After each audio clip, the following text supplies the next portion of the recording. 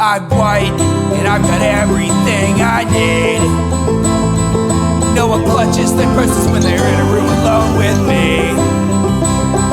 And I can drive through any neighborhood I please at any hour, and the police don't do a thing. So if I see a penny on the ground, I leave it alone and fucking flip it.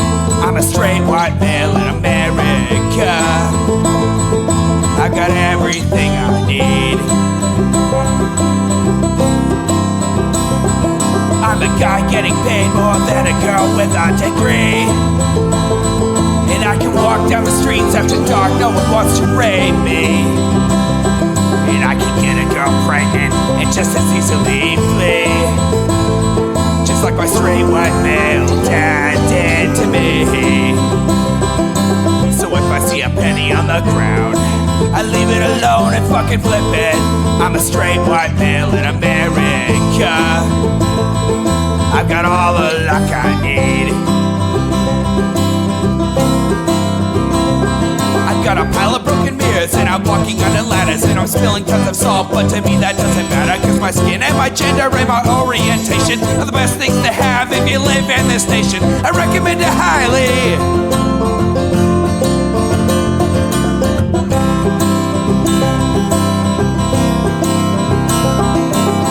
If I see a penny on the ground, I leave it alone and fucking flip it. I'm a straight white male in America. I've got all the luck I need. Shit's gonna work out for me, cause I'm a straight white male in America. I've got all the luck I need. Hey everybody, welcome to the last Intellectual Dollar Tree podcast. Thanks everybody on the live show. Thanks for the raids and stuff. Thanks everybody for hanging out. Lisa's here. Hack All the Things is here. Ivy Faye is here. And Mary Spencer is even here. What's up, HK? Or self? That was a trip down memory lane. Holy cow. Oh my god, the way that I looked in the video, that last video you got, before I grew all my hair out, I was I think a little chunkier in that video. Oh my gosh. You look basically the same. Yeah, I weighed more. I'm thinner now, but other than that, yeah, I look the same. It's crazy. I noticed that I was like, whoa, shit, I was drinking beer, not vodka. Like things have progressed since then, right? Things are a little slightly more turbo now. So, man, that was. So I think like Lisa's here, and Lisa would probably wants to know why. Like I decided to move on. Just real quick, one, and people had been talking to me about this, maybe for the last 6 months or a year. A lot of times it was just like the intellectual transphobia hour essentially, and I got like really tired of that. And the other thing is like these ideas are like fucking mainstream, like. Joe Rogan, when the show started, Joe Rogan wasn't like the biggest shit in the world, right? When we started the IDT show, we would have never thought that Joe Rogan, for example, would be at the president's inauguration, like, 6 or 7 years later. And so like the premise of the show, that these are sort of like outside of the mainstream, like, or people or whatever who sniff their own farts to make fun of. Well, now these people have like not just like the power that comes with big audiences, but they have like fucking real political power. And so the show like became like it's impossible kind of to do the show we were doing back then. If you notice, like the way that, what were they talking about? In almost all of that, it was just fucking, it was mostly just Sam Harris bitching, right? Like, yeah. And now these people have, like I said, they have fucking power. Yeah. Unfortunately. Yeah, so in that vein, so I kind of want to continue talking about like mainstream politics. So I actually just started today a new show on my channel called Sylph Uncensored. And the episode today was with Matt. Matt's unsure whether he's going to be like a main co-host, but if it's just me, then it'll be just me. If it's me and Matt, it'll be me and Matt. So, yeah, if you kind of want to continue the same vein, but maybe see a little more of that mainstream politics as well, you can follow that show. Dave, did you want to talk about your next venture? Yeah, well, first of all, we just launched another podcast. It's called it used to be a Spy. It's a Burn Notice Rewatch podcast, which I'm sure that we'll see our co-host for IDT on at some point, because everybody got to watch an episode of that and make fun of it with me. Even though I love the show, it's fun. Lisa's in the chat. Maybe we'll get Lisa to watch an episode of Burn Notice, come talk about it. So we got that going on. We already finished the first episode. I had the councilman and the media wench on. I wanted to make sure that it was them, just to make sure the first show went off without a hitch. And I forgot, actually, the councilman had some experience like in college. He studied film. And so it was impressive, rather impressive listening to him talk about and mentioned some of the time that he was in LA trying to like get into like the film industry. So he failed at that before he failed at being a politician.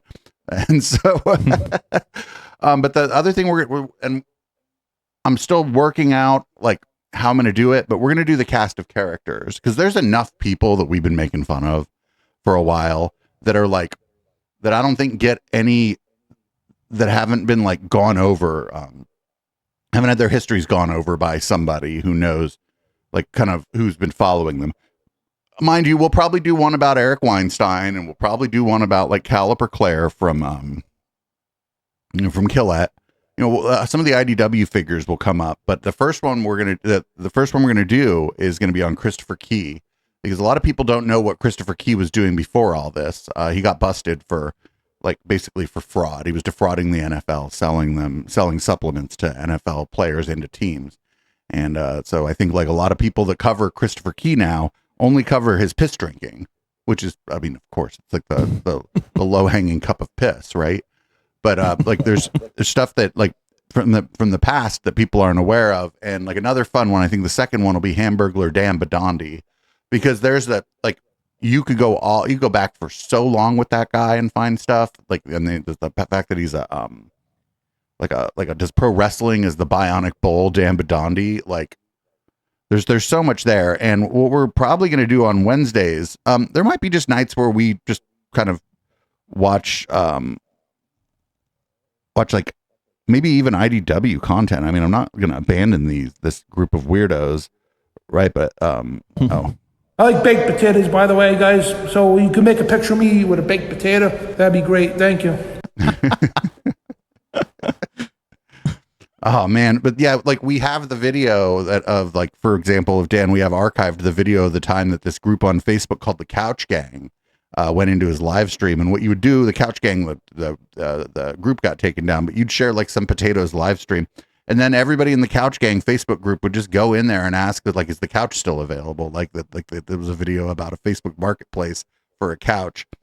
And so. Yep. Couch for sale. Yeah. Yeah. I'm selling the couch.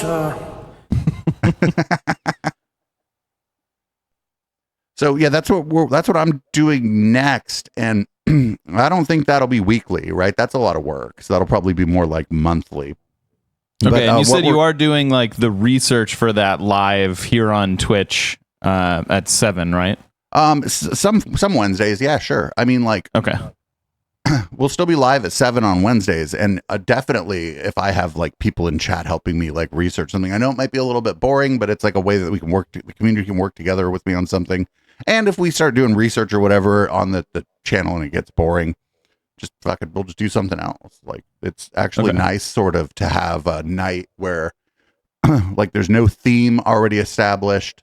Like there's no, nothing basically is established for Wednesdays now. So that's interesting because like everything's super regimented around here, and it's going to be a little bit nice to get away from that, like for a while, like we had Tuesdays open, like after we killed Local Love off.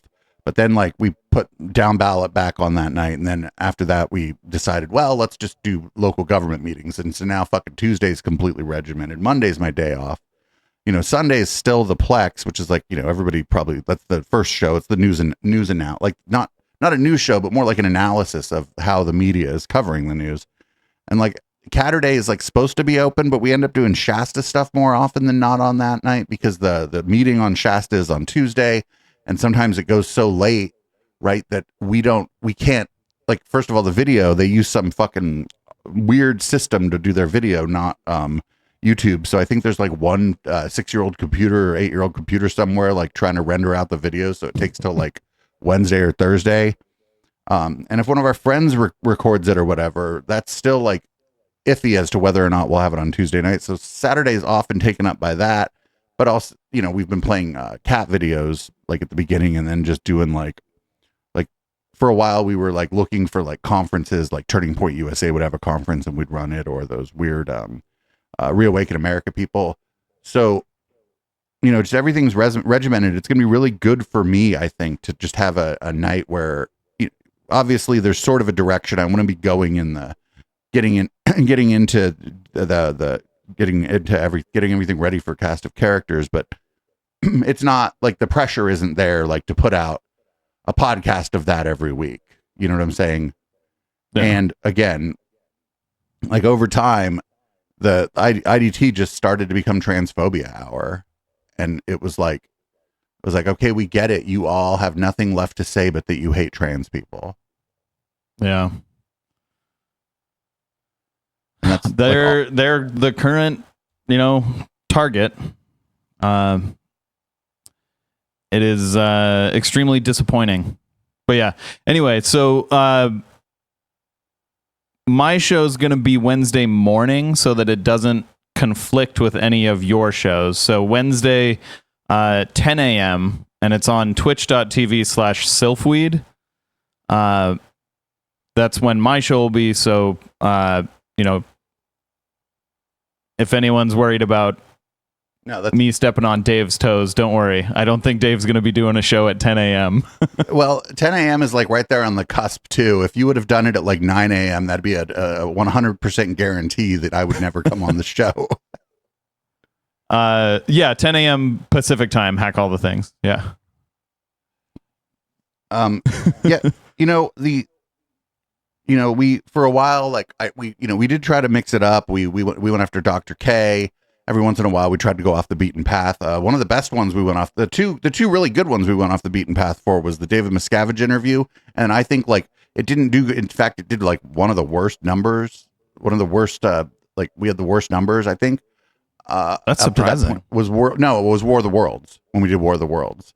That one had like, that one, nobody watched it. Like nobody listened. I think people saw that it was War of the Worlds and just like, you know, they're like, what the fuck is this? I really liked that one. And the Dr. K episode was hilarious. If you remember the Dr. K episode, the funny part wasn't until the second video we watched during Red Light. I don't know if you know that. Oh, okay. That was the gooning video? Yeah, where you were like, okay. Dr. K doesn't know how to goon. Yeah, but like I'm trying to think of other people. Like we tried to do stuff from that University of Austin at Texas, that fucking phrenology university. Like we tried for a while. We were doing, remember at the end, we were starting to do Mayim Bayek, lady who used to play Blossom. Yeah. Because she was having all these weirdos on. And it was like, well, this is getting to the point where like I'm having to look so hard to find IDW adjacent stuff that isn't just like Transphobia Hour. And it's like, well, you know, yeah, she did host Jeopardy for a bit. Mayim Bayek did. I was like, well, I'm like I find myself getting more and more annoyed and more difficult maybe to watch and deal with. And I'm like, this is just not the thing. I gotta do something else. And that's not to say like if Eric Weinstein, you know, does something stupid, you know, there's no reason that I'm not going to watch it on Wednesday. And, you know, maybe if it's, you know, if I think it's even interesting enough, might even just throw it out on the podcast feed, like for IDT. I was thinking about taking the IDT feed because it's got kind of a lot of followers and pivoting to cast of characters with it. But then I was thinking about how much I hate it when other podcasts do that. When there's something you liked and then the whatever the network is has a new podcast and they just put it on the old feed because the old feed has followers. I actually hate it when, so I'm like, I'm not going to do that. Actually, let's go ahead and not do that. So Yeah. If you wanted to, like you said, just being around every once in a while for another episode of essentially, like, doesn't have to be like IDT, but kind of the spiritual successor of IDT. That out on the podcast feed, I think would work. yeah, sort of. I don't. Like I said, I don't like the idea of if I put anything else on this out on this feed, it'll be like to promote other stuff we're doing. Like I will put the first episode of cast of characters on this feed, but it'll also go on the Plex feed and the down ballot feed, right? It'll go on all the feeds because it's to get all those people over. But if we put any like stuff out other than that, like on the IDT feed, it'll just be another episode of IDT that just happens to, I don't know, Eric and Brett solve physics and biology, and I have to say I was wrong about them. Right. If you wanted to do the first episode of Sylph Uncensored, it's on what's his name? Andrew Clavin playing Minecraft. Well, attempting to play Minecraft. Oh, and that's it's great. Actually like quite hilarious. Oh, that's great. Yeah, well, I'll put when we launch a new show, I always put it out. Like I don't put it out right away on the other feeds, but because I haven't put the Burn Notice pod out on the other feeds, but I will. Okay. Like the Burn Notice pod will go out on the other feeds, then your new show will go out on all the podcast feeds, then Cast of Characters will go out to all the feeds. Like I just don't like doing it right away. I don't like. I don't know. I like waiting a little bit, but it was interesting because we never actually had a podcast like do well on like iTunes and Spotify and stuff before this one. Sometimes the Plex would do okay, and every once in a while, for whatever reason, Local Love would kind of have a spike. But this is the first time that any of the podcasts did pretty well, and I was, not only was like the kind of content we were looking for drying up, it seemed like the audience was starting to fade out too, and I think it was a function of the fact that the kind of content that we were looking for was harder and harder to find. Yeah.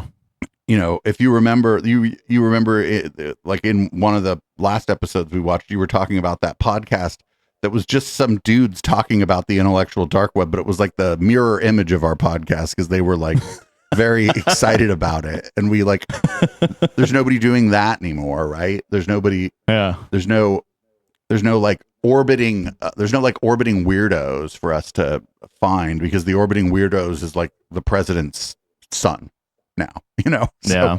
It's fucking crazy. It's fucking crazy how everything, and it's not entirely dissimilar to how at the beginning of the Plex, when we were covering conspiracy theory stuff, and a lot of people were telling us not to do that because that wasn't the real news, and then that became the news. It just seems like right. We have this problem where we manifest the worst parts of society into the mainstream just by like making fun of them, and it's not Dave, great. It's been you this whole time. Everything okay? You got to start covering like some like wholesome PBS shows so that manifests into reality. So things have gone so fucking potato that we're like now looking at like the federal government might like have an anti-chemtrails executive order. And like Jesus Christ. I mean, I knew that this stuff was important, like the conspiracy stuff, when we started covering it, but I didn't think it was that important. Right. Like Madison I like the Star way Moon. you put it before the whole world has gone red light. Yeah, like fucking if Madison Star Moon had her head on a little bit straighter and didn't like keep forgetting all her passwords. So she never has been kicked off of social media. She always just like loses her accounts. Like not from being kicked off, but from like fucking forgetting her passwords or like rage quitting or She needs a password manager. Oh man, yeah, but then she'd forget the password to that and she'd be really fucked.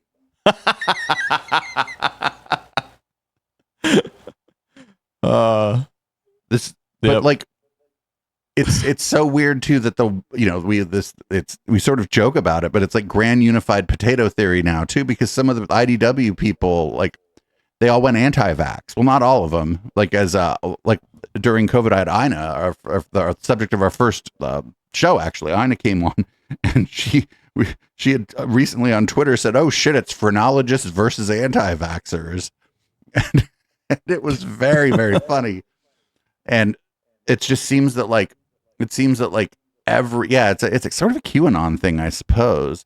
But QAnon is just the satanic panic plus Coney. Remember that thing about Coney? It's a satanic panic plus Coney. And Coney 2012, that was I wish we were podcasting when that happened, because that guy fucking lost his marbles and ended up running around his neighborhood naked, freaking out and shit. That was pretty funny. Wasn't that in San Diego too?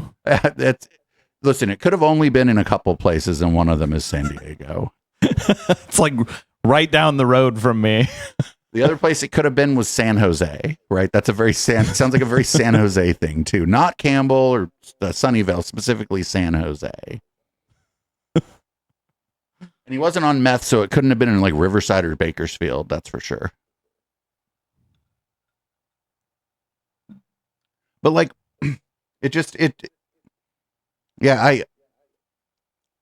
I don't know. I wish I thought about trying to get to episode 300, but then like I was like, I don't want to.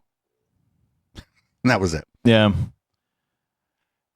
Yeah, and I hope that the audience kind of understands what you're saying about like the content not really being something that we can make a good product out of, if that makes sense. Well, it would just have to be. It's not that there's no way to. Like I said, there's just no way to do the same show. There's no way to do the show that we saw just a few minutes ago. Like, if you were listening to the podcast, you have no idea what I'm talking about. But there's no way to do there's no way to do who boffed the Neanderthal anymore, because those things aren't happening, right? Yep. That was great. Also, just not real quick. I don't. We can't. Maybe we shouldn't do this without mentioning the Breadboard Baker. He was on the first two that we listened to, and not the third one. And the reason was that he passed away actually shortly after leaving the studio one night after Red Light, and that was pretty sad. I think he would have been pretty proud of what we accomplished, but I think maybe toward the end he might have like shared my sentiment about like the content and where these people went. But it was, he was the one who made up the name, the Intellectual Dollar Tree, and that was very funny. Yeah, rest in peace, man. Yeah, and he was a great co-host. He was a little nervous about coming on. Hilarious. A little nervous about coming on at first and stuff, but once he got his footing, and I think once he had a podcast that was his, he got like more confident. He became a really, really good co-host. And not only that, he was a really good friend. We missed Joe. Joe was a really nice guy, and he took it really well when Madison Star Moon went after him and just called him fat. It was very funny. He was like, "Oh shit, I didn't even notice." He's like, "Thanks for telling me." Thanks. Yeah. Nobody ever told me that before. I didn't even know. I just thought we all looked like this. Yeah. So I think the kind of direction here that you and I are both taking kind of is what works best for the two of us. 'Cause I'm a little more interested in like covering the mainstream politics, kind of, the people that you see a lot of shows covering them because they're the big names. You're talking about the people that I do like a cyclonic panic attack of clips from on Sunday, but don't go into much depth about. Yeah. Yeah. So that's kind of what I'll be doing with my show. And then you're pivoting more for your show to go more in depth on, the cast of characters, quote unquote. Yeah. Here, let me show you the artwork that I'm looking. I think everybody might be interested in this actually. I have to pull it up. This is great for the podcast feed. Everybody on the podcast feed though, this is available on YouTube, Odyssey, and the members version of this will be free, so you can get it at like Patreon or preferably. The funny thing is I finally took your advice and started a fourth wall shop. Did you sell anything? So now if you go to icecreamonahotdog.com, you can see all my like silly artwork drawings. So yeah, now I'm gonna have merch too. More importantly, nothing as good as your tinfoil hat. More importantly, though, did you use my link to sign up? I signed up a long time ago, and yeah, I used your link. Cool. So I want to show you what I think we're going to end up using as the artwork for cast of characters. I mean, you can already see it, but obviously the chat can't see it yet. Oh, I need to fix my overlay. There we go. So here's what the art's probably going to look like. There's a guy here drinking his own pee because that's yellow. Yeah. And is that Dan Bidondi just as a potato? Yeah, that is a potato. Yeah, that's Dan Bidondi, and just is a potato. And I think so. The arts, this is probably the artwork we're going with for it. It's pretty cool. And yeah, Dan Bidondi the potato is there. So, and that's gonna be a while. It's gonna be a while because I don't know how to do this kind of show, right? It's like almost like a history. It's almost more like a history podcast or like a true crime format of the podcast. Yeah. We call it it's a new genre. It's called True Potato. But like the fun ones, I mean, you know, Chris Key's going to be fun. Dan Bidondi's going to be fun. But then we're going to do like people from Shasta, like Kevin Cry is the chair of the Shasta County Board of Supervisors. Not a lot of people know about him. And I would like to find things out about him that maybe the people in Shasta don't know. Some of the IDW figures, I don't think we'd do Sam Cedar, but we might do Eric Weinstein or Brett Weinstein, or we might do both, like the Weinsteins, right? We might do a thing about the Weinsteins. Other interesting people. Oh, like where did Dr. K come from, right? Like where the fuck how did Dr. K get here? Like not his story, but like if we could find like other information, right? Because I wouldn't want to like just rely on his backstory. But then like Madison Star Moon, I have such an archive of fucking shit about Madison Star Moon that she deleted, right? Or like the history of Kaku, the Facebook group Kaku, you know, from the time it got stolen from its original owners to today, essentially. So Lisa, the problem is that Terrence, so this is going to be our cast of characters, right? The people that we've covered. So we haven't really covered Terrence Howard, but that might be something interesting. If I went, problem with that guy is he's such a good actor too. That's the hard part about him. He's a great actor. He just doesn't believe in basic arithmetic. I wouldn't do Alex Jones, for example, because there's so much has been done on him, but might do Mike Adams from Natural News, right? Or the cast of characters, fucking David Miscavige is one of our cast of characters, right? He's the Scientology fucking leader. You know, the fun ones are going to be like the ones people don't really know about, though, right? Like the one on Dan Bidondi, it's there's no way it's not going to be fucking fantastic, right? Yeah. Yeah. So I can't believe you did. And Andrew Clavin is the bald guy from Daily Wire, right? Yep, that's the one. He tried to play Minecraft. It was like absolutely fucking abysmal. He played in creative mode the entire time. He like did not mine and did not craft a single thing the entire time. So like both parts of the game he didn't do. Both of the main parts of the game. And the guy telling him all about the game was his producer, right? And his producer didn't know a fucking thing about the game. He was like, "Can I go and like explore and find an ancient city?" And it's like, the thing is, you actually can. There's a thing called an ancient city in Minecraft, but his producer didn't know that. So he was like, well, you can go find minerals. And it's like, dude, what the fuck? Well, like, no wonder he didn't know how to play the game. The guy telling him how to play the game didn't know how to play the game. Yeah, that's crazy. I'm also interested to see, and it would have been pretty good actually for IDT. There's rumor has it that the things aren't doing so great over there at the Daily Wire. So if things start to fall apart there, those people are gonna start talking shit. Good. Perfect. So that's something for us to keep an eye on. Oh, another one for my show, not Ben Shapiro, but like Michael Knowles or Matt Walsh, right? Because they show up on my Sunday docket all the time. Or fucking Nick Fuentes. Where the fuck did Nick? Not like who's Nick Fuentes now. There's tons of stuff on that, but like, how did he get here? Like, Yeah. how did he end up on a date with a cat boy? Like, Probably an app. no, he met him through being a Nazi. Oh, okay. It was Maybe an Catboy app. Cammy. And they filmed their date, which it was so weird. It was so cringe.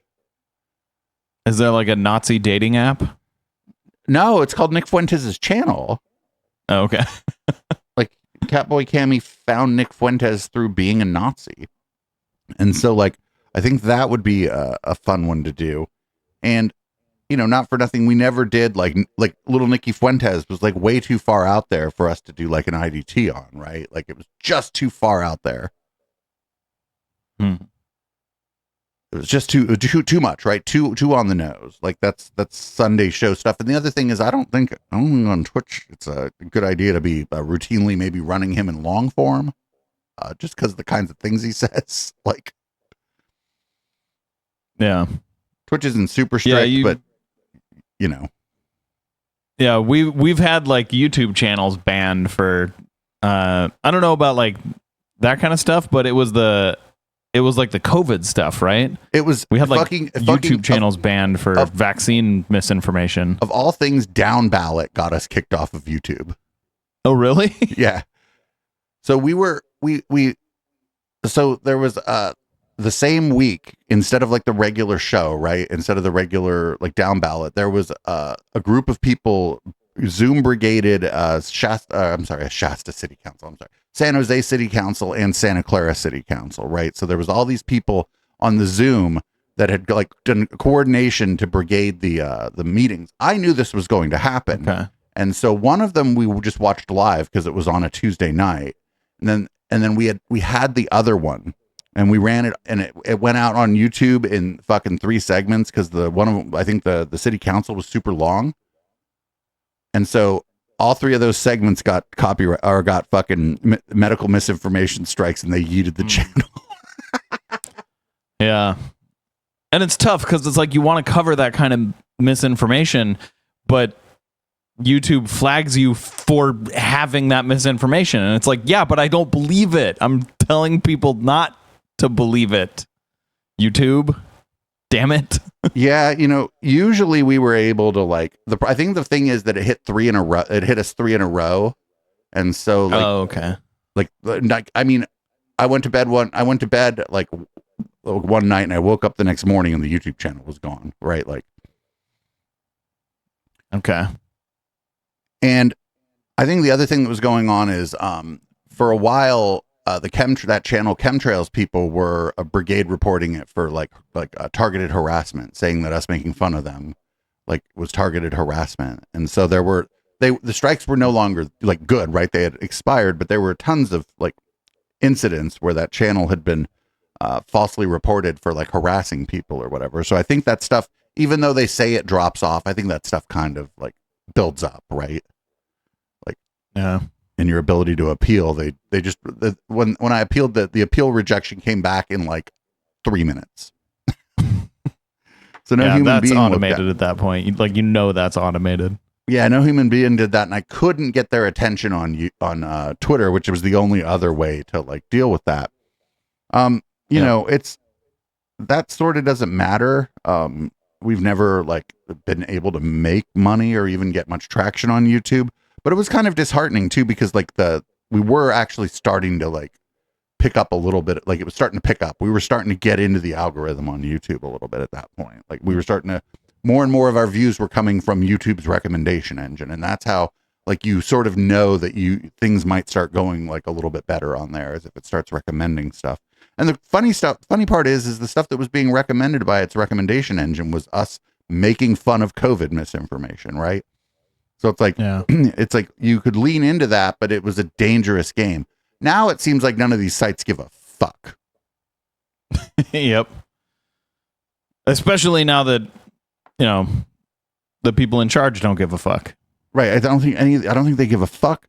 Like you can tell someone to yeet themselves on Facebook now and they won't even like pull your comment down, right? Like they don't care anymore. I think they only cared when I don't know. I think it's not like they gave up so much as they like leaned into I think maybe when Trump won again, I think they all just leaned in. Yeah. Yeah, it was 100% that. That's what I'm saying is like the people in charge don't want them to care, so they don't care. Because it's not like these companies don't have a soul. They don't have like morals. They do whatever, they need to do to placate the people in charge so that they don't get like punished by the government. So yeah, of course, like as soon as Trump is in charge, they're like, all right, back to our regular, promoting conservatives and letting them say whatever they want and only ever banning liberals.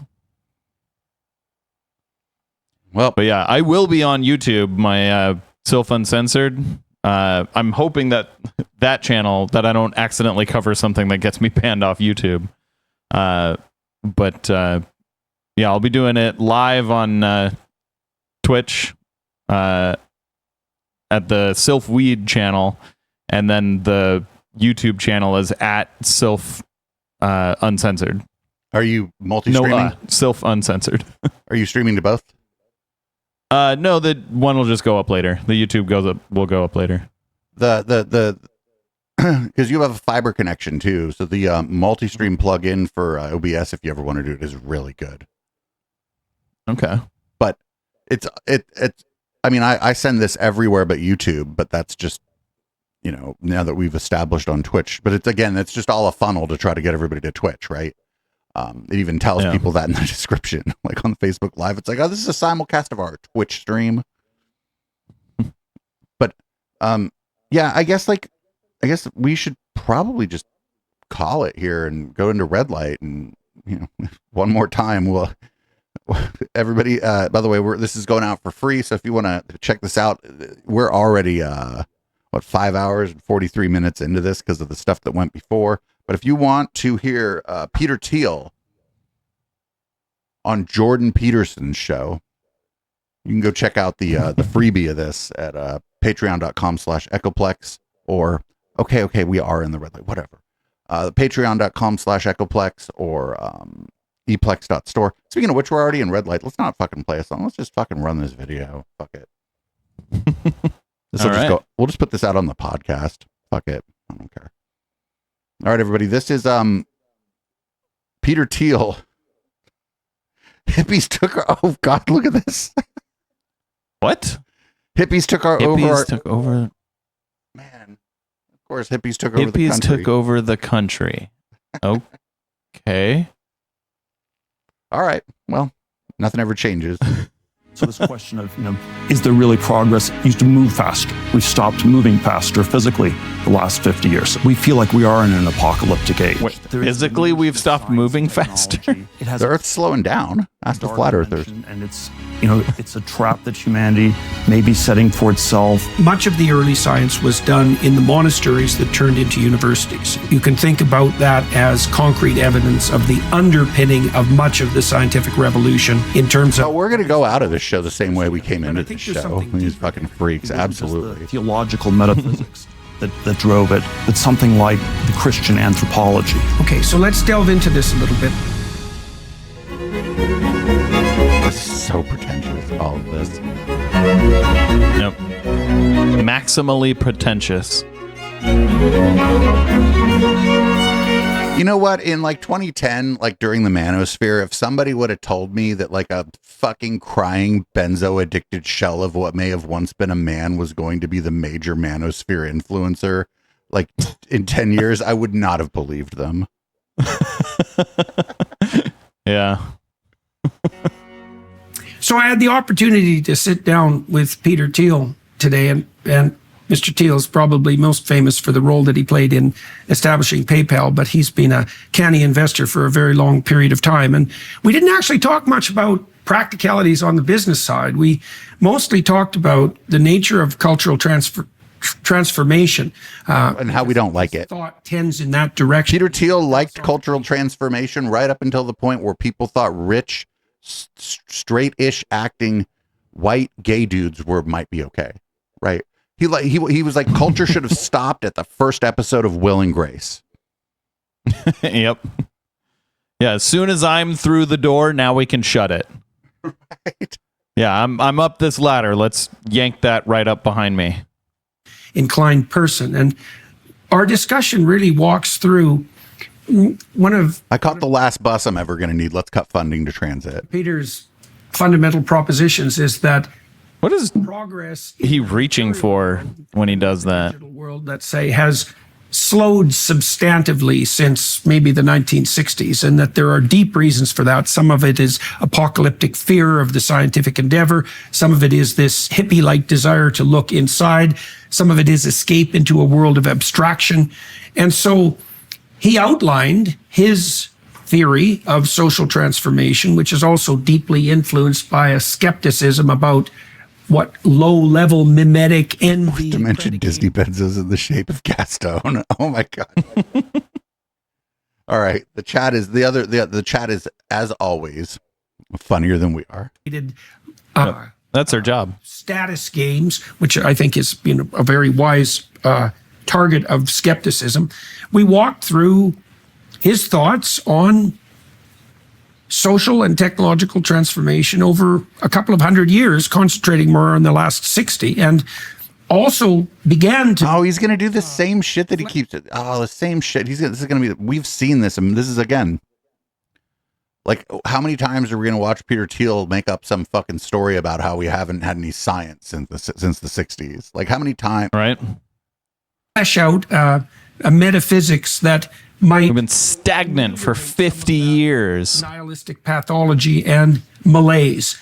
And 50 years ago was the enabled us to 70s. At least begin a discussion about... I think he means what 60 or 70 years now, because presuppositions are the A-bomb, necessary for right? a society Like, right after and the a psyche A-bomb to is sort of remain, where he well, not draws the only line. healthy, but I think he says like the only thing that's developed since then is computers, which like congratulations, you're in that industry and that's the only thing that you see. So and you said right, we've been know, over this and over and over and over this again, but think of just the internal combustion engine and how many cubic inches you needed to make 300 horsepower in the 60s. And now Right. there's like little 3-cylinder engines that get like 40 miles a gallon that pump out like 320 horsepower and like make the front tires of the car just spin and spin and spin and spin and spin with the traction control off. And it's a fucking Toyota of all things, right? Like it's like, yo. yeah, or like literally any technology. Like name any single technology and it for sure has okay, maybe not like the hammer. The hammer is probably basically the same. New materials. As soon as though. we developed the composite handle hammer, that's like peak hammer. And we haven't gotten better than that. There might be like hammer aficionados that would disagree with you, like on the probably. margins, but I'm probably just not aware enough of, the hammer industry. a number of things there that were provocative, and one in particular that I wanted to follow up on. It surprised me, although I think I understand why you said it.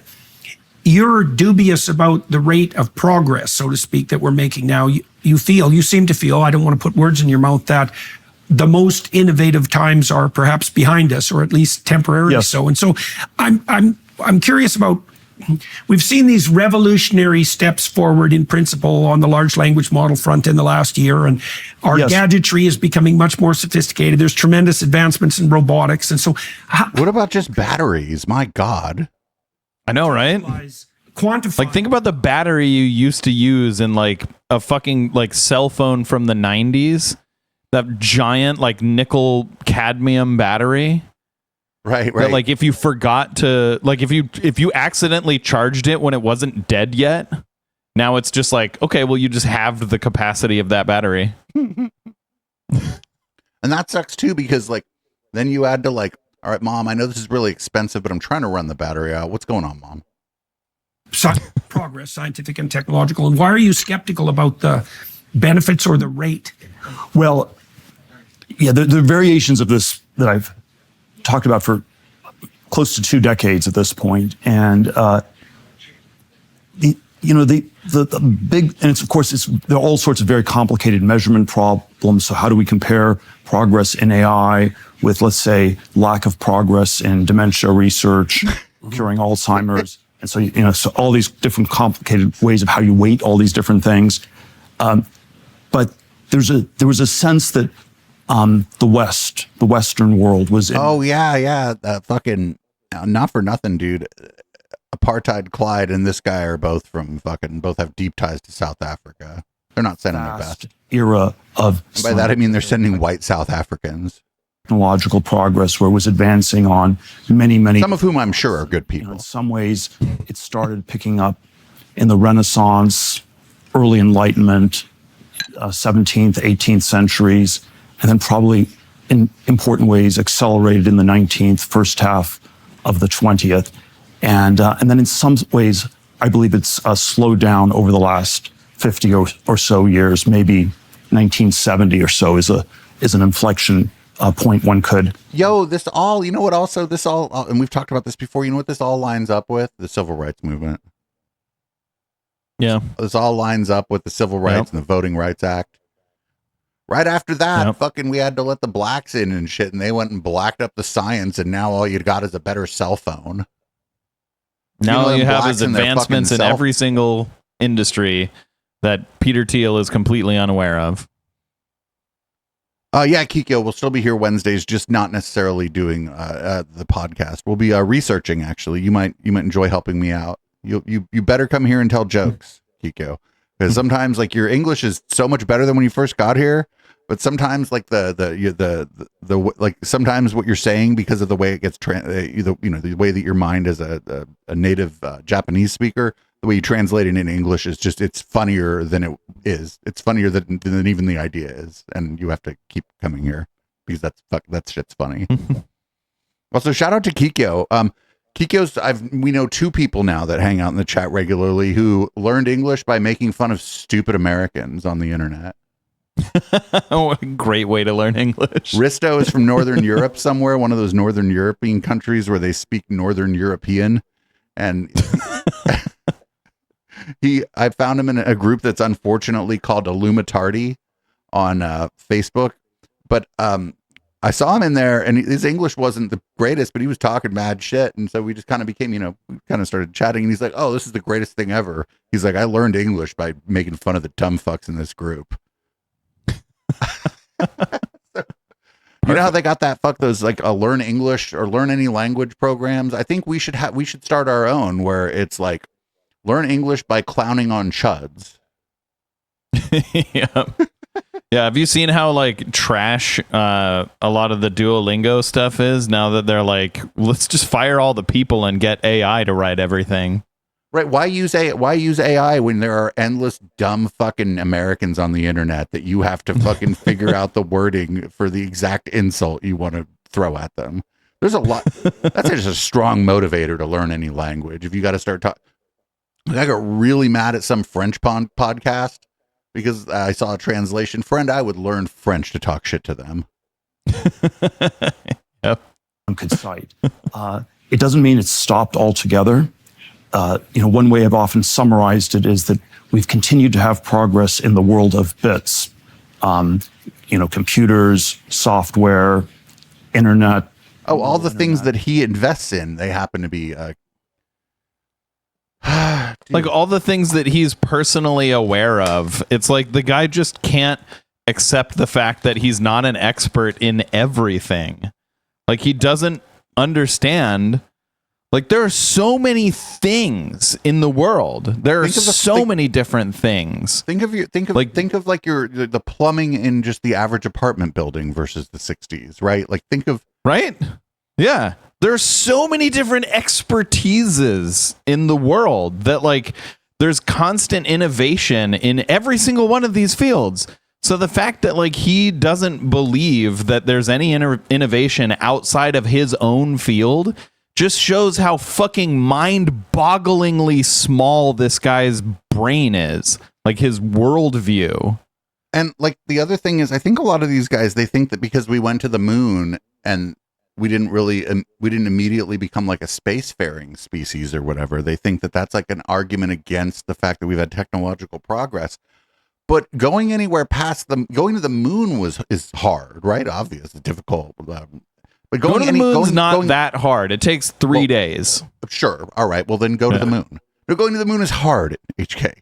Like, get out of here. Sure. But I mean, it's hard, but it takes 3 days. Going to the next closest thing, which is Mars, takes 9 fucking months. Right. And again, it's the distances are just like so, but I think it comes down to these people, like they like pine away for the golden age of NASA or whatever, but they don't understand. Well, it probably never occurred to them, or they didn't figure out, or they never had anybody tell them that like a lot of that was propaganda. Like it wasn't that NASA wasn't doing anything, but there was a propaganda purpose there too, because we were in the Cold War, and so we had to be better at space than the fucking Soviet Union. And so like there was a big marketing push behind the United States space program to make sure everybody knew about it. And now it's like Elon Musk, like with SpaceX, showing women his botched penis surgery and offering to buy them a horse. Like, that's the fucking space race now. Yeah. You know, how far we've fallen. Now AI. But there's been much less progress. It would be real great if we could like invest into NASA again, but like we're literally doing the opposite now. Like NASA's budget is shrinking. I mean, it has been shrinking for a long time, but now it's shrinking a lot faster than it was last year. And if you think about a university setting, most of the engineering and scientific subjects had to do more with this physical material world in which we're embedded. And okay, so you can't go to the land of the Sugar Plum Fairy in a physics class. So what? So hold on, is he saying that like there's not been any advancements in art? Is that what he means? No, he said that the hard sciences are stuck in the material world, and it's like, well, where else? Oh, that's what he means? I think so. Yeah, that's what he said. What? As opposed to computers? Computers are also material things. I think so. We've talked about this a bunch of times. Is I think when people think about scientific discovery in the past, we tend to compress it, right? We tend to think things because we don't really think about time in a completely linear way. So we just think that all of a sudden they discovered a nuclear weapon or whatever. But like, no, this was a very long process, right? Like accelerated by like government investment or whatever. And I think that, but if you're living through a time, even a time of great scientific achievement or time of like great engineering progress or whatever, you might not notice it because you wake up tomorrow and it's Thursday. Right. Yeah. I mean, I really hope that that's not like what LLMs are, that I don't have to, tell my grandkids one day, I was there when the machines started taking over. They were real dumb at first. They didn't know shit. Now they make sure you get home by 7 p.m. Right. Or robot cops escort you home. Yeah. The LLM is like early to bed, early to rise, makes you healthy, wealthy, and wise, except neither of those actually, because you're not allowed to be those things anymore. Yeah. Can't be any of that. You're just makes you a good worker. I was an undergraduate at Stanford in the like just watch in like 50 years all the LLMs are going to be like writing poetry and doing art, and the humans are just going to be like toiling away doing manual labor. That was in the world of atoms would have been a bad field to go into. Physics, chemistry, mechanical engineering, certainly aeroastroengineering, nuclear engineering, people already knew was kind of outlawed and over by the 1980s. You could still maybe do electrical engineering, which was sort of the atoms that were used for semiconductors.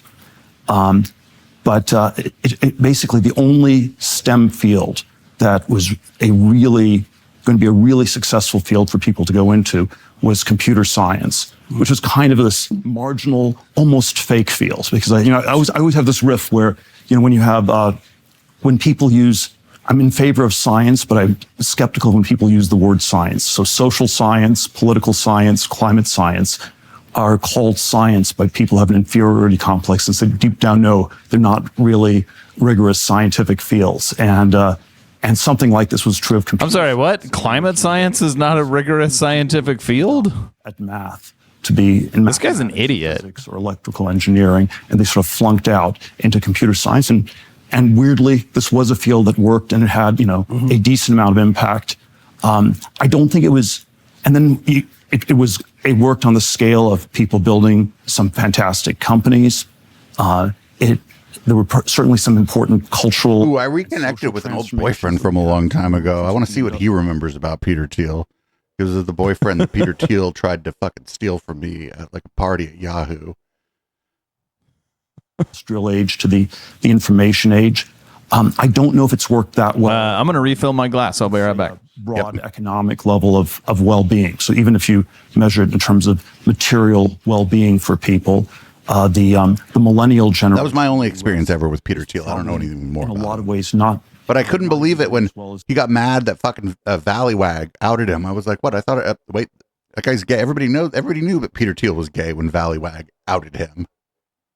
Their baby boomer parents. Valleywag was such a cool fucking publication. Economic stagnation or even outright decline. And again, the naive view would be that, all this progress somehow translates. Yeah, it was a Gawker publication. It was like the first publication that got any traction that was like critical of Silicon Valley and the culture that was being created without being some weird whack fucking religious thing or like some kind of anti-technological progress thing. It was written by people who care about and like technology, right? But they were critical of the culture of Silicon Valley and the people who ran the companies, and they were critical of the coming influence of the industry on government and stuff. They were the first publication that wasn't just telling you that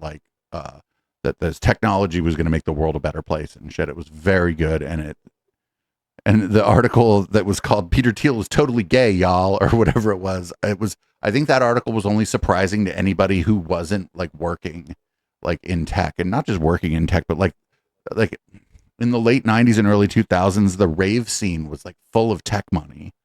It was such a weird, it was a strange time to be alive, More successful economy. It's not the only way to measure things, but it's sort of a straightforward way to measure things. And then when it doesn't translate, my conclusion is maybe it hasn't added up to as much. One of the reasons it's very hard, by the way, to have this debate and even figure out what's going on is because one of the features of late modernity, unlike early modernity, is hyper specialization. And we have ever narrower group of experts who are experts in their field. And so the cancer specialists tell us they will cure cancer in 5 years. They've been telling us that for the last 50. But no. This is bullshit, right? What happens is there's some study, right, that shows some promise. First of all, cancer isn't one. I hate this too. Cancer isn't one thing. It's a category of diseases. We basically have a vaccine for cervical cancer, right? The HPV vaccine. It doesn't 100% prevent cervical cancer, but it prevents HPV, which is a likely cause of cervical cancer. So we, to some extent, have cured one type of cancer, kind of. But what happens here is that some study will have promising results in, preventing or, getting rid of cancer cells without having to use radiation therapy, chemotherapy, this, that, or the other thing. And then you go to USA Today and it's scientists may have cured cancer. Yep. Yeah, with all the subtlety of a gunshot. And it's because of Peter Thiel that this is the case, right? Because now there's no money in just doing journalism. Even USA Today, which is a national publication, they don't have any fucking money to have any fucking science reporter. So what they have is like a clickbait pseudoscience reporter, probably, or they like it could be somebody doing like 10 things, or I forget who they had. Like fucking, they have like guest writers now, and sometimes it's like these absolute fucking ghouls, right? And it's like that's because nobody buys the newspaper anymore, and so the newspaper doesn't have any money. Oftentimes, though, if you do actually read the article itself is like pretty well written and has some nuance. Oftentimes, not always, but oftentimes. But then the headlines, headlines are written by someone else, not the person who Generally wrote the article. editor. And the headlines are just absolutely fucking wild and out there. And so many people just read the headlines. Oh, wait a minute. People Late modernity, apparently like Peter Thiel. reduced speed of travel. I don't think. And then the string theorists tell us they're the smartest people in the world. And it's very hard to Well, we know that the string theorists are wrong because Eric Weinstein doesn't like them. evaluate these fields on their own terms, which is To be fair, one of them is Michio Kaku, and that was a great episode of the IDT, by the way. We found out that Michio Kaku is out of his fucking mind, too. Yep. like Adam Smith had this concept of the pin factory, where you had 100 different people working in a pin factory. And you can think of late modernity as the pin factory on steroids. We're so hyper specialized. It's I extremely think steroids would actually be bad if you had to, like, deal with, like, little pins. hard to have a picture of the whole. And so this question of, is there really progress? Is there not? It's kind of a hard one to get at. The answer is yes, there's been progress. There's been scientific and engineering progress. Yeah. There's been progress in every single field. Right. Again, Well, maybe not every field. There hasn't been any progress in things like homeopathy, things that aren't actually based on like. But since those things are just grifts, I'd say that on their own terms, right? On the terms that if we adjust the terms of the playing field, then yeah, there's actually been. You think pseudoscience more broadly? You think there hasn't been progress in the field of pseudoscience? No, there definitely has. You're right. Yeah. Like now it's become so prevalent that like I'm just surprised when I meet somebody who like if they I like your hat, and I'm like and then they're like, that's very funny, and I'm like, oh God, okay, thank you. Right. I've had people not understand it. Like I'll be wearing mine and they'll be like, what does that mean?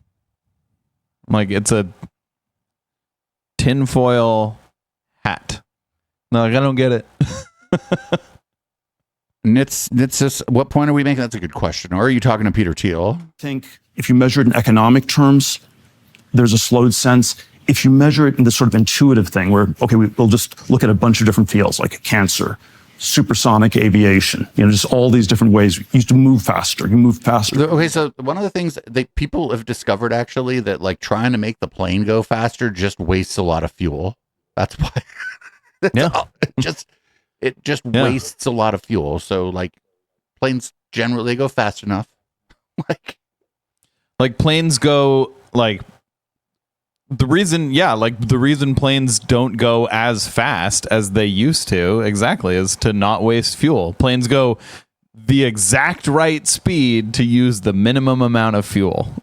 There may be some trade-off, right, between like going a little, like there may be some point at which, okay, we're going to use a little more fuel, but we're going to get there quicker. Maybe for an airline, there's probably there's probably some formula they use, right? Because they want to make the most money possible. Yeah. So there might be some way in which going a little faster than the minimum that burns the least. Who fucking knows? But yeah, like some exceptions, some wiggle room. But yeah, basically planes go the right speed to make the most money. And not for nothing, the military is no longer trying to make the fastest plane in the world because the Soviet Union isn't trying to make the fastest plane in the world. And so they're not like America, fuck yeah.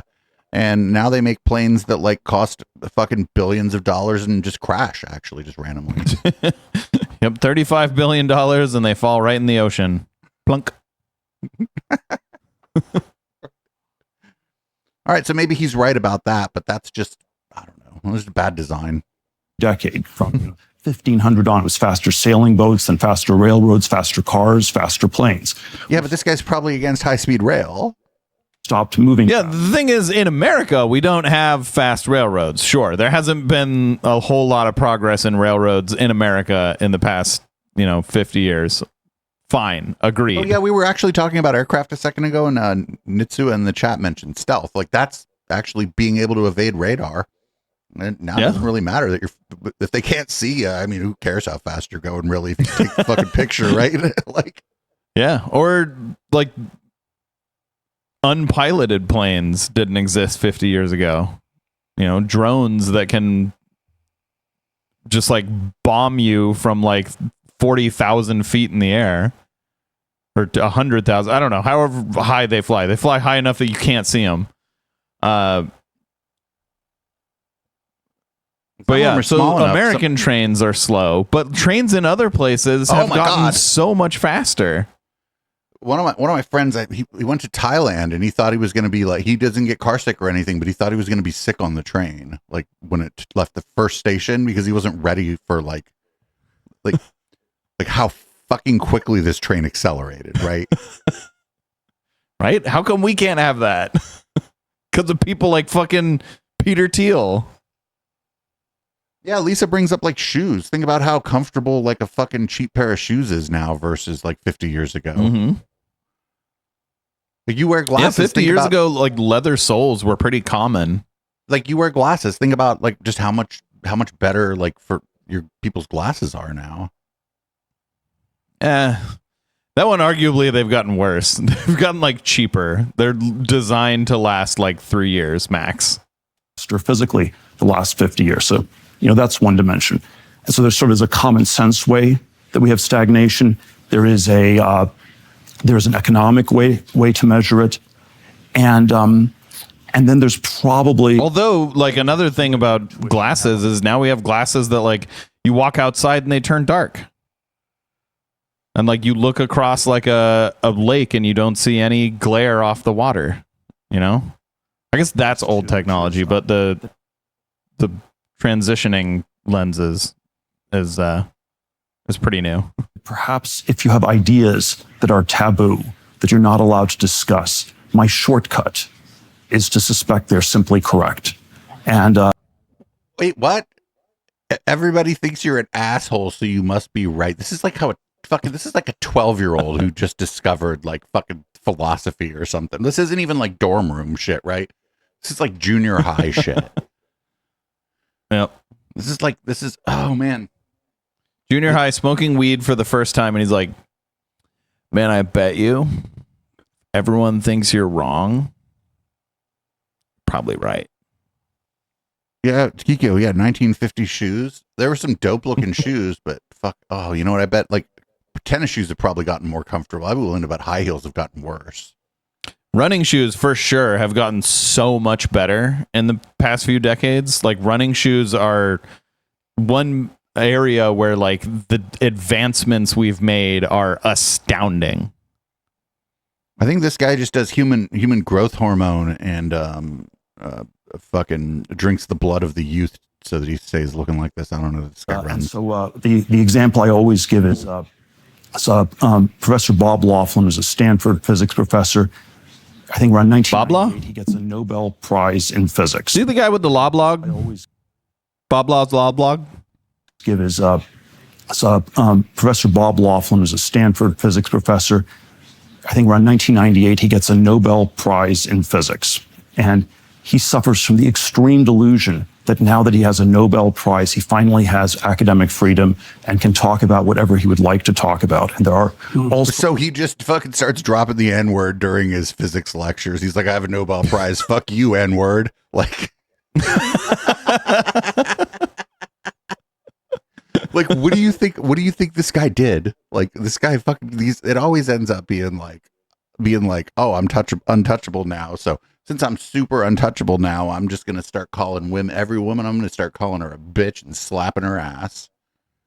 I'm going to lean out the passenger side of my friend's car and smack that ass while we drive by. When you're a Nobel laureate, they let you do it. Sorts of areas that are very taboo in the sciences. So question Darwinism or question stem cell research or... Homeboy, he's a physicist. Yeah, he calls everybody sugar tits.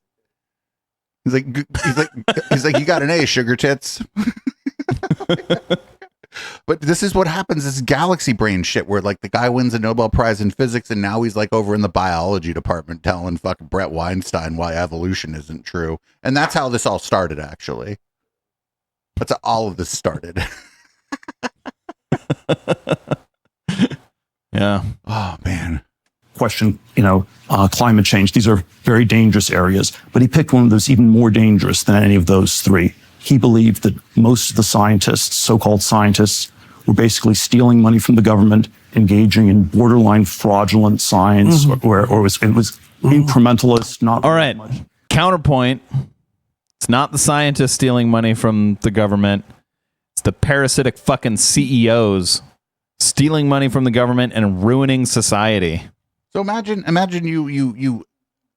you come up in academic science and you have the support of your colleagues and all this, right? And then you get a Nobel Prize for, you and I'm sure your team, right, gets a Nobel Prize. You get the Nobel Prize and then you start saying everybody else is a bunch of grifters. Yeah, you know what? The other scientists, they're not going to like that, actually. That's not, this isn't even really about Right. science or taboo ideas, right? This is just about like not respecting your colleagues and then suffering what happens to you in any field of endeavor if you're disrespectful to your colleagues. Yeah. His area of his area of focus was high temperature superconductivity. He told me at one point there were maybe 50,000 papers written in that area, and maybe 25 out of 50,000 had actually advanced the science at all. They were his. They're like, only my papers have advanced this. Right? Like, that's what that fucking, do you think I'm wrong? Yeah. No, you're totally right. Do you think I'm fucking, you think if we looked up, I forget the guy's name. It was like Bob Dobbs or some shit. J.R. Bob Dobbs or fucking Bob Law. Bob. We look him up. Yeah. I remember because he has the law blog. Bob Law blog. So if you look up, before he got his Nobel Prize, he wrote, oh, looky here, 25 papers. And 25 papers published. Yep. Exactly 25. What up, All Mara? about What's this up? one subject. And I don't even need to tell you how he started by, it was not just the abstract replication crisis. He started by talking about naming people, and this person has stolen money, and this person is a fraud. And I don't even need to tell you how that. Let me get this straight. So, scientific research, if it doesn't produce a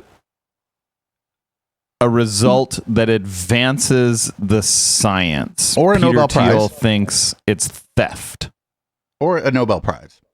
Or a Nobel Prize, yeah. So, let's say I have like a hypothesis that thing A happens when you do thing B, right? And it's a reasonable hypothesis, but it would take a few $1,000s to test it.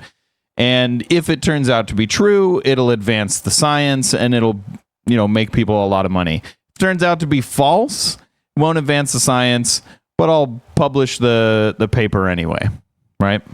And I do that. I take a few $1,000s from the government. I do the science. Turns out to be false. Publish the paper.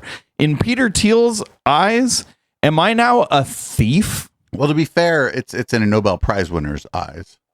He's just relaying. Okay, this. in this Nobel Prize winner's eyes, am I now a thief because my hypothesis was wrong? In Peter Thiel's mind eye, looking through the mind eye of this person who may or may not have said any of the stuff that Peter Thiel is attributing to him. Yeah. Is Bob Law on Bob Law's law blog gonna write up a blog about his law? And then Bob Law's law. Suspicion is if you have an idea like stagnation in science, which immediately gets you deplatformed, that's an idea we should take very seriously. So that's a political intuition I have on this. So I have a few of these different ideas that. So if you say something and everybody says you should go fuck yourself, then you must be on the right track. It's like the I'm taking fire, so I must be over the target thing. It doesn't mean that there's been zero progress. It doesn't mean that the progress we've had has been uniformly good. It doesn't mean that people's fears about the limited progress we have are unjustified either. And maybe all these things are actually part of the explanation for why the stagnation has happened. Now there's a much harder question, and then there's sort of our cultural transformations that one can describe that at least coincided with this and were correlated. How causal they were is always hard to say. But if we sort of think of, the Apollo space program as this last great, technological scientific project, Why the fuck would I think about that as the last great technological scientific landed on the moon project? And Woodstock started 3 weeks The later. Large Hadron Collider found a new fucking particle, man. So, but he's going to tie this in, watch, with the hippies. Landed on the moon. And Woodstock started 3 weeks later. And, with benefit of hindsight, in some sense, that's when progress scientific technological progress stopped, and the hippies took over the country. And you can describe it in many ways, but in some ways you can describe. Man, this is fucking crazy. My parents are hippies, and in no way did people like my parents take over the country. And, there were sort of all these. No, it was the people who hated the hippies that took over the country. There was and I would describe, yoga, meditation. I would describe, psychedelic drugs. I would describe, Homeboy has never done acid, has he? Video games in basements. There was all this incredible, maybe continued atomization, the navel gazing, of identity politics in a way. You could say that. People often lump Marxism and cultural Marxism together. In my telling, these are opposites, because Marxism at least was primarily concerned about the outside objective material economic realities. Mm-hmm. And then cultural Marxism was like the shift from Apollo to Woodstock, where you just went into the sort of interior world. Dude, this is this shit right here is this is anti-Semitic. Like the cultural Marxism thing, it goes back to cultural Bolshevism and fucking the Third Reich, and it's anti-Semitic. This is anti-Semitic. And I don't mean like criticizes Israel fake anti-Semitic. I mean like actual hates the Jews anti-Semitic.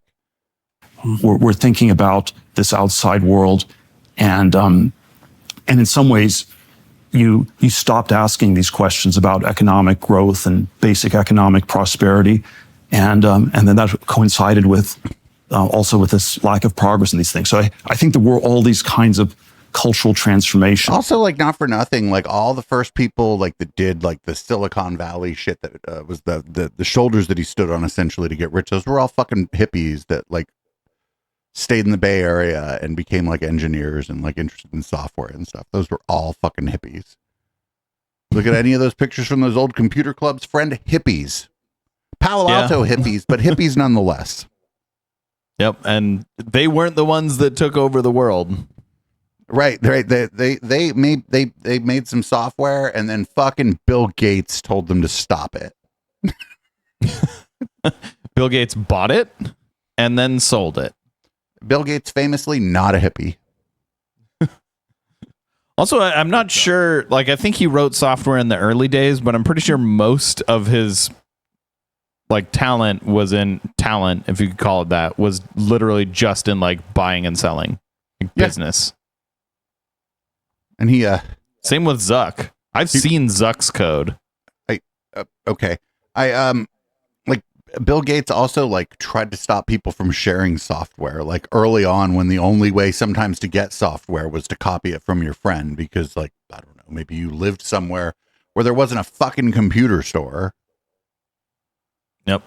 You know how long it took to fucking copy a piece of software back then? My God. Don't copy that floppy. With this shift. I think people often ask why the stagnation. Every black, she's, there's coded there's a lot of racially coded shit around the Jews and black people in this conversation about cultural Marxism. Because they also talk about like it having to do with identity politics, and identity politics most of the time just means black people. They just mean black people are saying some shit. Yeah, white straight men can't have identities. Or, if you agree with this, and of course people can disagree, how much it happened, but I mean, I'd be for that if we could really do that, but agree with me that there's been, a slowing down of progress, that, in some sense, the singularity was maybe more in the past than in the future. And then you always have these questions, why did it happen? And my cop-out answer is always that why questions are overdetermined. And it could be sort of our society became risk-averse or too feminized, or you could say Too feminized. that means All these fucking women around, everywhere. not advancing sciences fast enough for Peter Thiel's liking. Also, not We need for to go nothing. back to the 50s when no one was a woman. Also, not for nothing. This guy, as a gay man, is older than me, dealt with a lot of bigotry around like the emasculation and the denial of the masculinity, I guess, of gay men. Right? Like they tried to take that from us. Right? They tried to take our masculinity from us, and it's totally fine. If, straight or gay or whatever, if you present like in a way that society thinks is more feminine, fucking, I don't give a shit. I had a friend, Ben, who we said he was red hot flaming straight because he was. Yep. But like, it's interesting that he talks about the feminizing of society when he himself dealt with like bigotry around the ideas around masculinity and femininity and his own identity, to the extent that he didn't try to hide it when he could. It's a little bit crazy here. Yeah, but now he's in the position where bigotry against him doesn't matter as much because he's able to insulate himself from it. So now he can be a bigot to other people who don't have the same defenses that he has in terms of like the amount of fucking money he has to isolate himself from any sort of like meaningful human contact. We're going to coin it right now. It's Uncle Peter. Lisa. Yep. It's an Uncle Peter.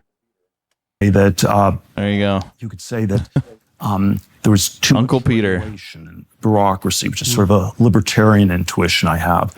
But Libertarian, like you came up with that libertarian shit yourself. I have this intuition. It's towards liberalism. I don't know where it came from. No, you got it from society. You got it from other people. Like, what do you mean? come to think that one of the bigger factors, Really, though, if you experience bigotry as a gay person, it's your fault for not being a billionaire. Just be a billionaire, and then you don't have to experience that bigotry. You can just insulate yourself from all other human beings. Just become, the target of yes men. And then there you go. Problem solved. Just be a billionaire. And not for nothing, he Quit went to eating avocado toast. So not for nothing, you went to Stanford, which was in Palo Alto, where at the time, sure, there was like bigotry against gay people, but it was like, it was in Palo Alto, right? It was probably the least worst place for a young gay man to be probably at Stanford. Maybe Berkeley might have been a little better, but like, this was like one of the least bad places for him to be like a gay man coming up. This is all so weird. Like, I don't know how this happened. He must be like deeply unhappy, which I'm actually glad for. Actually, he deserves Right. it. He deserves it. Yeah, I'd imagine the guy probably doesn't have any sort of thing that that gives his life real meaning, So famously, and Kara Swisher, we don't love Kara Swisher, but she, every once in a while, she says about people like him that you're so poor, all you have is money. Yep, I fucking love that saying. That's such a great saying. Oh, you should It was listen. Kara Swisher who coined that? You should listen to the podcast where she straight up told Elon Musk that. Oh my God, that's amazing. was the sense. Can you send that to me? I would need never to listen to that. Do you know how many podcasts she made and how many times she interviewed? You're gonna have to find that. Do your own research. the science and technology? Okay, do your own was research. Quite dangerous. It had a Yeah, well, hold on. I'm gonna military context. bit had a dual use that thing. character. You should do your own research. This was. Oh, I mean, there was already some relentless I'm still gonna send it. acceleration of this stuff in the late 18th, 19th centuries. Napoleonic Wars, Colonel Colt with the revolver, Alfred Nobel inventing dynamite. Yeah, he's fucking collapsing history, right? He's like Yeah. the 18th and 19th century, and he's collapsing it all down like it happened in a week and wondering why that's not happening now. Yeah, let me tell you about these scientists who lived 200 years apart. And wonder why we don't have them people like that anymore. And it's like, well, they live 200 years apart. Unless you yourself live to be 100, you might not have even fucking been alive at the same time as either of these two supposed visionaries. Right? World War One, was sort of a break point where, the sort of naive progressive narrative really got undercut, and then somehow you can say that the sort of Baconian science project, in some sense, ended in the Hegelian sense, is both culminated and terminated at Los Alamos with the building of nuclear weapons. And then again, it doesn't work perfectly, but my telling would be that it took. Wait, he skipped over something between World War. Wait, well, there was a whole thing that happened with the nuclear. Wait a minute. He skipped something. He skipped something. I feel like he skipped something. And you mean the government research? What do you mean? World War II, Oh, yeah. Okay, yeah. the Third Reich, all that. Quarter century for nuclear weapons to really get internalized by society, and then by the 1970s, the energy, the energy was, we don't want to be doing this outside world where we're going to build ever more thermonuclear bombs. We want to be, piecing out at Burning Man with. Burning Man started in the 80s. So Oh, I think God, the reason imagine- we so imagine- stopped. So imagine you Go ahead. spend $800 or however the fuck much it is to go to Burning Man. You take a bunch of acid and you sit down, and then fucking Peter Thiel sits next to you and starts talking to you. Nope, I'd leave. Psychedelic So I drugs. think the reason we stopped blowing up all these nuclear bombs, because we used to test them like all the fucking Yeah, it's time. bad for the environment. It's incredibly bad for the environment, like unreasonably, ridiculously bad for the environment. And we realized that. We were like, oh, we're actually like doing a whole lot of damage every time we blow one of these things up. Let's not do that anymore. This is amazing. So we have these, like, imagine like wondering how people came to the conclusion. We have these horrific weapons of war that will like melt people's skin 10 miles, 20 miles, 30 miles, or whatever it is away from the epicenter. Maybe we should stop dropping them in the desert of fucking New Mexico just to see how big the explosion is. Right? And like it wouldn't just affect like the area around the explosion too. It would like affect for like thousands of miles around it because the wind carries those particles away. Yeah. It's fucking so stupid. Or you escape back to nature through environmentalism. We are, we want to be in a world not of change, but of stasis, because a world of change has this We have one atmosphere. dimension. Change is change for the worse. That's the sense that gets, Just the one. in the 1970s. And so there's a way that the sort of progressive version of science, we try to put the pause button on it. The places where it's still allowed, you can say, are the most inert. So in a way, the world of bits was seen as incredibly inert because you're not building bombs, you're not building weapons with it, and then of course even there's some sort of Hold on. No. So weapons do, in modern weapons at least, do in fact use computers. You do build weapons out of computers, out of and using computers. Yes, indeed, you do. In fact, the most effective weapons are the ones that use a lot of computers. Right, because you're just like, go here and blow this up and then fucking set it and forget it. Yeah, or like just disrupt this country's like power grid. Don't even need to blow anything up. Just like let loose this virus into their power grid and let it just, destroy everything. We did that in Iran. Well, we did it to a nuclear facility of theirs. Yep. The internet, maybe they do translate into reality every now and then. What happens on Twitter or X doesn't always stay there. Most of the time it stays there. So it feels like it's this extremely angry, intense conversation, but every now and then it still translates to the real world. So this guy's telling us basically that he has sock accounts or something because he is not active on social media. Loud because it was sort Of course he does. I think all rich people have sock accounts. They want to feel the validation of someone telling them, "Oh, you're so fucking great." So they just tell themselves how great they are. Elon Musk does it. Right, but I don't we think know that. So this guy doesn't really have a Twitter presence. I want to see the feed for his sock account. It is probably incredibly cursed. Like not the For You feed, the following feed, right? Yeah. You think he goes on Reddit? the sort of violence could be. Yeah, he just goes on there to search his own name. And then even there, probably not. I think this might be the only dude ever who hooked up with Andy Ngo. Andy No. I think this might be the only dude ever that hooked up with Andy No. That's what I think is happening.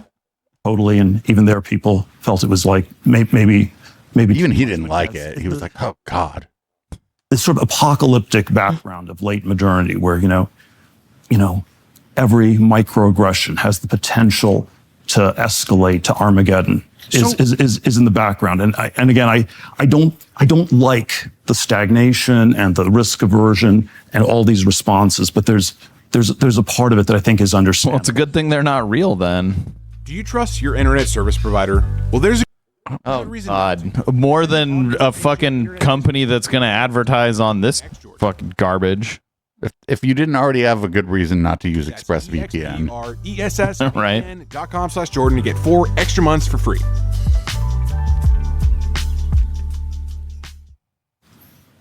So it sounds. it's also obvious they're marketing it to people who don't even know what the fuck a VPN is because they say /. It's like, dude, come on. Me, now that you've clarified that, it sounds to me, and correct me if I'm wrong, that what you're grappling with is more of an attempt to account for where we are now. And I actually forgot that Jordan Peterson was there. Mm-hmm. Which is like kind of amazing. even the Enlightenment to the post-war Yes. period, like things have shifted radically. And Yes. it sounds to me like what you're outlining is it's an attempt to characterize the nature of that shift, perhaps even more than an attempt to deny the idea that there's any progress. You said yourself when you were laying out your argument that it's very difficult to measure progress, but it's also undeniable that many, many things have shifted and we're not where we were, let's say, 10 years ago probably, and certainly not 30 years ago. Well, I would say we are broad. Yeah, see, Peter Thiel's not active, but he's got a than we he's got were a 100 years ago. Okay. We are still progressing in some dimensions. There may be still too fast and too scary for people, but the big thing that has shifted vis-a-vis, let's say, the world of 1913, pre-World War I, is His feed is probably like Nazis and sex workers, but no Nazi sex workers because there aren't very many Nazi we are sex in an workers. apocalyptic age. That there is a dimension of science and technology that has a dark dimension, and it's a trap that No, heck, I mean, he has a sock account. He has to. humanity may be setting forth. The dark dimension of science and technology. And I don't like the full precautionary principle, but I mean, I feel like that's just the capitalist part of science and technology, right? Maybe, or just it's the maybe late stage capitalist part of science and technology. It's the part of science and technology that makes it so that you can't add more RAM to your laptop. But it's so thin. Oh, but it's so thin. Yeah.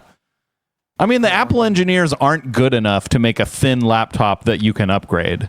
They're just not good engineers. They're bad engineers. So, So you see this shift in. They do what they can. A shift from the ethos of A ThinkPad. Everybody just get a ThinkPad. By the T series, you'll always be able to upgrade your RAM. That's the point of that computer. Yes, that, It's a little more, sometimes even more in the MacBook, but too much. It is better machine. Actually, it's the specific nature of the Especially once you get rid of that fucking operating system it probably comes with. My God. progress that happened. It is. I say get a framework. Yeah, that's you know. I'm a big fan of framework. Hack all the things agrees. I just like when I need a new laptop, I still have a guy I can call. I'm like, you have anything that's like 1 or 2 years old that's in good shape, that's either a Latitude or a ThinkPad? And he goes, I do. And then sometimes he just gives it to me and doesn't even charge me for it because we made him so much fucking money for such a long time. Nuclear weapons.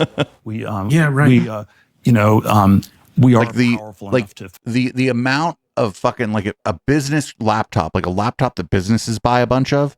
2 years after they bought it, the values of them fall off a cliff because they unload so many of them onto the aftermarket. affect the environment. I'm not sure whether carbon dioxide is the most important dimension, but the processors from 2 years ago are generally like fantastic. You know like, what my laptop good enough does? for all modern software. The only like my laptop, it just sits. It's where the chat is. I like update it and then look at the chat and then update it and then look at the chat. And then if I'm on the go and I have to edit a video, then I get mad. Actually, I'm like, fuck, this laptop's so wimpy. And I'm like, wait a minute. I didn't pay anything for this. It came to me without an SSD, so I had to buy an SSD for it. That's like, See, that's what I like about my framework. That thing's processor is amazing. It's got an AMD Ryzen processor.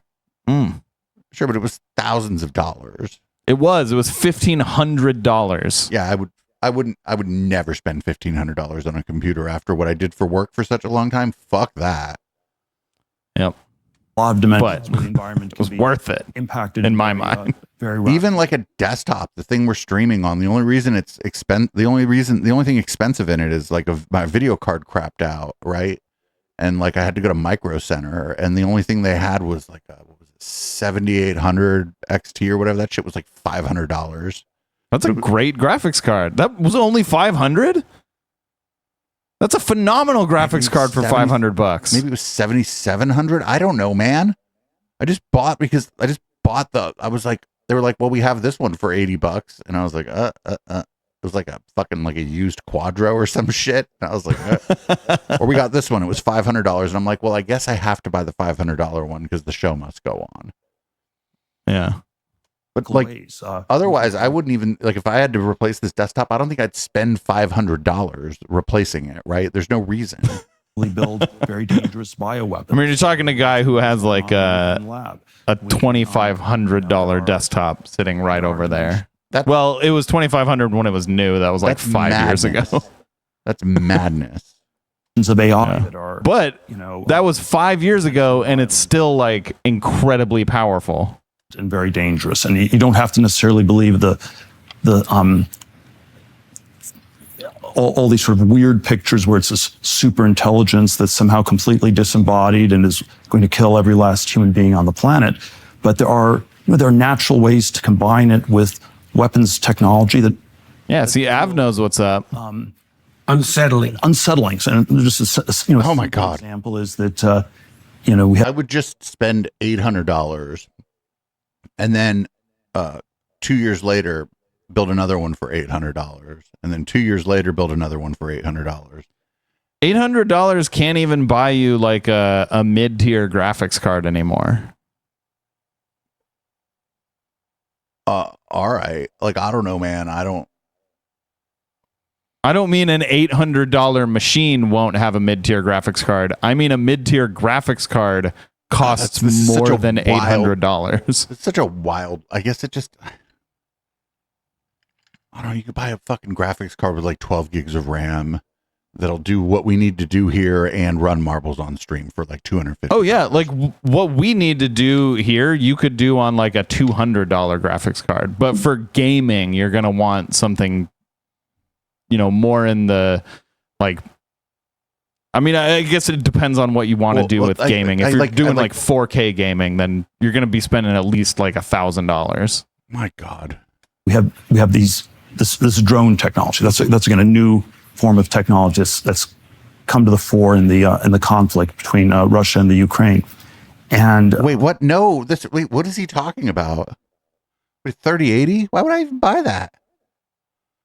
Why wouldn't I just buy like a fucking, well, first of all, they're on another generator. Why don't I just buy the 50 series graphics card? Because like, it'll run the shit out of marbles on stream, and it'll read the shit out of my email, and I can stream on it. Like, I don't, man, Yeah, there's no reason to buy a 3080 nowadays.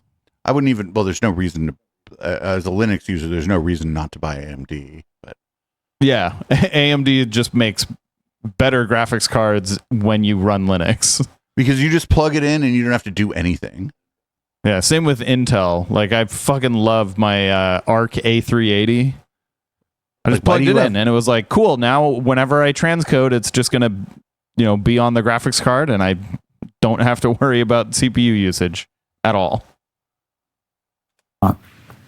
And and you have a human in the loop. That's on my Jellyfin box. Jammed.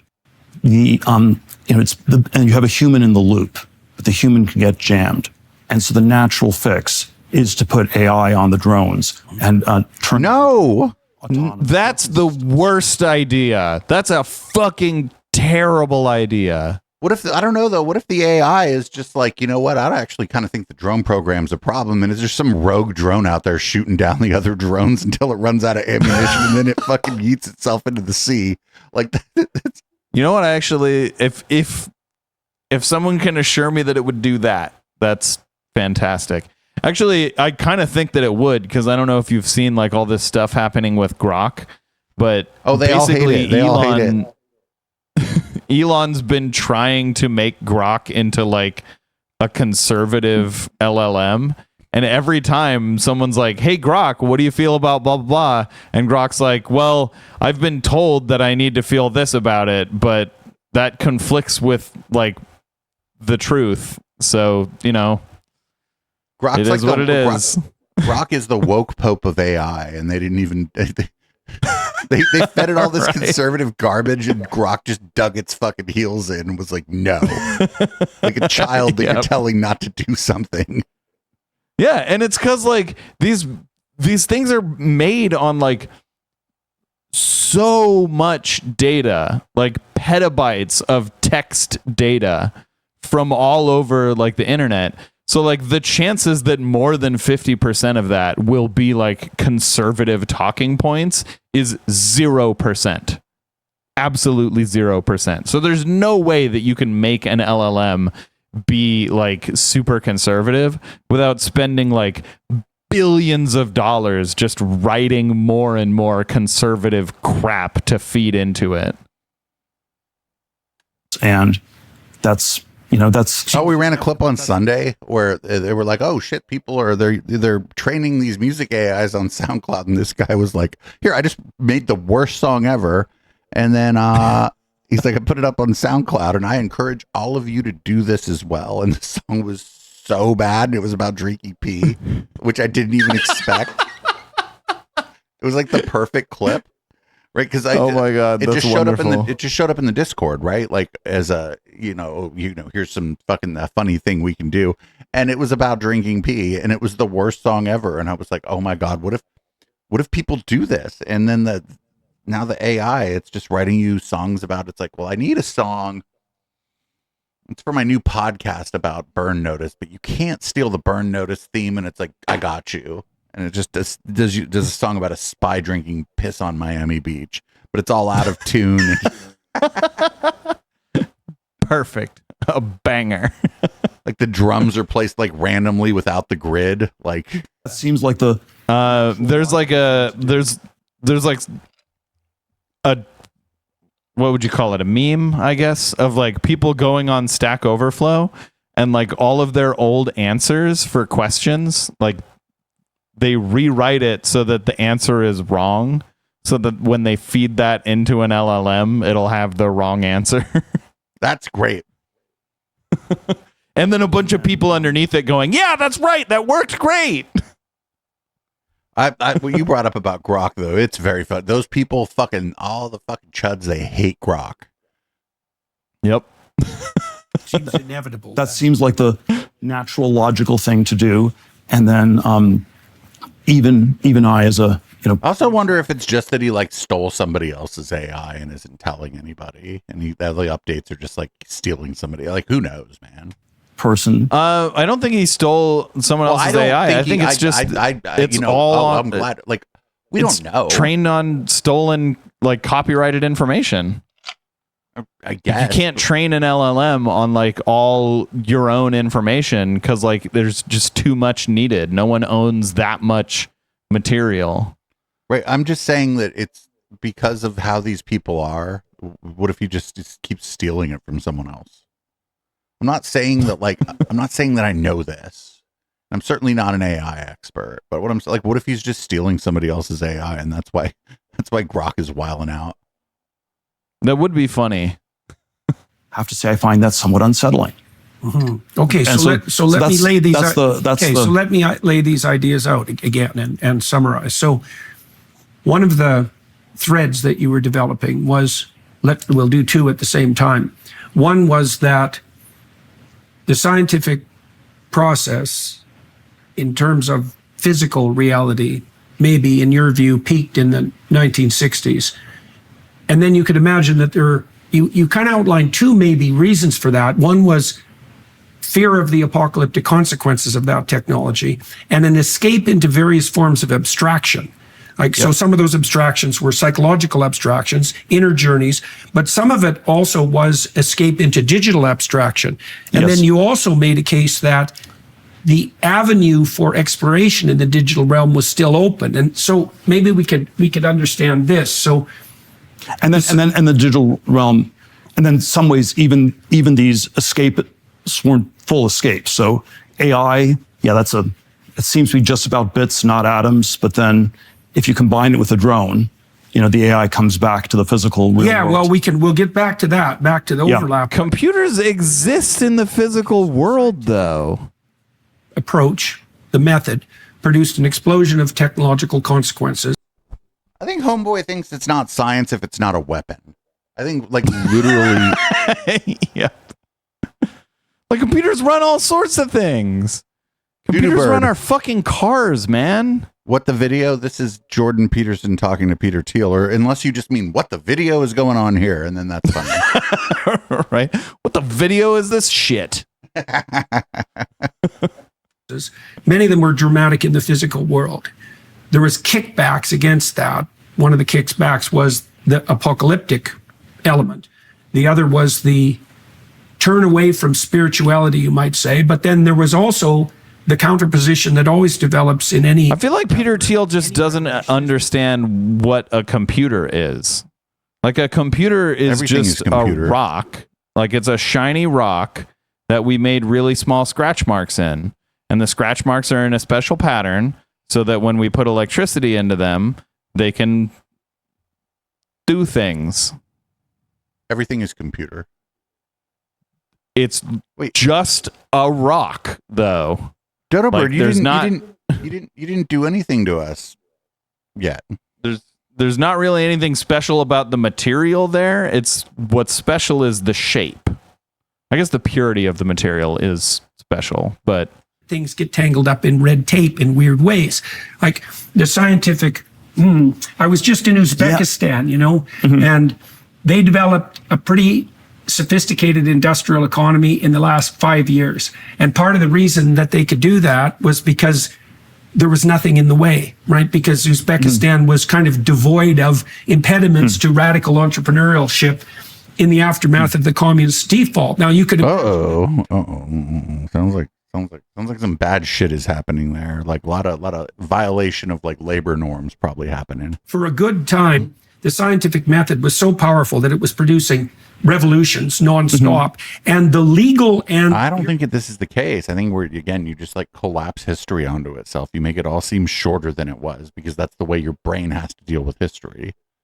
Bureaucratic frameworks were lagging it. And so they caught up quite remarkably by the 1970s, and that left the digital space still open. And it is kind of a free-for-all space. Yeah, but, right? but the way you're telling the story, it has too much of this timeless and eternal character. This is just what always happens, and progress. Right. Well, that is what I'm wondering. So you always, whereas the story I want to tell has more of a one-time and world historical character to it, where it is Whoa, hey, friend. I don't know. Doo-doo bird. First of all the people here, I hope are getting laid. There were lots of inventions where, Don't come in here with that kind of attitude. Excuse the fuck out of you. What the fuck, man? figure out, cures for diseases. We're here to celebrate That the didn't life of a say, podcast okay, now we have tonight. to take a step back and cure fewer diseases. It actually encourages you to double down on that and do even more. Or, we have all these machines that replace humans in factories. And yeah, there's some downsides to it, and there are labor problems with the Industrial Revolution, and there's a lot of pollution, but on the whole, the good way outweighs the bad. And there was no big regulatory counter movement in Victoria. let me make Calm down, okay? Thank you. My God. It's okay. Like, my God, chill out, man. But then we get to something. What's happening? What did I miss? Oh, just somebody in the chat was just like all out of nowhere was like, "Oh, you mad because you bitchless?" It was really weird. Like, I don't know. Like, Oh, other I think channels. Dodo Bird thought that Av was calling them a dumbass. Oh, I don't know. Now I don't know. I'm not trying to litigate everything that happens in my chat. That specifically has a Av was calling the people on the screen completely different a character. dumbass. Yes. Probably Or I dumbasses. don't know, by the 1950s and 1960s, baby boomers get, you're a kid, you get brought up on Dr. Seuss and not on adventure stories. Someone should tell Jordan Peterson that human milking machines are a relatively new technology. Hold on. Check this out. 50s and 1960s, baby boomers get, you're a kid, you get brought up on Dr. Seuss and not on adventure stories. And it probably changes childhood education. It changes. What? What? Famously, nobody ever read any adventure stories because they were busy reading The Cat in the Hat. I mean, correct me if I'm wrong, but you stop reading Cat in the Hat when you're like 5, I don't Right? know. I would read Dr. Seuss is like a very young child age range. Right. Also, like, Dr. Seuss is woke, right? The Lorax was like a tale about like pollution. Changes the way we form and develop human beings. And so and then Oh, don't apologize for cussing. Just you're fine, friend. Dodo Bird, be nice. where, I'm sorry, Chris. You were reading Cat in the Hat right now. That's How Cricks. embarrassing. That's Cricks. Cricks. former valence. There's always sort of an interesting Man, Cricks just finished Nan and Jan ran. Why you got to shit on Cricks like that? big picture history question of how much science and Ooh, Dodo Bird, thank you for following the channel. technology how they were entangled with Christianity in the West, and were they Bad Plinko luck. they were somehow entangled, but was it meant as a compliment where you're Let's see if I can fill that bin up. encouraged to understand God's creation, and this is sort of a way that it's a fulfillment Furtherance. of a furtherance of Well, if anybody's got any actual money, if you could hit bang tip in the chat, I'm starting to run out of money. I have rent, and that's about it. So, or was it meant to be a substitute where it was an alternate way to build fucking party to throw in a couple days. That if I lose money on that party, I don't know where the fuck the money is going to come from that I lost on the party. Radical life extension was sort of an important part of the early modern project. Benjamin Franklin, Condorcet, all these people thought I would offer you more money, but I don't have a whole lot of bits left. definitely prolonged human life. Those don't happen today anyway. And You're the host. That's not your job. And so I think early modernity, it wasn't the only thing. There were a lot of complicated things going In on. my gentlemanly thief era. No, I think we're gonna make money on Friday. I think we're gonna make money. Like Eventbrite is lighting up for the event, so that's a lot of that's it good. had Facebook is sort of useless for promoting events. anti-biblical valence, and you could say that 17th and 18th century scientists, and again, this is where I think someone like That is from the wiki.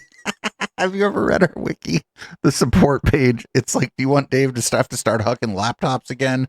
You give him fucking $6 a month and he'll do what he does best, telling that one co-host to shut the fuck up. That's me. I'm that co-host. That's on the wiki. The wiki's very funny. I wish we could monetize that somehow, but first we'd have to get people to look at it.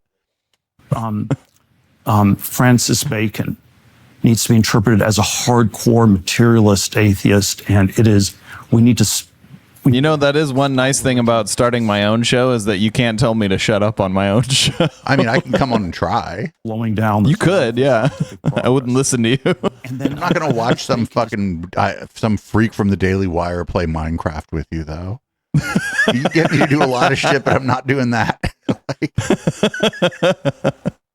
Fair enough. A number of people lately, and they all think, no, that can't be right. Bacon was just this somewhat heterodox. Oh, Kikyo, get if you ThinkPad, get a ThinkPad And T series. because Just buy it 2 years old. So ThinkPad is right up there, right at the top, but I also put Framework up there as well. So What if you're not? What if you're trying to spend like $250?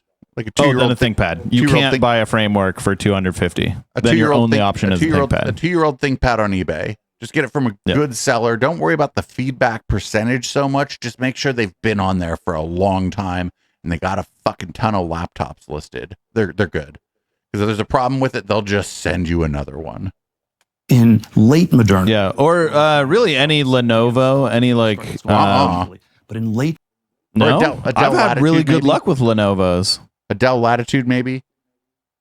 modernity, Okay. What you want to find is a laptop that was used for business that some fucking fool just kept in their backpack and kind of never used. it's the atheist liberals that are anti-science at this point. Oh, the atheist And liberals. so if you think about To Hollywood, Richard Dawkins' despair. yeah, you have to think of Richard Dawkins as a Yeah, do not ever buy an HP laptop He's ever. like a fossil from before Yes. 1789. He's the last of the. No, a Dell is good, but only the Latitude line. Yeah, the- only business. Don't buy an XPS. Before 1789. Or I guess they're called just Dell laptop now. And Greta is more. Just make sure that when it was for sale, you're looking at the specs and wondering why it's so expensive and that it's kind of like got a black case and looks really boring. Then you want to buy a 2-year-old version of that from Dell. Or you know, Yep. And if it's got that big port on the bottom with a lot of pins, that's a good one. It's scary. Oh And yeah, Optiplex for a fucking, if you need a desktop and you're not like gaming or anything, you just want like a desktop computer, even to build a NAS out of, right? If you want to build like a little home NAS for real cheap, you go buy a 2-year-old Dell Optiplex with like an i3 or an i5. That shit's gonna be like $180, and it's gonna have like 16 gigs of RAM, and it might even come with a fucking SSD. Because companies buy those. I don't know by about a 2-year-old one. Companies buy those by the thousands, and then they're on a 2-year cycle with their Dell account, so they just dump all of them onto some eBay seller, or they go to a recycler. There's a pipeline. Oh yeah, if you don't get you don't get a fancy the one. 2-year-old ones are like $500 though. It's the 6-year-old ones that are like $150. You're just wrong. Okay. extent. You're thinking of an Optiplex that you would want, not just. I think you're probably better at finding the deals than I am. You're thinking of one that you would want, not just one that you can fit a bunch of hard drives in, stick under your fucking TV, and call it your NAS now. Christian Fair enough. made in late modernity. Yeah. Also, if you ever want a NAS, do not buy one of those specialized NAS machines like the Synology ones. Fucking garbage. Those machines. Yeah, just build it your. I don't know. I guess for some people, I don't know. Do your homework. Do your homework before you buy something like that, because there's probably good devices out there. They're probably not marketed well, you know. Putting us on this whole dangerous project in the first place. And it's like the lines in Genesis, you shall have dominion over the earth. And so. Right, but you think that you should have dominion over the earth, 17th Peter. and 18th century, the Christian God was blamed for slowing down the scientific technological project. Well, no, that was the Dark Ages. We weren't blaming God. We were blaming humans, sir. Yep. It was humans, because I actually don't believe in God, so I couldn't really credibly blame a God for anything. I guess you could blame religion, but that's not the same thing as blaming God. Right. Religion, you're blaming humans. Yeah. And it was probably more complicated than that, actually. Might have been plagues or authoritarian governments that were ostensibly religious, but it wasn't really about. There are all kind of shit that was probably going on. But don't worry, we can just compress it into like the Dark Ages. It was just like 80 years, and like fucking, we don't have to know anything about it. In the 20th and 21st century, the Christian God gets blamed for speeding it up, starting it, speeding up, keeping it going. So it's that the invariant is the Christian God always gets blamed. But and the other thing he's talking about, like, think about like how like open source software and its ability to replace proprietary software. Think of just the last 10 years. Think of the people don't think about this. Think of how much OBS changed the broadcasting industry. Yep. There is no reason, if you're going to use a computer for your camera switching and all that, there is no reason not to use OBS. There is no paid alternative that is better. Same with Blender in the 3D industry. Right. There's there's competitors to Blender more so than there's no competitor to OBS. There just isn't. Well, there's XSplit, but nobody uses XSplit. Right, but that's what I'm saying is like there 3D Studio Max, for example. People still use 3D Studio Max, but who's using like like there's other I think Adobe has a lot of the stuff that Blender does. I think it's After Effects and Adobe will do as well. It's not specifically for 3D rendering, but it does a lot of the same stuff that that Blender does. Yeah, but like Blender is kind of the industry standard at this point because it's free and it's one of the most powerful 3D modeling softwares available. And to be fair, if I was in Blender all day, I might go spend more than $800 on a desktop. Yep. Because there's no reason that the fans ever really turn on this computer unless I'm rendering like a stinger in Blender, and then they turn on for like a minute and 20 seconds. I'm like, oh shit, there's fans. I'm like, here, render this to the fans. I don't want to open this up and see what it looks like in there. My God, what a mess it looks like. Well, no, I actually cleaned it out before I moved in December. The computer's fine. I don't smoke anything but vape, and I smoke weed in here. Fuck that computer. Oh man, I need to open it. Man, I live in a fucking. Where do I even take it? Do I just stand in front of the fucking apartment building and blow it out with a? Anyway, whatever. Yeah. the fact that it's Is there like an alleyway? tells us something No, there's no alleys really in this neighborhood. very interesting about how this is. Crix asked, is Blender the lesbian version of Grindr? Two opposite arguments are making that are both That's scissor. directed towards furthering Nietzsche's death of God, let's say. So then, With no O, question, right? what's Well, the actual motivation? the only point I'll make is that we're again in a very different place with science and technology. All right, so we've checked in on Peter Thiel. He's doing the same thing he's always done. I don't think people Exactly the same thing. Has not changed in the slightest. I In guess like who we're gonna what, 3 years? For 3 years, he's been doing the exact same thing, saying we have not advanced at all. All right, well, here you go.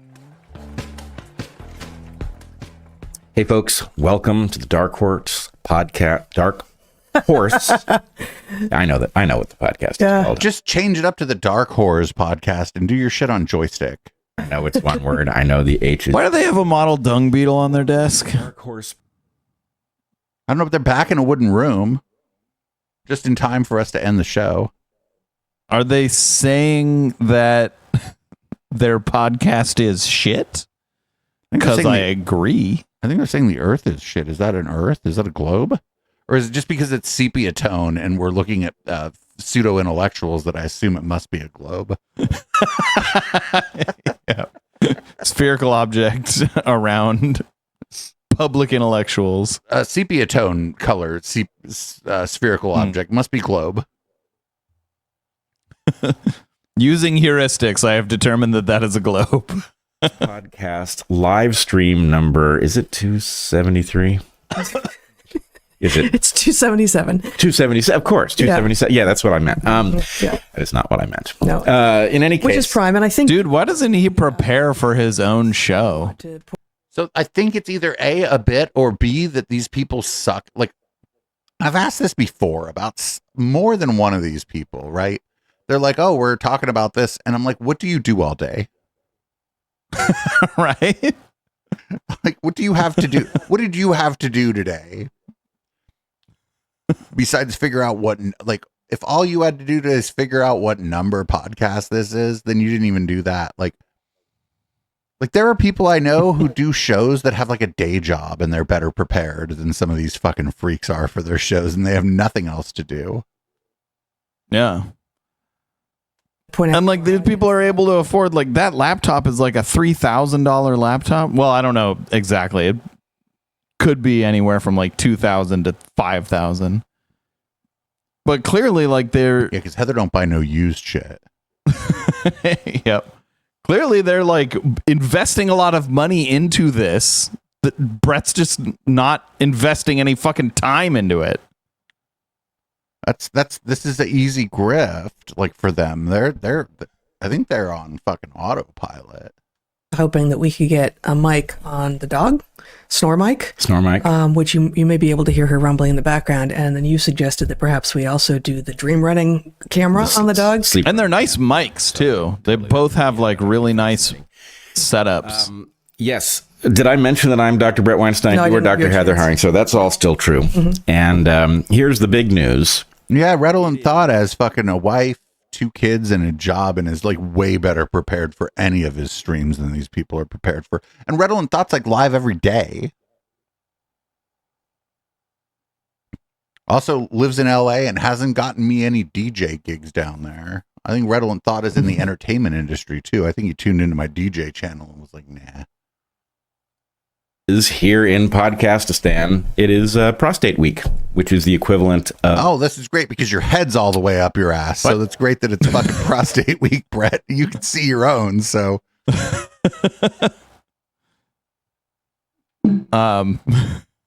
What?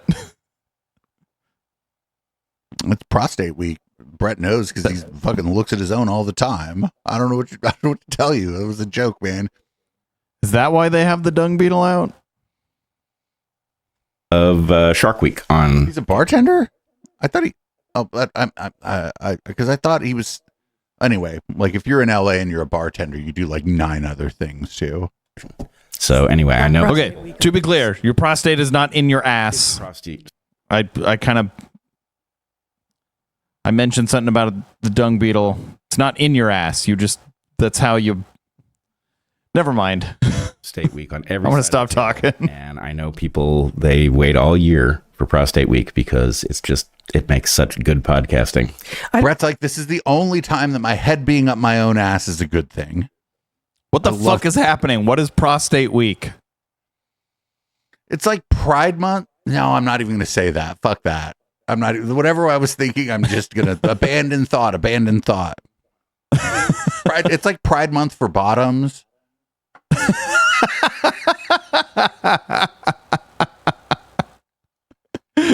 Fuck it. Where we all give thanks. It's the last show. Fuck it.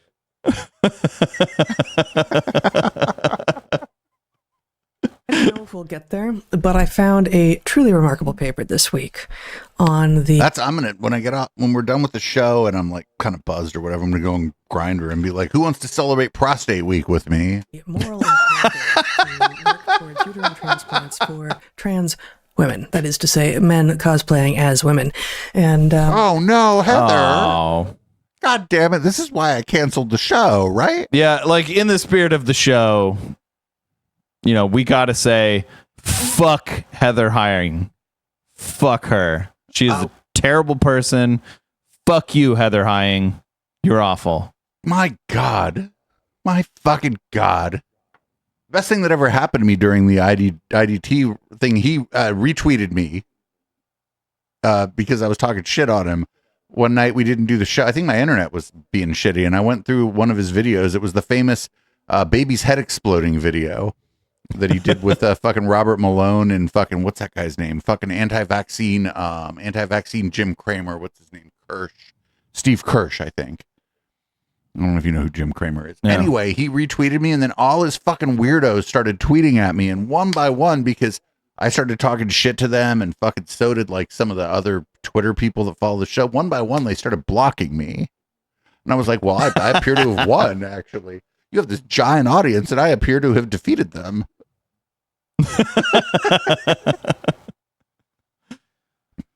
But yeah, Heather Hying is the reason we can't have nice things. So, given that, prostate week it is. Well, it is because if you don't have a prostate, you have no business talking about men or women. Apparently, that is a fair point. I mean, sort of like that's the way that it was for a very long time. That men were the only ones allowed to talk about anything because women were just being bitches if they spoke their mind. Yeah, that was actually a thing. Okay, that's not what she's saying. That's what I'm saying. She's like, that's what she's implying. This is probably transphobic in some sort of way that we talked over that we're not going to understand. Okay. If you talk over her too much, you're going to. If you talk over her a little too much, you're going to miss some of the subtleties of her transphobia, I think. Okay. And so that's better for everyone, actually.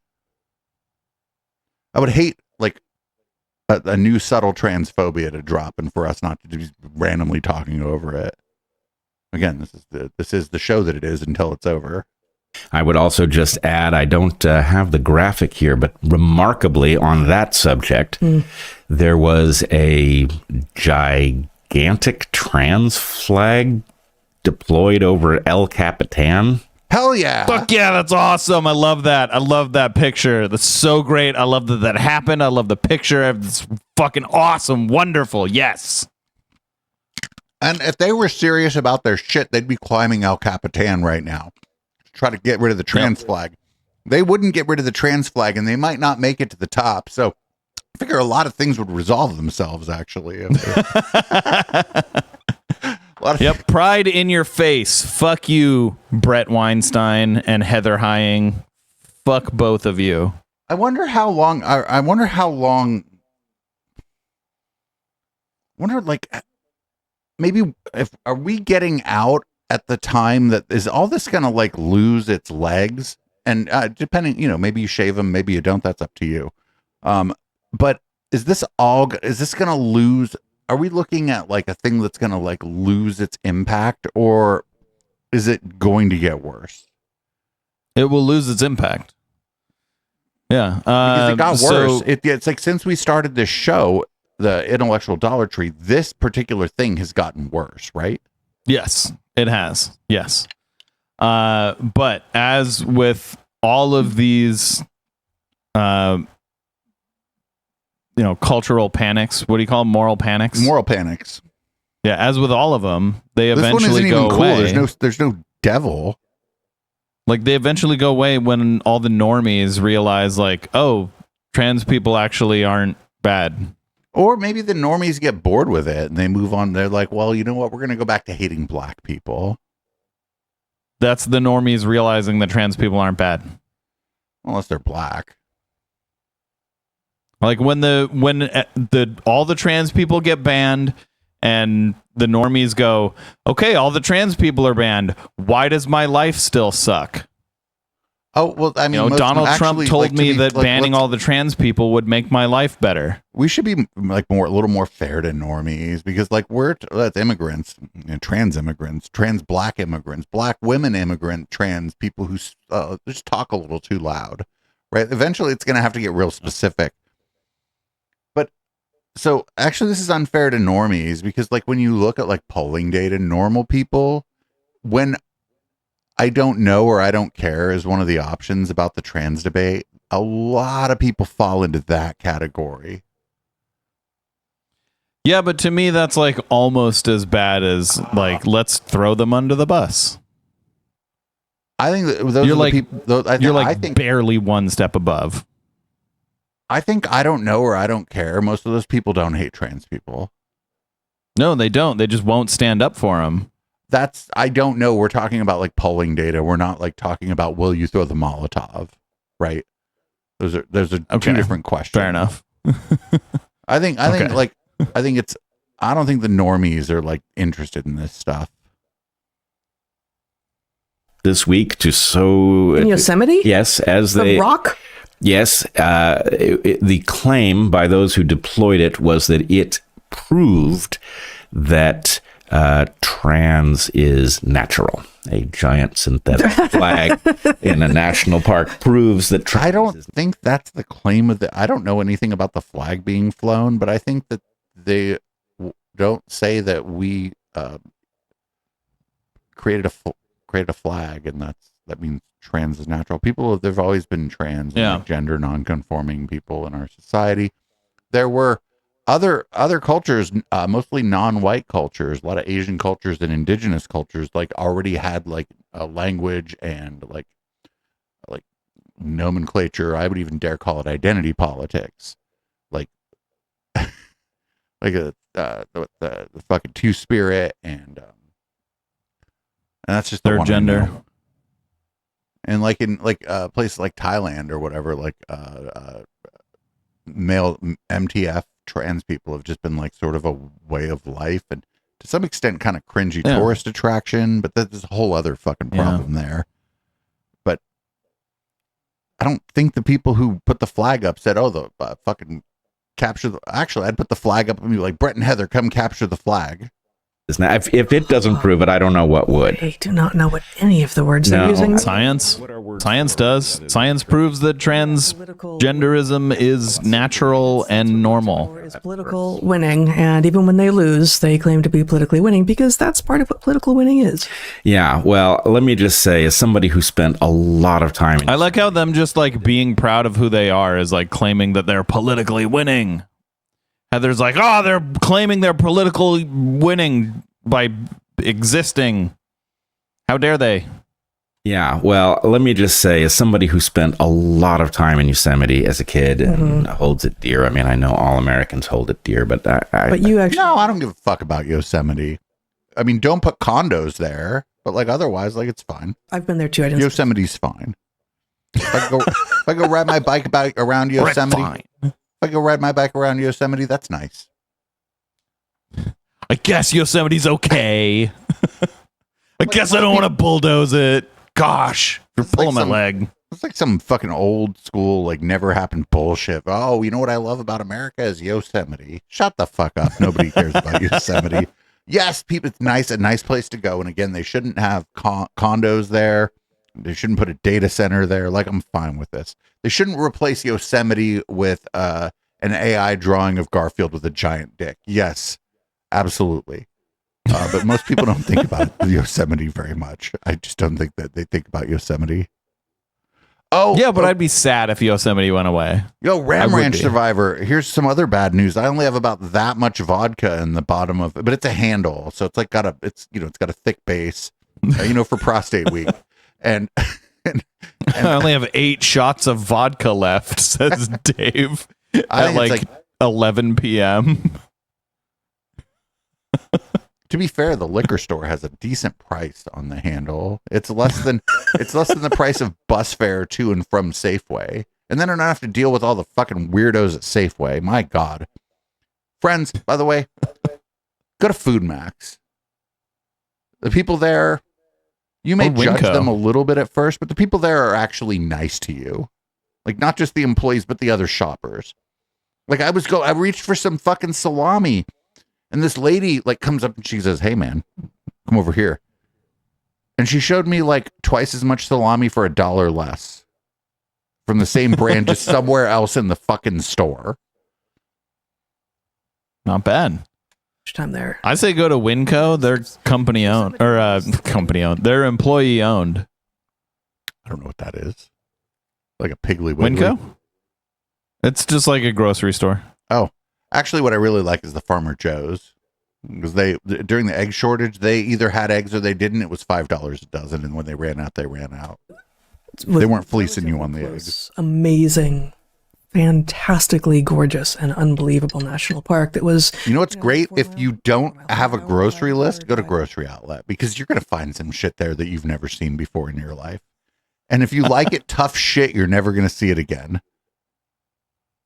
Or Costco. Go to Costco. Costco's great. That we were not I live by myself in an apartment that doesn't have room for a Costco You just stay on run. his side of the car. Well, that is why. Fair enough. The law of arm wrestling You don't, was invented. Dave. You don't need a pallet of beef jerky. Yes. No, many people. It never goes bad. It's beef jerky. legend, but it does not. In any case, I gotta say, I did not know Yosemite politicized. I really didn't. I was perfectly comfortable to share it with, all Americans and other humans, because it is, of course, a global treasure, unique on Earth, and I did not need it to be used to prove a point about transness. To fail to prove a point about transness. Right. To prove a point about transness or else. God, these people are so fucking insufferable. So, trans people are less obsessed with transness than these people. At a medical facility. A doctor's center. Yeah. And then I'm going to share a letter I received from an MD PhD student at Harvard this week, and the commentary that I added to it, which I posted in Natural Selections. Then we're going to talk about that. I've told you a little bit about it, but you have not heard the letter nor the commentary, and we're going to do that, and then we may have time for some other things, maybe not. Without further ado, that's right, ado. Much ado, without much further ado. Yes, at the point that we have. Oh my God, these people are the fucking worst. It's prostate week, and to celebrate, Brett still has a stick up his ass. I swear to God, these people are actually 92 years old. Like they're 92 years old. Oh my God, where do you think they shop? They drink the blood of the innocent is what they do. That's why they don't look their age. A dude, it will be a. But they're fucking insufferable. Maybe we should get on with it. Well, your first. Oh God! Sponsors right at the top of the hour. Oh man! Oh, I hate that his glasses do that too. Okay. Yeah, that's because he's 92 years old. Heather. Ran out of mitoPure enhances your cells' ability to clean themselves up and to regenerate new healthy mitochondria. Enhances your cells' ability to clean themselves up. I mean, this is ad read. This is a guy who pretends to be a scientist reading this. Help you stay strong and healthy into old age. Jesus. Offering a 10% flight. It's a fucking 92-year-old man pretending to be a 58-year-old scientist. Ooh, fucking long ass ad read too. Look. Imagine sitting through this whole ad read. But not skills of modern life. Yeah, no, and I think often we have gotten products that we think, yeah, not for us, not necessary, or actually actually harmful. We never thought that here. But we're skeptical. And sometimes we're just prescriptical. Actually harmful. We never thought that here. But we're skeptical. And we're pretty skeptical. I thought she said prescriptible. I like your version better. Prescriptical. And say not interested in trying it. I have prescripticals. Things that we know to think about. And sometimes you say, okay, I'm going to look into it. Heather seems like one of those kind of people that just wears glasses because she thinks that makes her look smart. I think Heather's probably got perfect vision. Probably. And only if they pass our admittedly one of my home tests. One of my channel points redemption things is on my channel is like take off your glasses, and I can't read anything when I take off my glasses. And bit of research, do we say yes? And so, we said yes to Timeline, and we said yes to IMRA, and we feel good about those choices. Yeah, absolutely. All right. Do I look weird with my glasses off? Time for prostate week. What? No. Your glasses don't. Is he make gonna do it on the video? Your glasses don't make it so you can't hear him say this. Yeah, I do.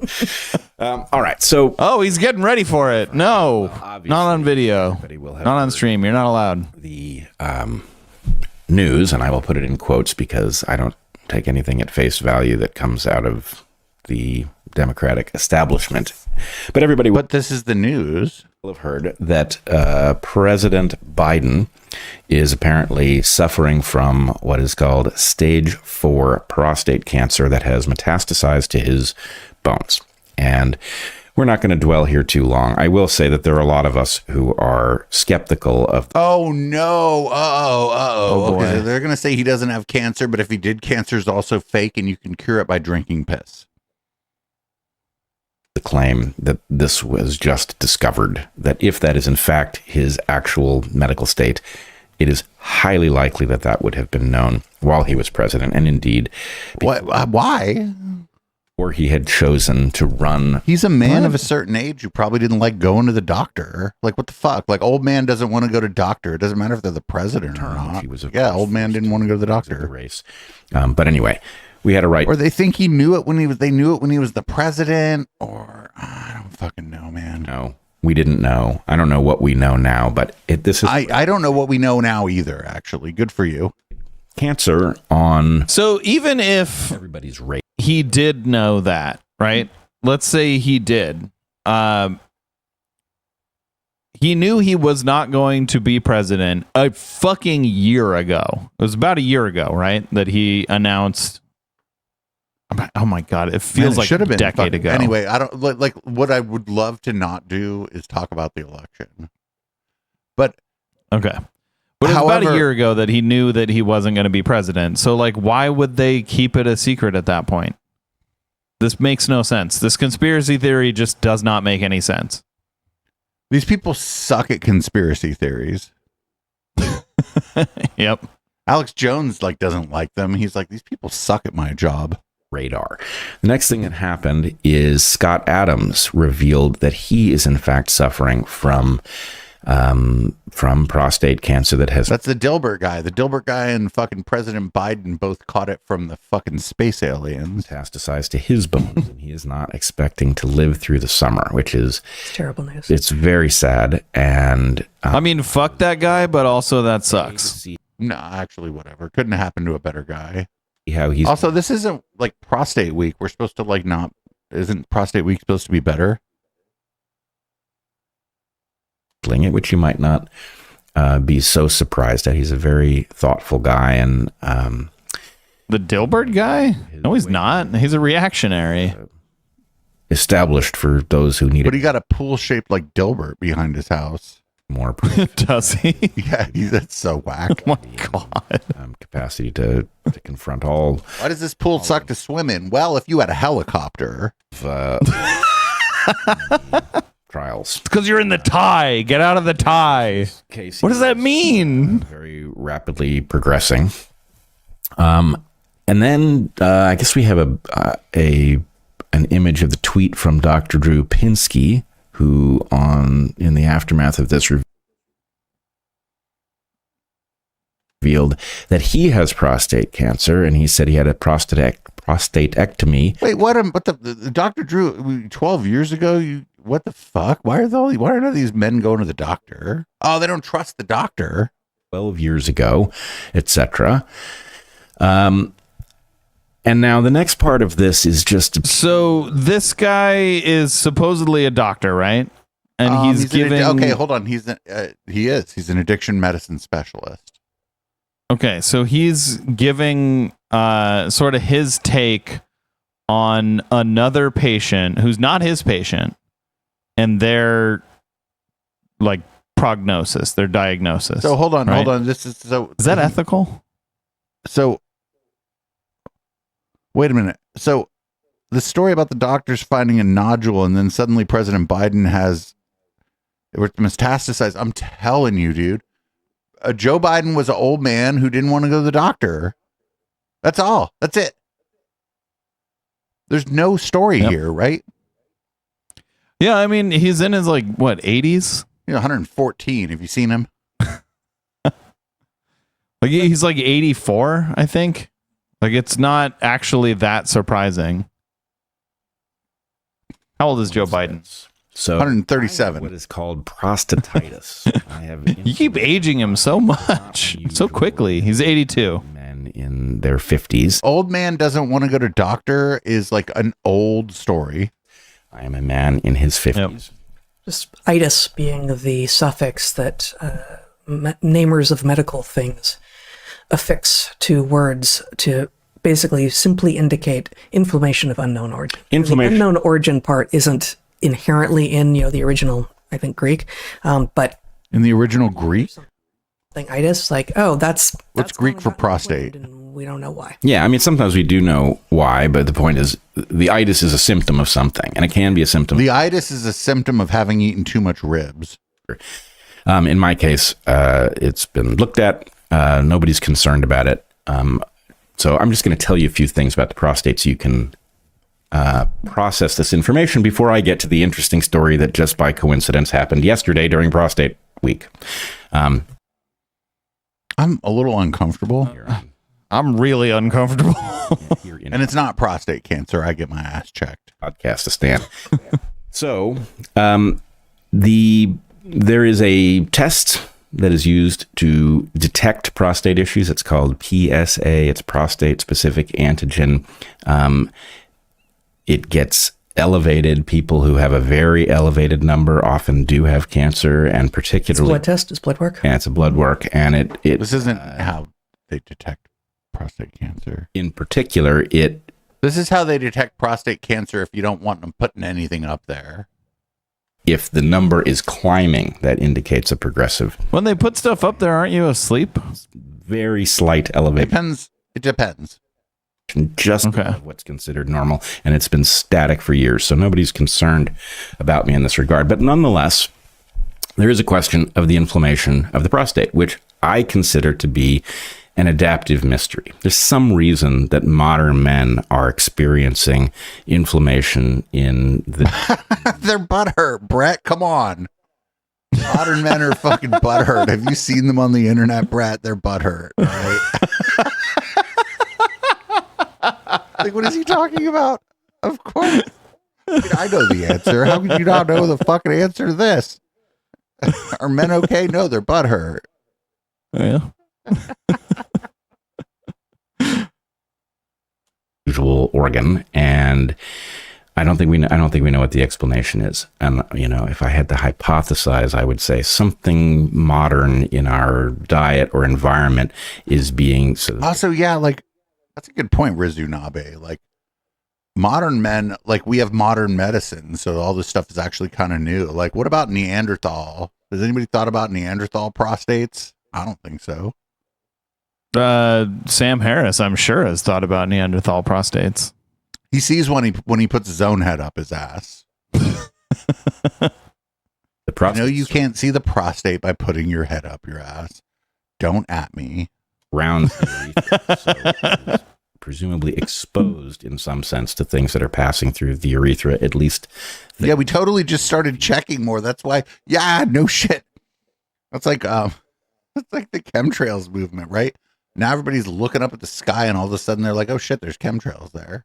Used to be that you'd look at the sky and be like, "Fuck, there's a Dumbo in the clouds." Nope, not anymore. Chemtrails. Use out. So I wonder if it's not an exposure issue. Yeah, it seems likely, and well, you've exposed your own ass enough, Brett, so you would be the expert here. Some of the usual, one of the things that may come back is, well, we're living longer. And I've been hearing this from some not well-informed people who hate the idea of MAHA, who think that there's no problem with modern medicine and modern pharmaceuticals, and the only reason... No. Hold on. Pause for a second here. The problem with MAHA is not that there's no problem with modern pharmaceuticals and medicine and all blah, blah, blah. The problem is RFK Jr. Garbage. The problem is that MAHA does not want to actually make America healthy again. That is not their goal. I mean, that might be like what some people think is their goal, but that is 100% not their goal. Their goal is to elevate the profile of RFK Jr. Yep. If they did actually want to make America healthy again, the absolute first step to that would be lowering the cost of health insurance. Or ideally, making health insurance available to everyone for free. Or abolishing... through a small tax on the rich. Or abolishing the idea of health insurance the way that we understand it today. Yeah. just Where it's provide like health it's just care like through you, the it's just government. like you go to the hospital and they fix you like, in a normal country. Yeah. Well, it could be that the government is charged through a single payer system, or it could be that the hospital is run by the government. Kind of Right, but in other countries, at that point, it doesn't matter. But in other countries, people don't even the thing that you're talking about that they don't care about, right? Because they just go to the place. And Yeah. call At a that number. point, it doesn't matter. It doesn't matter to them. Or diagnoses of X, Y, and Z is that we're living longer than Yeah, but as We're Avabab talking says, about- that's communism, We're only talking about the super rich countries like Mexico. right? and this is frankly bullshit, right? So we do have actually in America our life expectancy is declining somewhat, but our life expectancy is higher than it was 100 years ago. That's a low bar. Right. Is it higher than it was 5 years ago, Heather? 100 years ago, you could probably die of the vapors. You could die of getting too verklempt. Yeah, that's how Heather's gonna go. And it has actually, if you hit the age of 5, you are still more likely to live to 70, I think, than you were 100 years ago.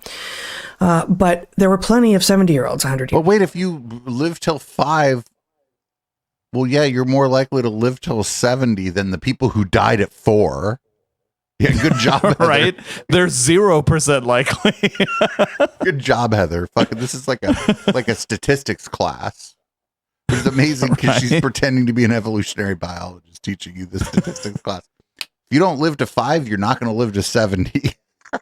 Yeah. Surprisingly enough, the older you get, the more likely it is you'll live till 70. Right? Because until you reach 70, at And which then the point it likelihood- stops going up. It's Right. just right there at 100% for the rest of your life. right, because you've lived to 70. My fucking God. Like this is the state of what's left of the IDW. I'm not wrong canceling the show. I'm not fucking wrong. Yeah. and 1,000 years ago and 10,000 years ago, almost certainly. So what we have in terms of the major demographic shift is real increases. The thing is, though, also she said there are plenty of people that lived until 70, 100 years ago, and that's not exactly true. Well, what do you mean plenty? Yes, plenty there were. what plenty is. I mean, it's a scientific term. It's a Yeah. Does she mean plenty as in like there were hundreds of people that lived till 70? like I couldn't fit all of them in my tiny apartment, even. Yeah. Oh, for sure. Yeah. All the people who were 70 years old in the U.S. in 1925, you couldn't fit them in your apartment. Yeah. Maternal. Yeah. But does that mean there are the same amount as today? No. Well, there No, aren't. it doesn't. There were probably more people over 70 today, maybe, than there were people. Period. 100 years ago. I don't know how quickly population. Possibly. Yeah. And yes, maternal death. I go to the store and everybody there seems to be over 70. You know how I know? Is somehow they're walking really slowly and taking up as much space as they fucking can at the grocery store. And that's why I don't go to Safeway. At Food Max, everybody out of the way. Ain't no old rich people at Food Max. Not going to affect these numbers so much, but infant death. So we have far fewer babies dying in their very, very early stages, which of course takes the Which increases the chance that somebody lives to 70. Good job, Heather. life expectancy up. Yes. I Population mean, when somebody dies at 6 months, it drags the average down a huge amount. So the fact that there was a lot of infant mortality distorts that number. If I can put it in another context. Now all the babies are dying from the vaccine, obviously. Lots of people didn't make it. But of the people who even made it to like 7 or 20 or 50, still there are more people making it to 70 beyond that age than there were 100 years ago. Or than there were the people who already died. You can't make it What do to you mean? 70 if you don't make it to 6 months. Yeah, but like of the people, of the sum total of people who already made it to like 20 years old, more of them make it to 70, like a higher percentage of them make it to 70 nowadays than did 100 years ago.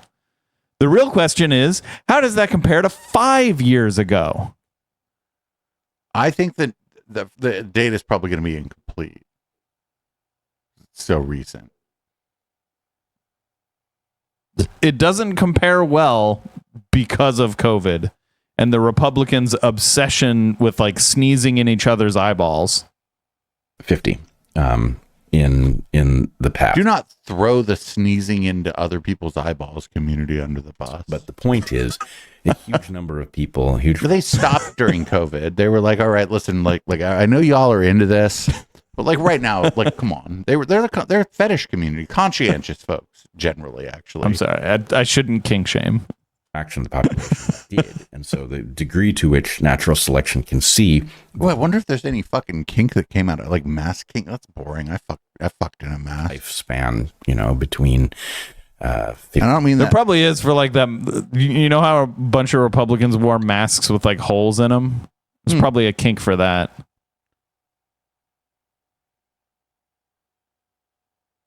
Aw, this person that came into the chat is not doing so well.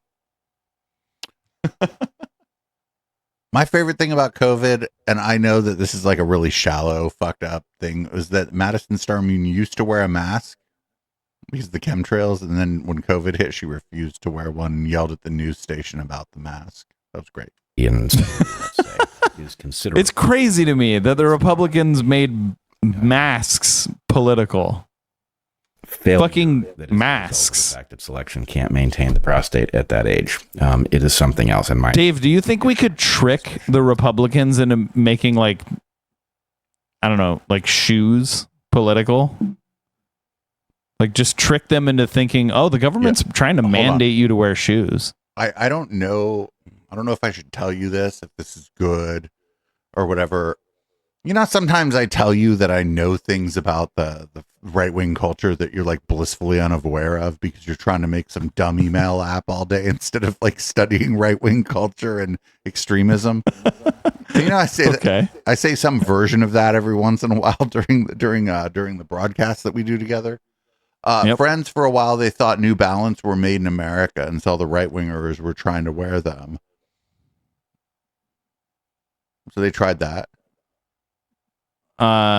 Well, that's a specific kind of shoe. I just mean shoes in general. Like try and get the Republicans to think that the government is trying to keep them from going barefoot everywhere so that Republicans just stop wearing shoes. They could be like the baseball hero, Shoeless Joe Jackson. Like, wouldn't that be hilarious? Like, there's no reason for it. It would just be really funny if just like all Republicans just started not wearing shoes anymore. Yeah, but you can't be the boot against someone's face barefooted. If you're not wearing shoes? Barefoot, yeah. You can't be the boot. Okay, yeah, true. As it is yours, is that there's something modern. Okay, how about socks? Just get all Republicans to stop wearing socks. No, these are just hippies that don't wear socks. You can't do this. They'll be like, those are hippies. Just imagine like every Republican in the entire country just has severe blisters all the time because they refuse to wear socks. As it is yours, is that there's something modern going on. I will also say, in my case, I think bicycle riding actually is a probable contributor. I've been. Oh no! Damn it! F slur on your bike, you're gonna get prostate cancer. Wait, bicycle riding is a contributor to what? You know how like if you take the seat off. Is he saying bicycle riding is a contributor to prostate cancer? I don't know. How does he think? Hold on. That works? We could find out. There's an easy way to find out. Been an avid bicyclist since I was a kid, and it is known to create a hazard of inflammation. Yeah, the pressure point. Hazard of inflammation. You're biting a butt. On your butthole? So I'm an endurance cyclist, or at least I used to be. So I've got a pretty good knowledge of this subject. Your bicycle seat should not be touching your butthole, like basically ever. Well, you shouldn't generally ride naked unless it's one of those protests. I mean, even like through your pants, it just shouldn't be like there are bones in your ass, your seat bones. Those are the parts that touch the seat, that should be touching the seat. And those are in front of your butthole. Friend, hold on. I don't think he's saying that your bike seat necessarily touches your butthole. But he says it causes inflammation. Like, how would it cause inflammation if other than like touching your butthole? It's like it's because you're sitting on it, man. With your no, you're with your seat bones. You're thinking way too close to the butthole here. Like, it's your seat bones that sit on the seat. So right. No, I understand. I understand how a bicycle seat works. Okay. Like I think Brett might be using his bike seat wrong. No. I'm not defending Brett Weinstein. He's just saying that because there's like a seat up against your butt, that it's bad for your prostate, I think. So he wants you to like drive. I don't believe him. Well, also, it's probably a lot better to just get exercise. And bicycling is exercise. Avalon of Babylon, Big Gay is fine. Ended up actually many, many years ago with an MRI because of numbness in my hands and arms. And ultimately, I was like, oh, it's because of your grips. It's because of the placement of your handlebars and how you're riding it. And you will, oh God, she's like rides her bike and she just grabs onto the fucking handlebars like hella hard the whole fucking time. I know why she's like having problems with her fucking shoulders and shit. She's like holding onto that bike for dear life because she's like afraid of riding the bike. If you do ride a bike for long enough, eventually you're going to learn how to ride it without using the handlebars. Fuck and it's that. So much nicer. Oh, dude, I am not riding a bike with the handlebars. But I think she just fucking grips those fucking. She's just grabbing onto that shit hella tight. And you will notice that, most. She might have like a $14,000 bicycle. She's just worried somebody's going to steal from her. Modern bicycle seats used by men have a cutout to relieve pressure on the prostate. But how effective that is, we don't know. Hold on. Wait a second now. Your prostate is pretty It's up there. I've gone looking for it in other people, is all I'm going to say. You would need to shove the seat into your butthole to reach the prostate. I think he's definitely using his bicycle seat wrong. I think he means that it's like shaking. I think it means it's like shaking. It's like not twerking, because you're twerking, you shake your own ass, right? I think he thinks it's like the bike is shaking you. Like it's just putting pressure just in general around ass? Yes. Okay, well, like sitting does that. Yeah, but bicycles are bad. Oh, okay. Unless Heather's riding it and she holds onto that shit hella tight so bad it fucks her shoulder and her fucking brain up. You know how like people are like, you've been staring directly into the tube TV for a while? What's wrong with Heather is she will not even bend her elbows when she's riding her bike. So when she goes over a bump, it just shakes everything, including her brain. And that's what happened to her. I think these two are just bad at riding bikes. That's what I think is going on here. Yeah, I don't want to go to like they would be so bad at riding bikes that they wouldn't even be able to keep up with Bike Party, which moves at about 2 miles an hour. Right. Like riding bikes, okay, like you do have to have like some basic amount of talent and coordination to ride a bike. So if someone is by that, a completely talentless, uncoordinated piece of shit, Well, Sure, hold on, but they that's- probably we're can't not ride even a bike. talking about like skiing here. We're talking about like you don't have to be talented to ride a bike. Most people can ride a bike. Well, you have to be coordinated. And you have to you learn can't be how to like ride a like bike. I don't know. Would a cat be able to ride a bike?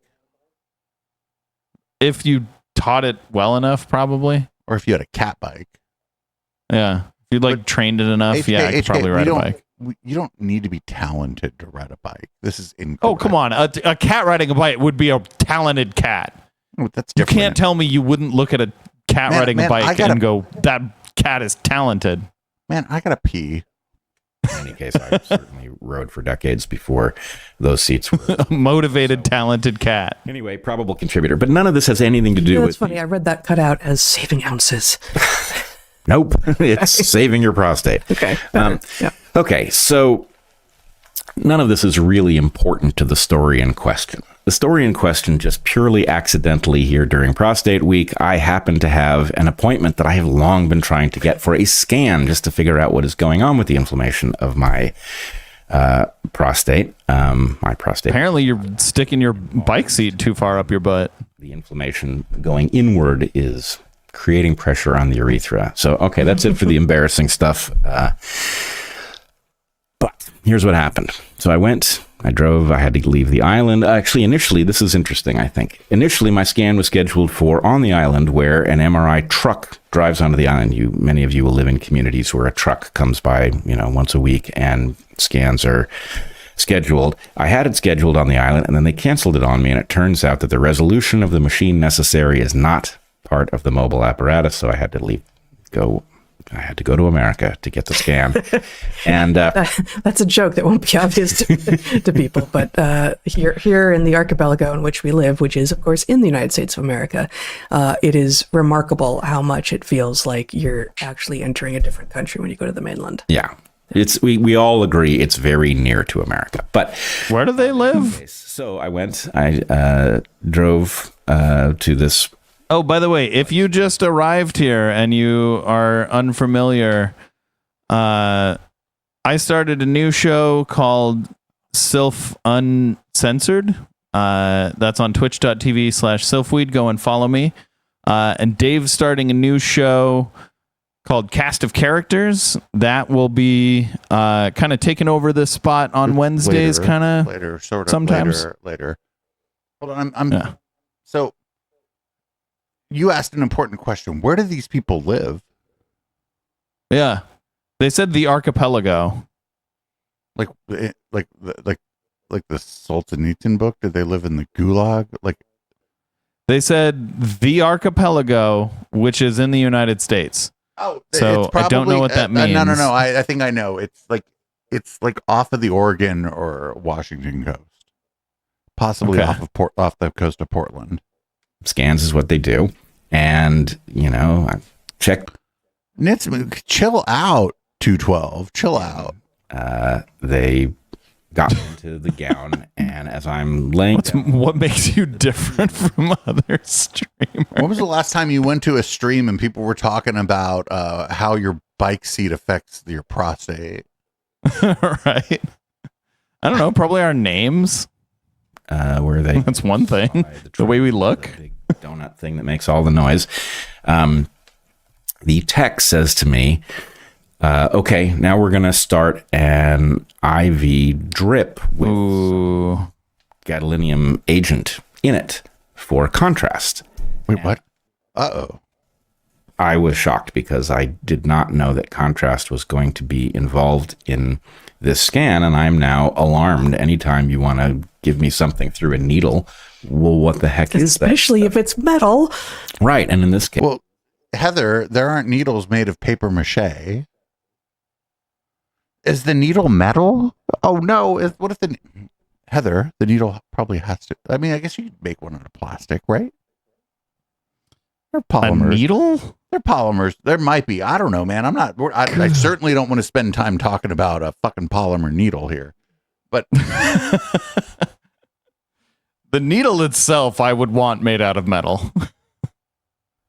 Once the needle's in, I don't care what the IV tube's made out of Why or did we whatever. ban that they're person? talking They were about. just asking dumb questions. Oh, they use the R slur. Oh, never mind. All right. Out. But what I do know is that if you chase down the supposedly safe and effective adjuvants that are used in vaccines, that they turn out to be not at all safe and over effective.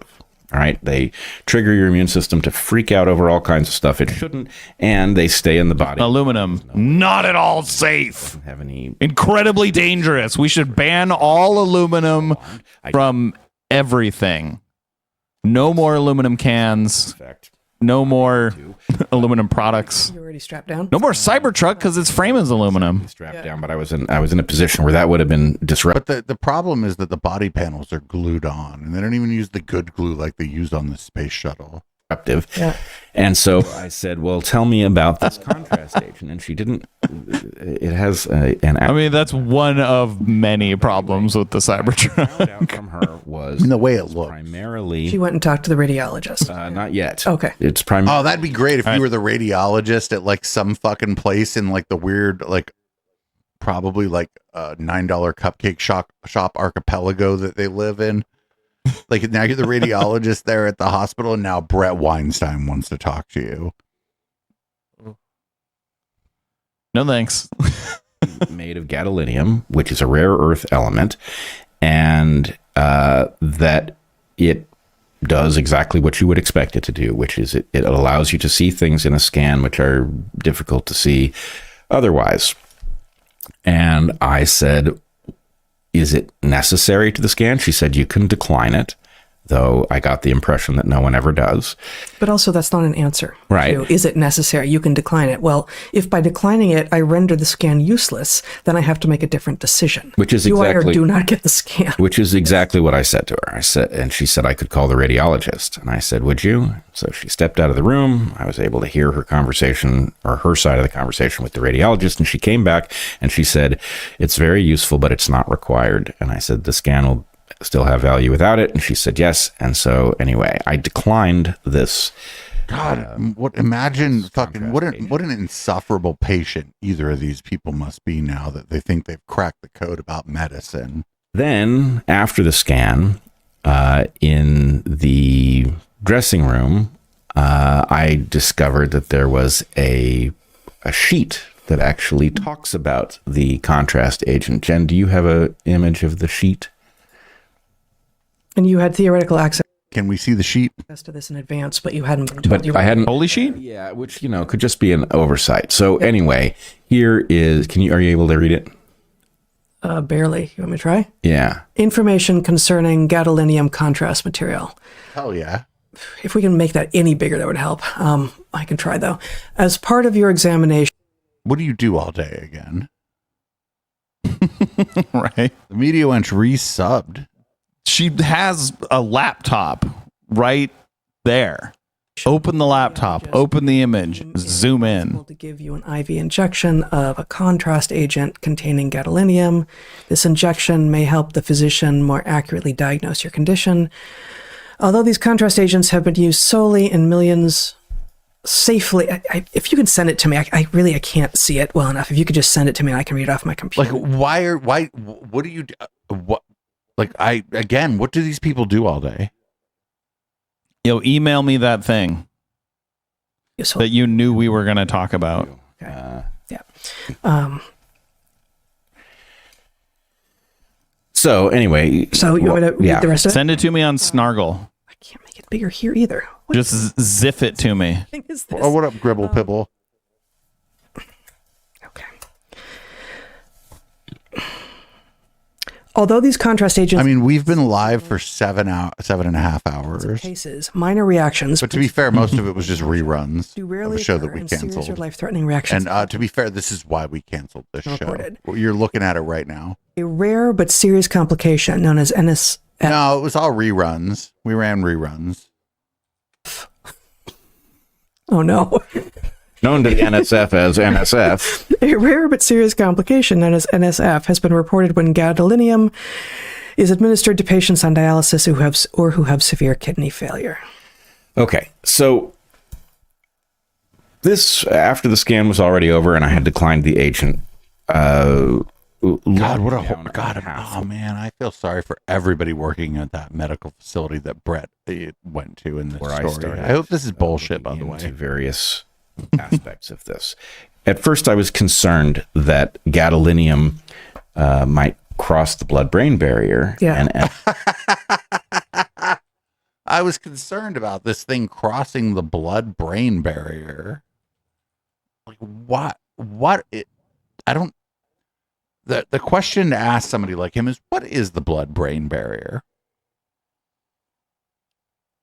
And he would. I'm pretty sure you would see it in the brain if it crossed the. It's a contrast agent, right?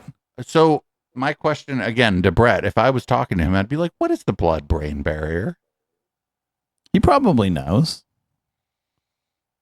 I mean, might be able to convince people he does. I don't know. But like the thing is, if we're doing a scan with a contrast agent, we're not. Right. But go on. But like we as a species, if we're doing a scan and we're using a particular contrast agent, what's the one like easiest thing to determine about that? I don't know. I'm not. Where it went. Oh, okay. Because it is a contrast agent. It is the thing that is meant to go where it can be seen. Like it goes somewhere and you can tell that it went there because you could see it there, right? That's its entire sole purpose is to be visible wherever it goes. So if it goes into your brain, we can tell that it's in there because we'll see it in the scan. The blood-brain barrier isn't that, though. Like, it means that, like, he's saying he's afraid it's crossed into his brain. Right, but if it went into the blood vessel, never mind. This is again no science lessons on our last night. My God. in the brain, I was also concerned that the body might have no way of excreting it, just the same way that aluminum accumulates because the body doesn't have a mechanism for dealing with it. There's initially a whole... Sometimes your piss is like fucking glow in the dark and you're pissing out contrast agents. I don't know what to tell you.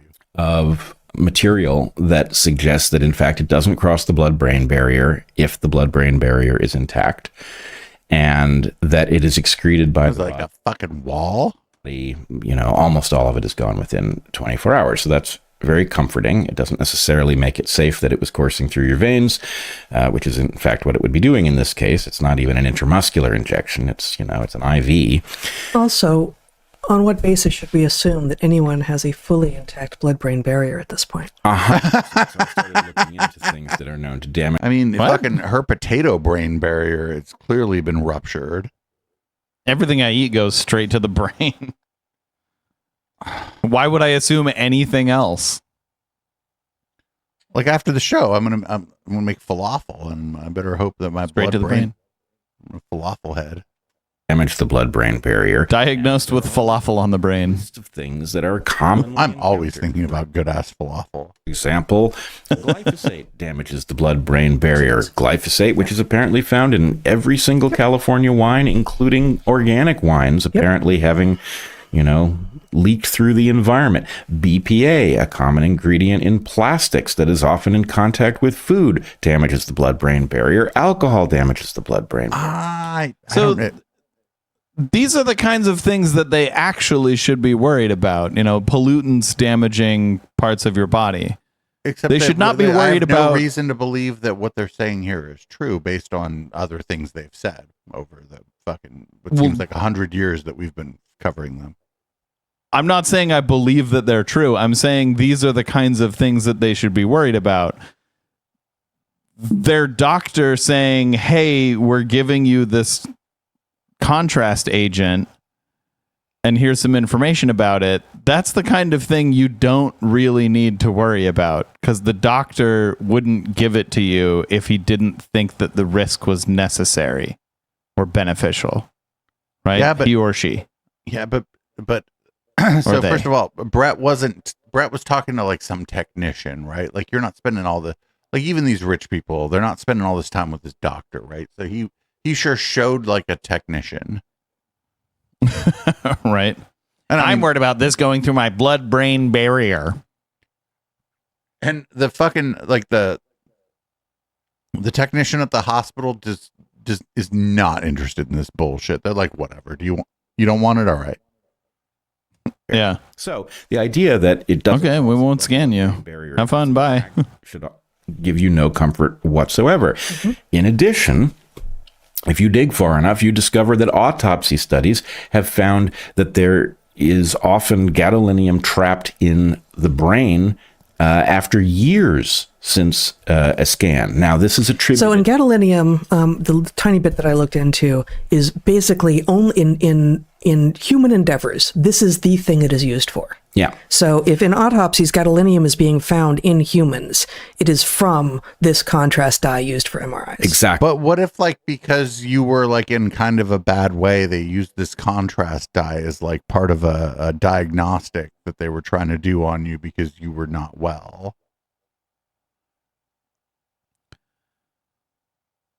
I mean, I'm going to say probably having a little bit left over in your brain is probably not that bad of a thing, or we wouldn't be using it.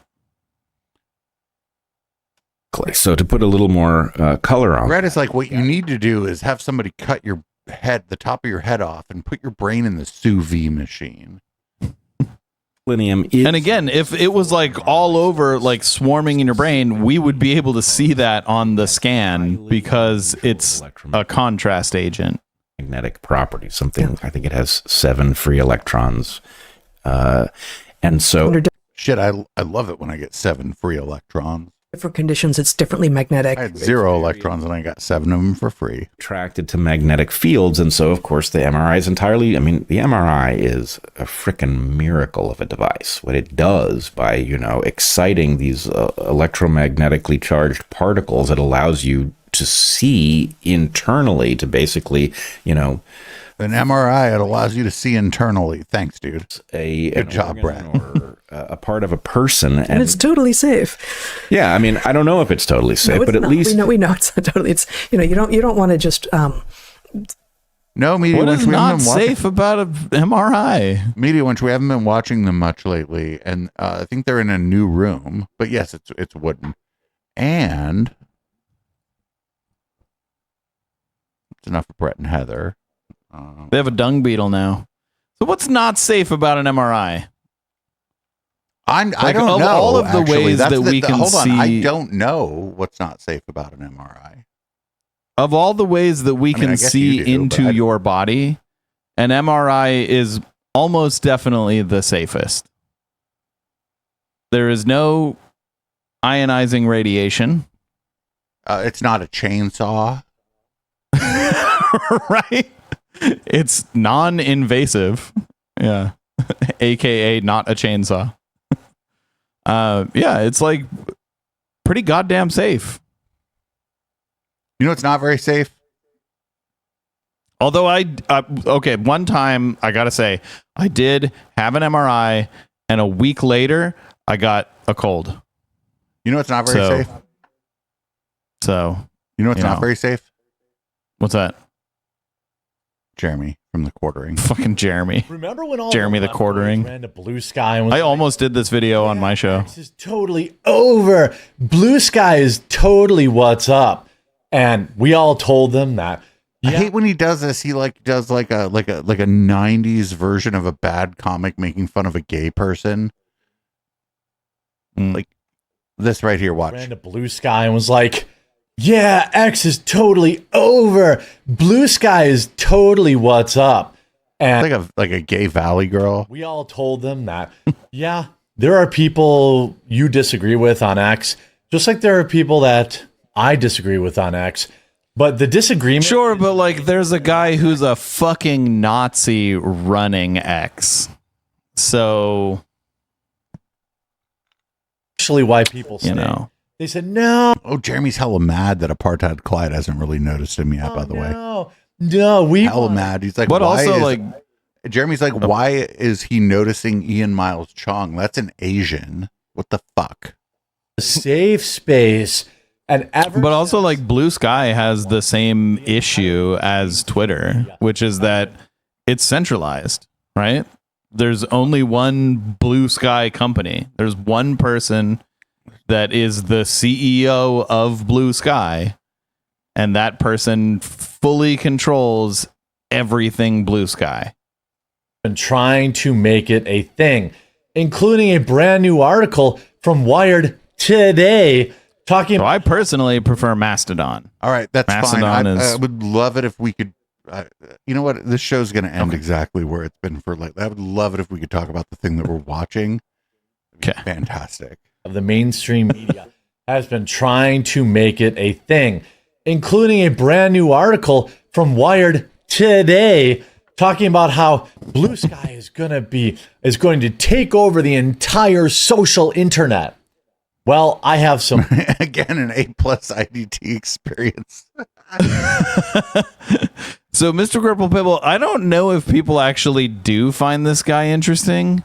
Like, He's the guy's kinda lolcow, on right? like 5 times a day. I think there is a like non-insignificant portion of his viewers that literally just put the video on and tune the fuck out. Like, they're doing something else and they just want Jeremy's voice as background noise. No, I think which is like a weird choice for background noise, but I that's think- coming from someone who listens to Cinnamon Toast Ken as Okay. background noise. I think he's a lolcow. Could be that too. And I think he's a dumbass, but I don't think he's too stupid to figure out that he's a lolcow. Data that shows the usage of Blue Sky, and it flies directly in these lies that the mainstream media is pushing. In fact, the app is dying at a rate that will make it completely irrelevant, probably by Halloween at this rate. Because now that, kind of the election is over, look, views even on my channel, like Hollywood's pretty slow right now, not a lot going on there. Oh, you know what? You know what affects Jeremy is the fucking industry of Hollywood. When you know what, the entertainment, when Hollywood's down, so is Jeremy. Jeremy, you need to like piss on the floor of your studio during a so-called debate again. That's the only way you're coming back. Now, a lot going on in politics, and things are slow. But on Blue Sky, let's make Halloween on Blue Sky hella fun. Just post like pictures of like cats in Halloween costumes. Doggy, are they slow? Blue Sky is plotting a total takeover of the social internet. All the lefties fled to Blue Sky following Elon Musk's Twitter takeover, but CEO Jay Graber says the app is for everyone and could revolutionize how people. Graber, right? That's Graber. Yeah, I thought it was Graber. What are the odds he's going to transvestigate Homegirl? Like right now? I don't know. I'm only going 50-50? 10%. Oh, I'm going 10%. 2,000. I mean, it's Jeremy. Like 50-50? I don't know. I'm just on everything. People communicate online. Is it for everyone? All I did was make an account there and said hello, and Blue Sky banned me. I believe that. I mean, that's also like it's been his experience if he accidentally gets invited to a cocktail party. It's been his experience talking to any woman ever. Right. Other than the lady he somehow tricked into being his wife for a little He's bit. like, oh, there's like a dinner party, and oh, can my friend Jeremy go? And they don't think it's him. And then he shows up at the dinner party, and the fucking person with like the fork, the giant fork that they were going to use to like pretend to cut the meat, they're like, out now, chases Jeremy out with a giant fork. Oh shit, Holiday got a gift sub from the media wench. Oh, also, boom. Hell yeah. Oh shit. I just saw it. That thing ejected so many of my bits. There are thousands. Wait, no. I love that thing. I need to set that up on my stream. So hold on. There's he hasn't talked about his wife in years. There's some chance that he's got divorced or that he's separated. I don't know. I mean, I'm sure his wife is like a decent enough person that I hope that she's gone. Not like gone, like disappeared or buried in his backyard. I mean, like thriving and living her best life somewhere. I mean, it's his business, whatever. But like, I can't imagine someone choosing to be around him. The heart wants what the heart wants. Yeah, true. Tons of other. I don't know. Maybe he's got a really nice. No, he probably doesn't. Where There's no way that guy does. most crazy people live. It would be great for content, and of course, I would follow their terms of service. That's the rules, right? The terms of service. I will follow them, and you know, I will farm content. But like, what happened is you showed up at Blue Sky and like other places you show up that normies are at. They've made you leave. Act appropriately, just Right? like I interact. Like they knew who you were. It's still important to multi-stream, to have all of your content available in as many places as possible. As I waited to meet with the CEO, But the Blue Sky is not a streaming service, be whatever. An Asian woman, or maybe perhaps a trans man, I'm not sure. On the 25th I wonder if his There we go. His what? He just transvestigated her. You missed that? I was right, dude. I fucking know everything. Yep. As I waited to meet with the CEO, what appears to be an Asian woman, or maybe perhaps a trans man, I'm not sure. Yep. Like, the world is it's stupid, but I've mastered it. I've mastered it. I know everything before it happens. Like, Yep. And you were gonna say 10%? I mean, you're not giving yourself enough credit here, Dave. right, I'm the one who predicted that Deanna Ploss would get gassed at the Capitol, and we have a gif of her being like, "Hey cousins, I'm running for governor," as she's getting gassed at the Capitol on J6. Also, I knew they were going to storm the Capitol on J6, like the 2 days before. The red light from the Plex. That would be January 4th, 2021. You have to pay me this. I will paywall this shit. Fuck it. You have to sign up at the $5 level or higher on eplex.store or patreon.com/echoplex. And you can find this. I predicted everything that mattered, that they were going to storm the Capitol and that Deanna Ploss was going to get tear gassed. That was all that mattered. The two things that mattered. Also, our J6 coverage was great. I knew exactly. We went to Deanna Ploss's stream. I went to what is that guy's name? I forget now. Baked Alaska. We watched Baked Alaska go into Nancy Pelosi's office. A first person douchebag view of that. And there were like 5 people watching. Sure. On the 25th floor of an office building downtown. Live streaming your crimes. You know, you would think that live streaming your crimes would be a stupid idea, but now you'll just get presidential pardoned. An Asian woman, or maybe perhaps a trans man, I'm not sure. On the 25th, Baked Alaska was there with little Nikki Fuentes. And I think even Baked Alaska wasn't interested in hooking up with little Nikki Fuentes. Floor of an office building downtown Seattle. Something miraculous happened. Moments before the CEO showed up, the haze lifted. Elliott Bay glittered in the sun. I could see Bass Bain Bridge. Yeah, this is actually dumb. All the way to snow. This is wired. And the skies Like, were who reads this anymore? completely blue. This used to be a magazine for tweakers. Grabber's tenure at Blue Sky has I fucking hate that he selects every letter except the first one in a paragraph. this fallacious quality, starting with Glad he could read. Latinian. Like, does he know that, like, if you just, like, double click and hold and then drag, it selects words at a time instead of letters? Determinism crowd means blue sky in Mandarin. The name she's gone by for years, Jay, can also mean a wind creature that takes to the skies and adds to the serendipity. Unless this Wired article is kind of making a joke here, which it could be. This article's These whack. people are all the way gobbling cone. They are at the base. There is no more left that they could take in. And the app, we're going to get to it, is still completely a ghost town. Is it? I mean, I don't know. There's a bunch of people on when I go on there. I don't love no Blue Sky, but Grabber's tenure at Blue Sky has been There's more people on Blue Sky than Mastodon, and I prefer Mastodon. Oh yeah, there's nobody on Mastodon. But for for event promotion and shit, it's pretty good.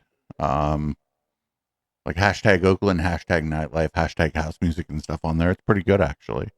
I've had a few like Oakland related accounts on there, like retweet the stuff about my events and whatnot.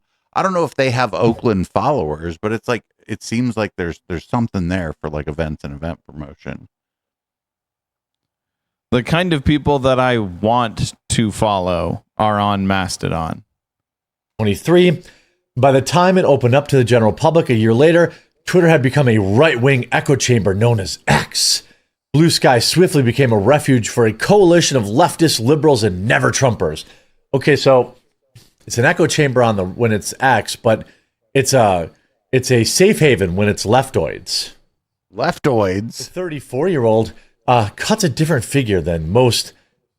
Wait, is this it looks like it. I mean, yeah, oh, sure. No, like, no.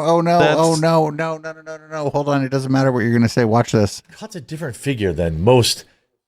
Wait, is this it looks like this could be a biological man. I told. Does it matter? Oh, like, man. who cares what she is? It's not your job, Jeremy, to figure out what's in her pants. The last episode of the Intellectual Dollar Tree, our final statement is, who cares what she is? Like, it's literally, Jeremy should not give a crap what is in her pants, right? So, doesn't matter who she is. Why like does he care? It doesn't matter who she is. Like Chat was saying, like, it doesn't matter what kind of genitals she has or has none at all or whatever. She's not interested in no Jeremy. Right? Jeremy's never going to find out what's in those pants. Right. Shake what you got in them jeans unless Jeremy's walking by and then stop. Yep. The jawline, it's definitely. Oh my God, Jeremy, you're such a dick. You see, a former software engineer seems most energized when they're talking about the unique infrastructure of her kingless world, undergirding Blue Sky as well as several smaller apps. Kingless world? She's the king. Protocol. Okay, so what? You're the CEO. Months ago, Blue Sky had surpassed 25 million users. Where are you now? 34.6. See, this is funny because like Jeremy and I both don't really like Blue Sky, but for like entirely opposite reasons.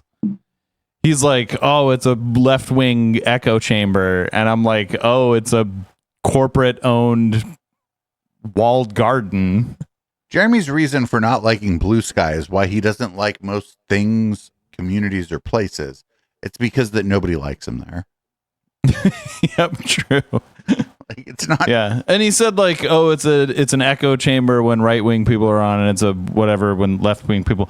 And it's like, sure, but like the left wing people left because Twitter became a right wing echo chamber. So like they didn't want to be in a right wing echo chamber.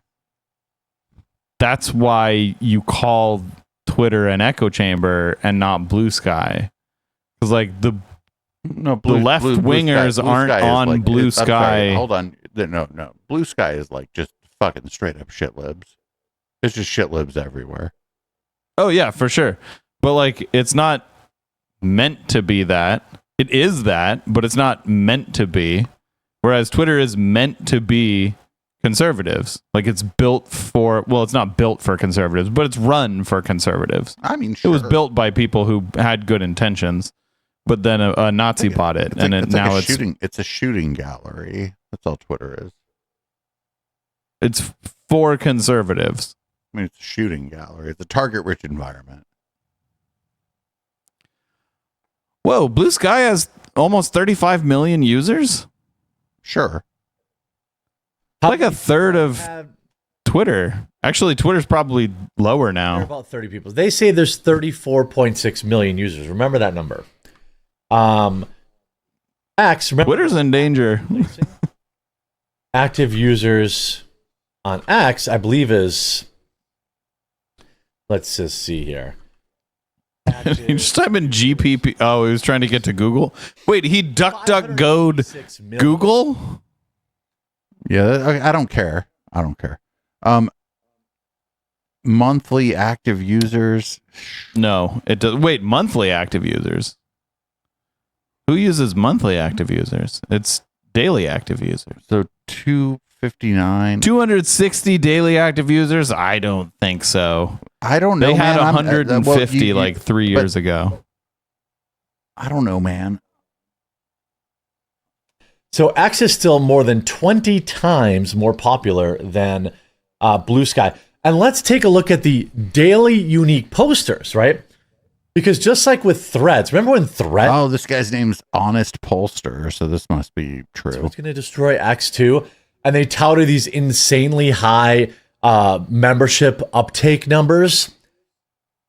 It was just because they forced everyone with an Instagram to have a Threads account. Nobody... Oh, so wait a minute. But wait, well, hold on. Blue Sky. But this is about Blue Sky, not Threads. Threads is stupid. Threads is like everything bad about Facebook and then everything bad about Instagram, and they made it a Twitter clone. Threads is garbage. Yeah, everything bad about Twitter as well. So, yeah.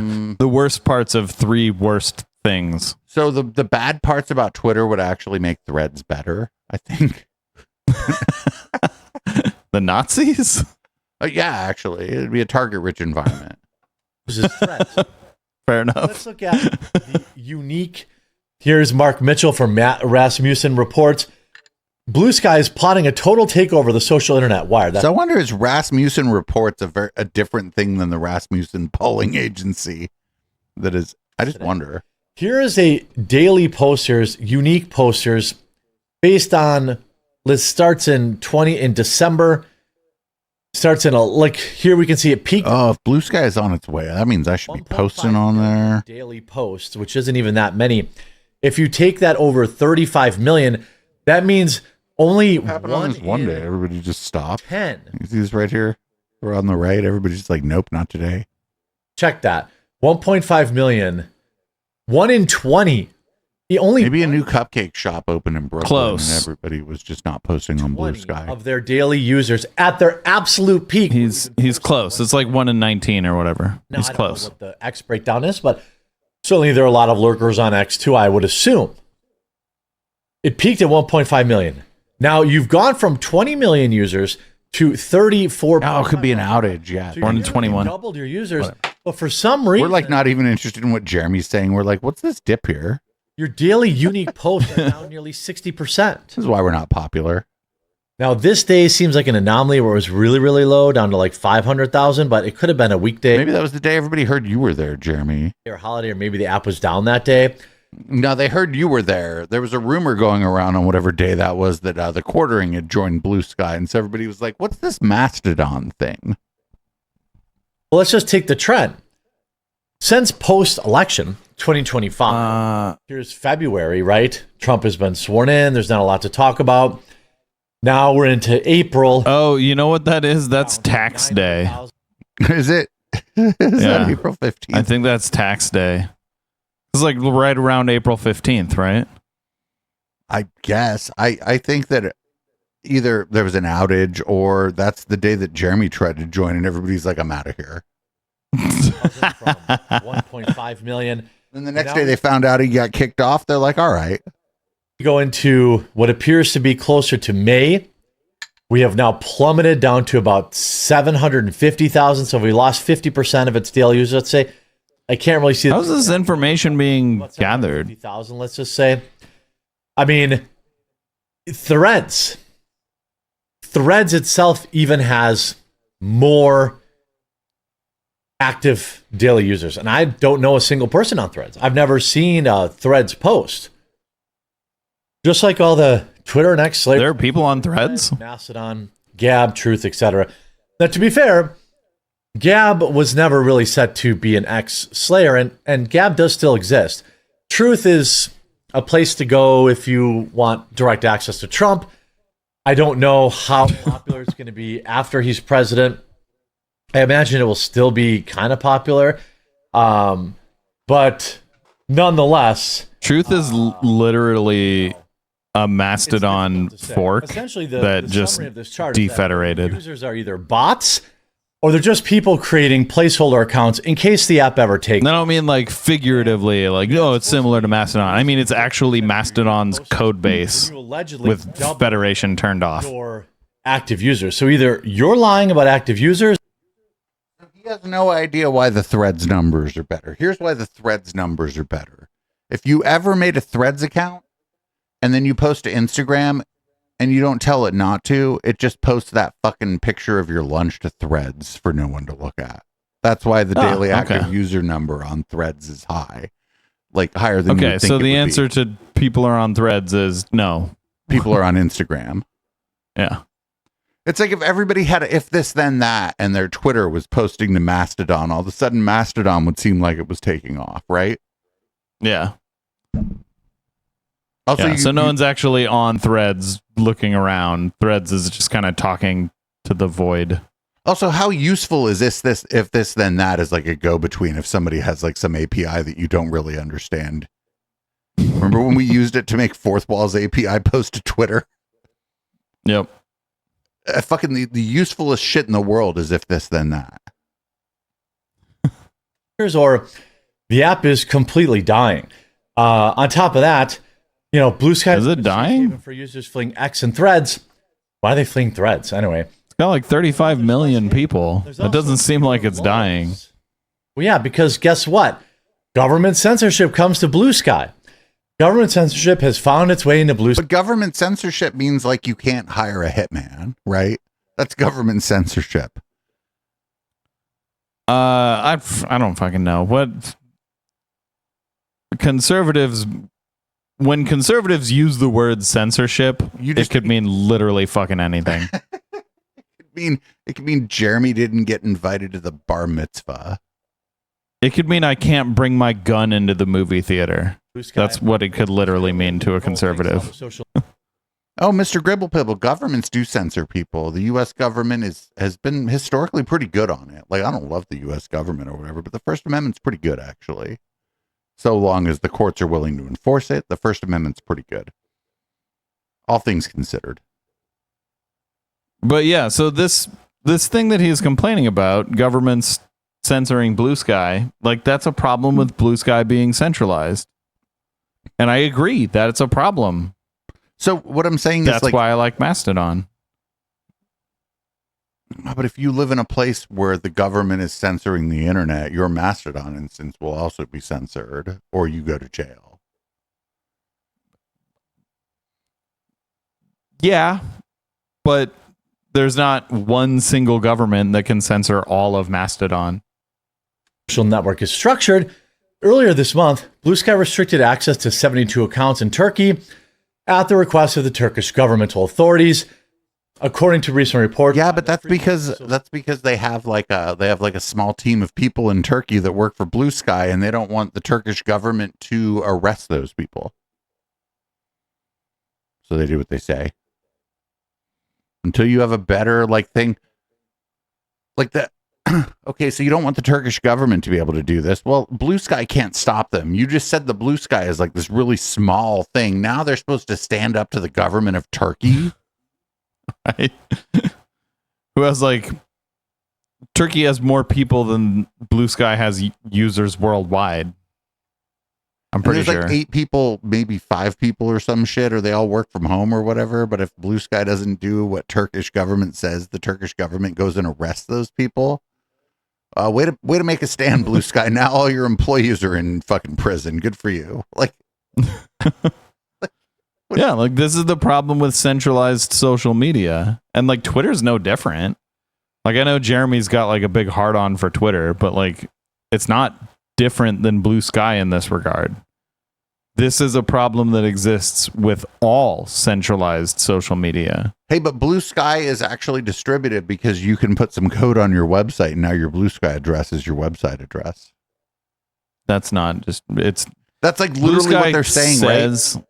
Yeah, Blue Sky. Well, Blue Sky also claims that it's federated, but it's not really because no software speaks Blue Sky's protocol, and yeah.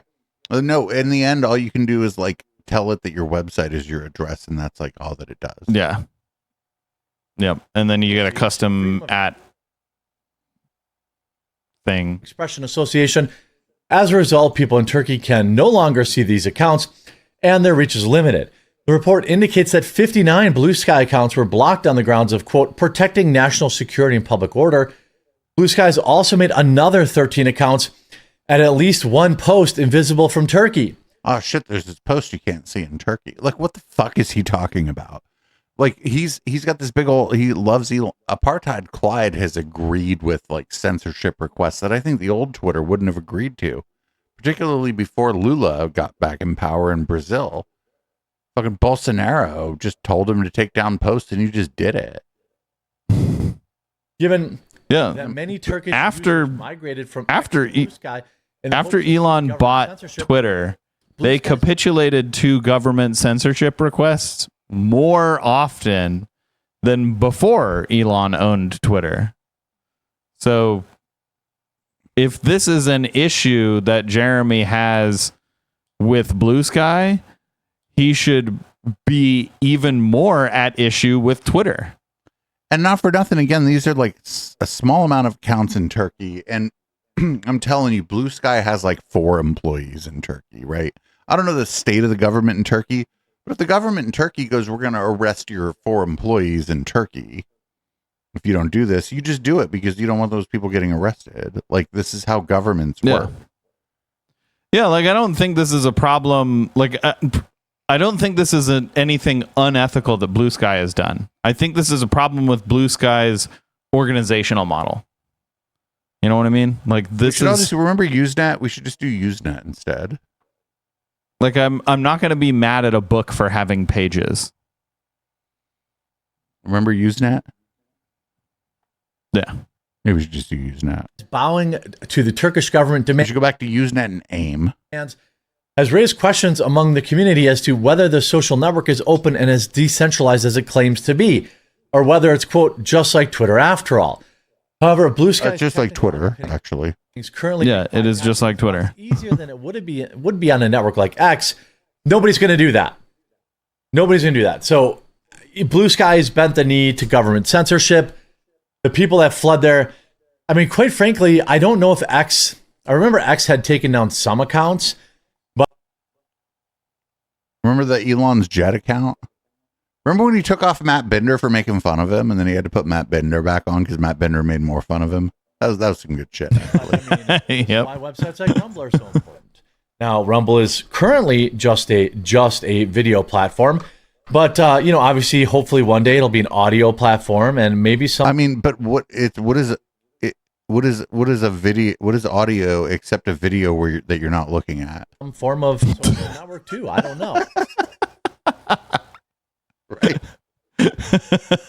You could not watch the video on Rumble, and bam, now you've just got the audio. Maybe you're doing dishes or whatever, and you've got your Bluetooth in.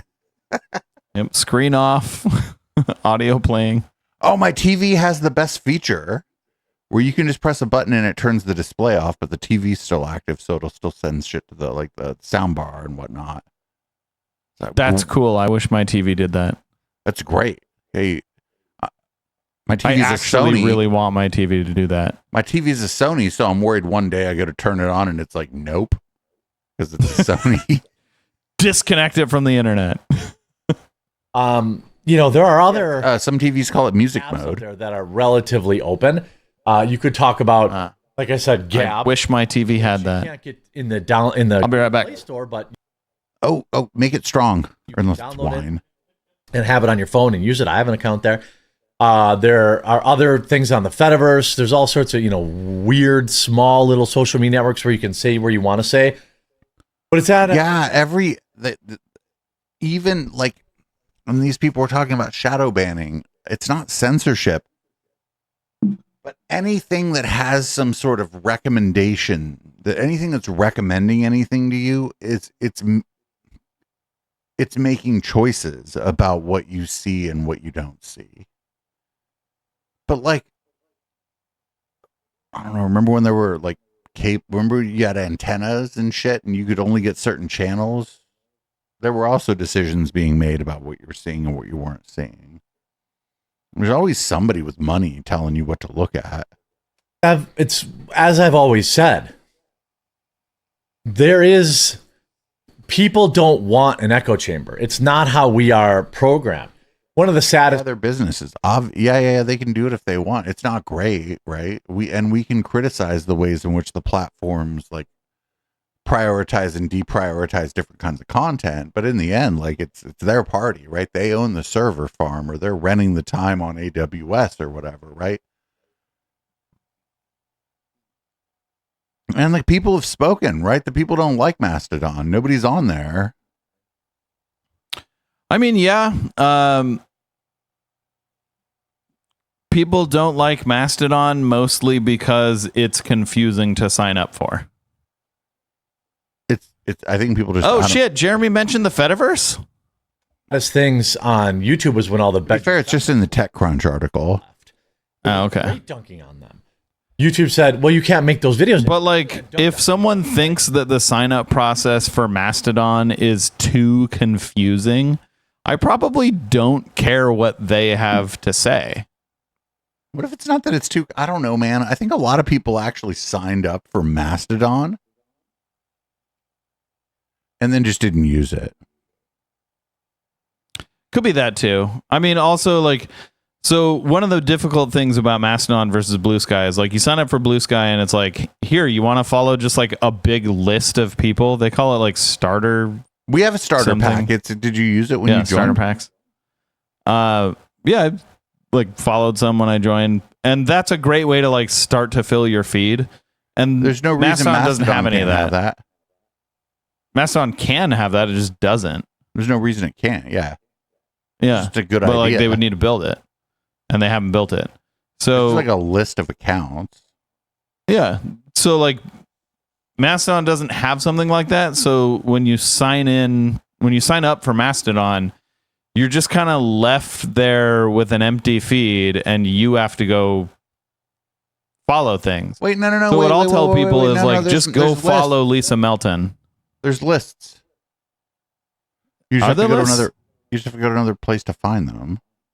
Oh, okay. Well. Oh, yeah. Mastodon isn't racist enough, actually. I think Blue Sky probably has like the minimum amount of racism, and I think that might be the thing. Actually, I think like it's pretty funny holiday. Mastodon wasn't. There's just not a lot of places for racists on Mastodon. Blue Sky, I think you can get away with being racist for a while on Blue Sky. Mastodon, they're like, oh, you joined the racist server. Well, we don't talk to them. So one of the really nice things about Mastodon though is there are no ads. Like zero, none at all. What do you think what I post on Mastodon is? Okay, unless you follow someone who's advertising their stuff. There's no ads on Mastodon. All right. Can we get to the end of this video because I have other horrors that. That's half the fun of it. I dunk on people dunk on me. That's just the way it works. No, you block people that dunk on you. Very, very bad. You don't dunk on anyone, Jeremy. And obviously, if we try, and it's cute, it's adorable, even. Let's say somebody who Blue Sky, Taylor Lusky, right? Probably they hate her. Most famous people that use Blue Sky. Let's see what their account is like. 258,000 followers, 100 likes, 40 likes. 40. Okay, so people follow her but don't actually like her, is what I'm getting out of this. Hold on. Users or followers, 30 likes, 59 likes. What's his point? 40 likes. I mean, the app is dead. 12 likes. And 12 motherfucking likes. I hope you enjoyed this video. If you did, make sure to leave a like on it. If you haven't yet, please subscribe or follow, and we'll talk to you again real soon. I mean, that's not how you would determine whether the app is dead. Just going to some random account and looking at their latest things.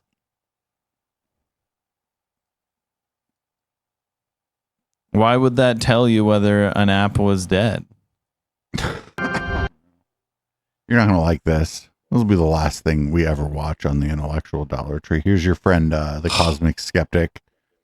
Did atheism create woke? And he's wearing AirPods He's wearing AirPods in the. Oh, you were right the first thumbnail time. photo. There's 42. That's the answer to the universe. 5,000 years ago, religion was useful. Why haven't we grown out of it yet? I'm gonna fucking throw up. Not enough people have read The God Delusion. Rip Haven. Before language developed in humans, how do you think thought was processed? Oh gosh, that's very interesting. There are people. Why don't you ask someone who doesn't speak any languages? Sort of internal language. That. How the fuck would he know? He only speaks a language. He never doesn't speak a language. Why don't you find somebody who speaks like 7 languages? Right? Like find somebody who's they're probably thinking at least one of them. But like there's a whole field of study for this called linguistics, actually. But like we don't know. We don't know what it's like to think without speaking a language. Because if you do that, you can't tell anyone what it's like. What's the opposite of an ice cream cone licking itself? That's the opposite of a self-licking ice cream cone. No, Dawkins doesn't speak more than one language. He had a stroke and barely speaks English anymore. He had a stroke and decided to hate trans people. It's a sad story. It's eventually externalized in the form of. He wasn't infected by the black mold? I rather like the idea that language itself, which is uniquely human, by the way. I mean, plenty of animals. Wait, no, this is not. No, language is not uniquely human. What is he talking about? Well, complex languages. Right. Sure. Communication, but no. Language itself is not uniquely human, but. Hierarchical nesting of phrases, the indefinite building up of phrases in the form of if so and so then. You know what I just learned about fucking the Cosmic Skeptic is homeboy skips leg day. So the man built the house that Jack built and so on. I'd imagine being like 26 and trying so hard to look like an old man. Like this is a hierarchical embedding which requires a level of computation. I gotta say, his facial hair does not help him at all. And like, if you live in Brooklyn and you're like some kind of white dude who's like fucking hella bitches and shit, like that mustache might look kind of fly, but not for him. That is a Brooklyn mustache, not a London mustache. Idea that a predecessor of that, and I suppose this may be present in other animals, is the thought processes. If I do so and so, then maybe the so and so will happen. If he looks bored too right now, like he's like not even paying attention to Dawkins' answer here. Dawkins, by the way, his answer here is kind of stupid because he's explaining. He's like, "Oh, I don't know. Other animals figure this out, friend. This is how you train a dog. Check this out." And I suppose this may be present in other animals.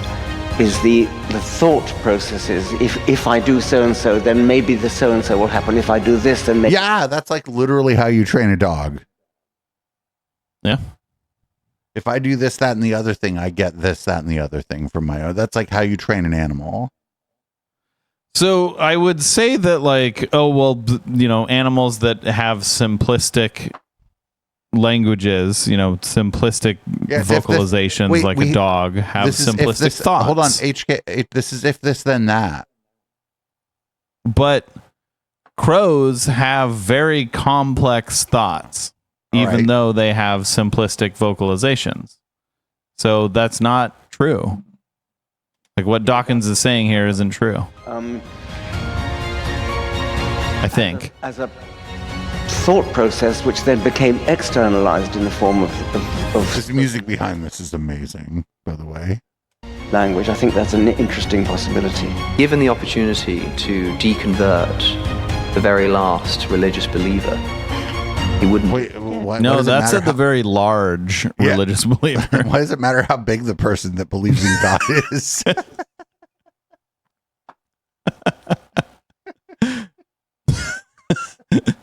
If there was a guy fucking huge, super Christian, would you deconvert him?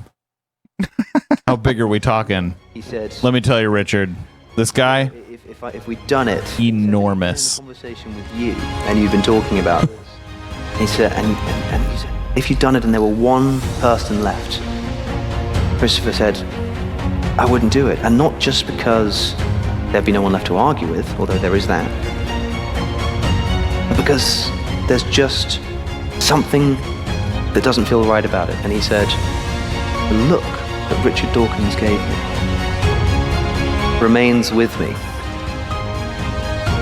Can you understand what he was saying? Does Richard Dawkins know where he is? No, I mean, I get the point about not having anyone to argue with, because he was the world's greatest arguer, and so I get that. But this is amazing. They're talking about Christopher Hitchens. Homeboy would show up like half a handle of scotch deep into anything he like. Oh man, we seen so many. He was him a good on one. Hannity and Combs. It was a wonder he was able to sit up, like all them old Hannity and Combs clips. I don't think anything else. So, to clarify, as I think we did in Los Angeles, given the opportunity to deconvert the very last religious believer, and that means that for good or ill, whatever this religious idea has done throughout history, here you have the lone survivor of ancient wisdom. No, Homeboy like drank himself to death.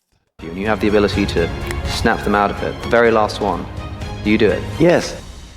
Yes. Would that fucking matter? Like, what's he gonna do? Convert a bunch of people? So I don't know if this is the outside of the theater or if this is an AI generated video.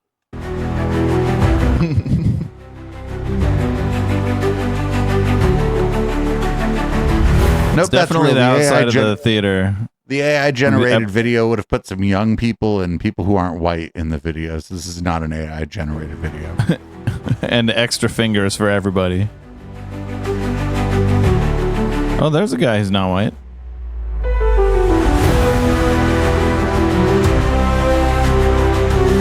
This is. But everyone's got just the 5 fingers. Music is just too much. look at that. Fucking. It was like Game of Phrenology.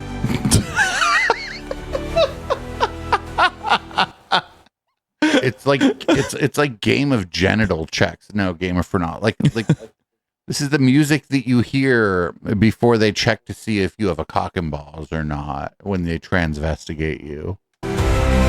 We don't drink and we think we know things.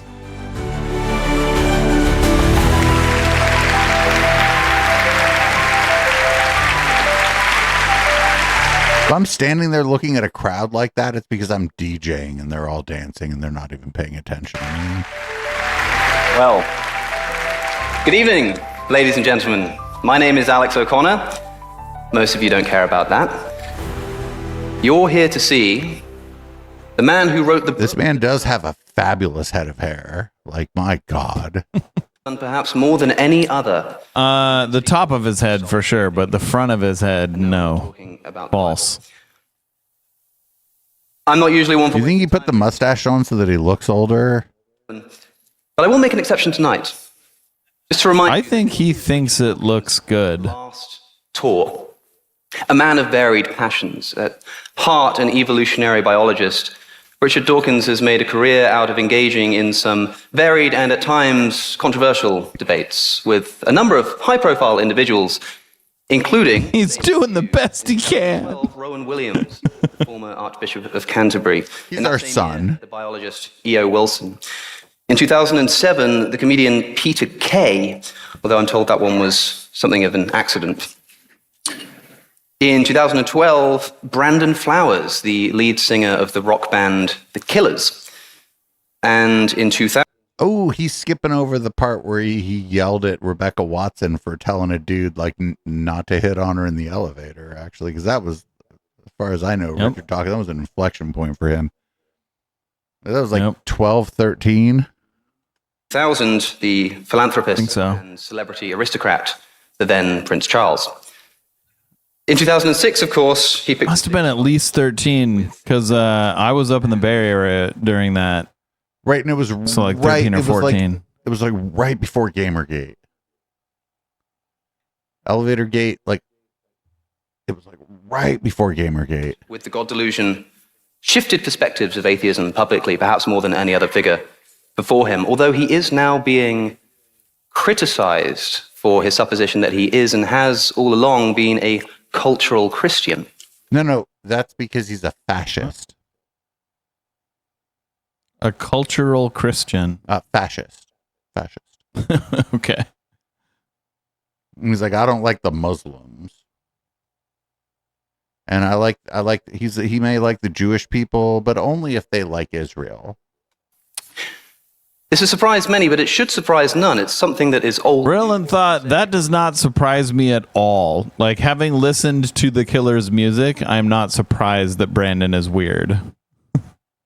And, as my friend John Nelson has liked to point out to me, Richard Dawkins does have all the makings of a perfectly good Anglican.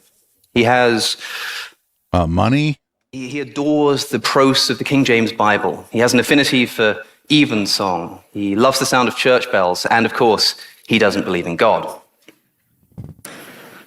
Yeah. Oh, nobody laughed. Oh, Alex, your joke didn't land with this group of people who would, I don't know, maybe fucking spit up blood if they had to laugh at something. Richard Dawkins is really here to remind us that by being a cultural Christian, all silver linings have a Oh yeah, we should listen to the joke again. It's probably better. Material. You should have told it again, actually. Oh, Constantine.wave, I got you, friend.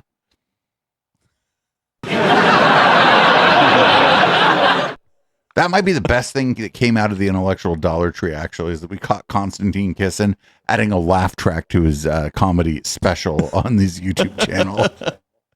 I had talked so there much were many shit to good him. things that came out of IDT. I had talked so much shit to him and he hadn't blocked me until I tagged him and showed a video of me pulling a clip of the laugh track that he used on this YouTube video. It was so obvious. It's like it's from fucking Alf. Alf was cool and Constantine Kissin is not. Alf pretended he wanted to eat your cat. Constantine will probably eat your cat. Scientific explanation. Dawkins has had a impressively hands-on career as well. I don't think I've ever actually heard that about him, all things considered, with the other skeptics. I feel like Shermer's the one who had the, we'll call it the hands-on career. I see what you did there. I feel like Michael Shermer is actually, Lawrence Krauss too, because homeboy, that picture of him and Pinker and Epstein. Uh-oh. Yep. Into the heart of evangelical America to, shall we say, try to ask them to reconsider. He's designed evolutionary computer simulations from the ground up. No, he hasn't. Just to prove a point. He's even cut open the neck of a giraffe. I believe this, actually. He's like, get me a giraffe now. Dissecting it in order to demonstrate the recurrent laryngeal nerve, which goes from the brain to the voice box, taking a blunderous detour all the way down the neck and all the way back up again. Richard Dawkins is now also banned from ZSL London Zoo. This is he got like two people laughing. That's the sound of -3 people laughing. I don't know if that makes any sense. Check it. Also banned from ZSL London Zoo.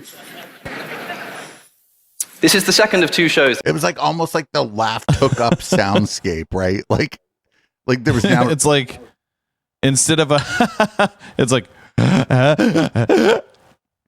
Yeah, like 3 people died in the audience instead of anyone laughing. Maybe they didn't die, but sucked up air. 3 people lost their will to live because of that joke. That I've had the privilege. I hope he has a writer, because I was inclined to like him. Okay, so until we watched that, remember when he had that fucking Murray, not Charles Douglas? He had Douglas Murray on, and he was like, "Oh, how many bags full, sir? Oh, great replacement." And then I got to this guy's Reddit. Oh God, it's like a mixture of like people who are thirsty for him and fascists. joining Richard Ford. Oh, and people So who are redolent, even if the gate did take out the end of the laugh was not substantial. It was a pathetic laugh for a pathetic joke. At least he's not putting a laugh track in afterward. Where I also moderated a conversation between him and Jordan Peterson. If you've ever wondered what it felt like to sit between the embodiment of the left brain... Yeah, but Red, you're a bartender. You by definition, you have better jokes than this pompous asshole. right brain. Look no further than that conversation. I've never felt more like a corpus callosum in my life. Of course... His jokes are so bad. If he's doing it on purpose, that's fine. I don't think he is.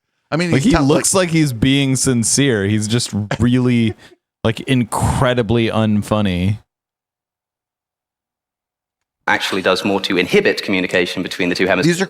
He's like, I have quips. That's why you don't understand. Oh, he's explaining the joke right now. Is he? Yeah. Good for him. You get him, pal. Yeah.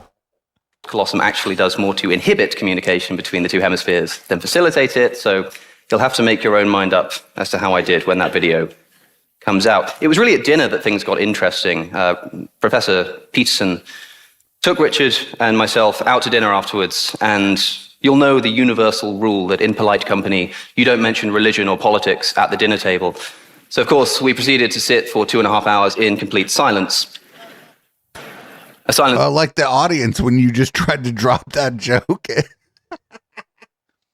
I'm being as that quiet was really as bad. I'm being as I didn't quiet. even realize that was supposed to be a joke until like he waited for the laugh. One more time.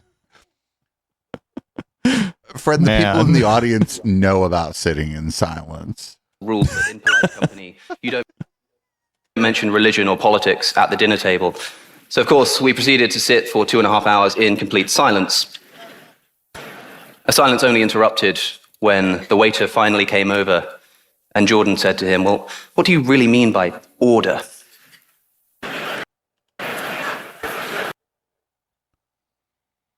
There's like 4 people that are giving him pity chuckles in the audience. Chuckles. With that, you know what? If we would have called the intellectual Dollar Tree, if we would have called it pity chuckles, I feel like we would have done a lot better. Pity chuckles. I mean, I kind of feel bad for him because he's bombing, right? He's bombing. He really is. This is terrible.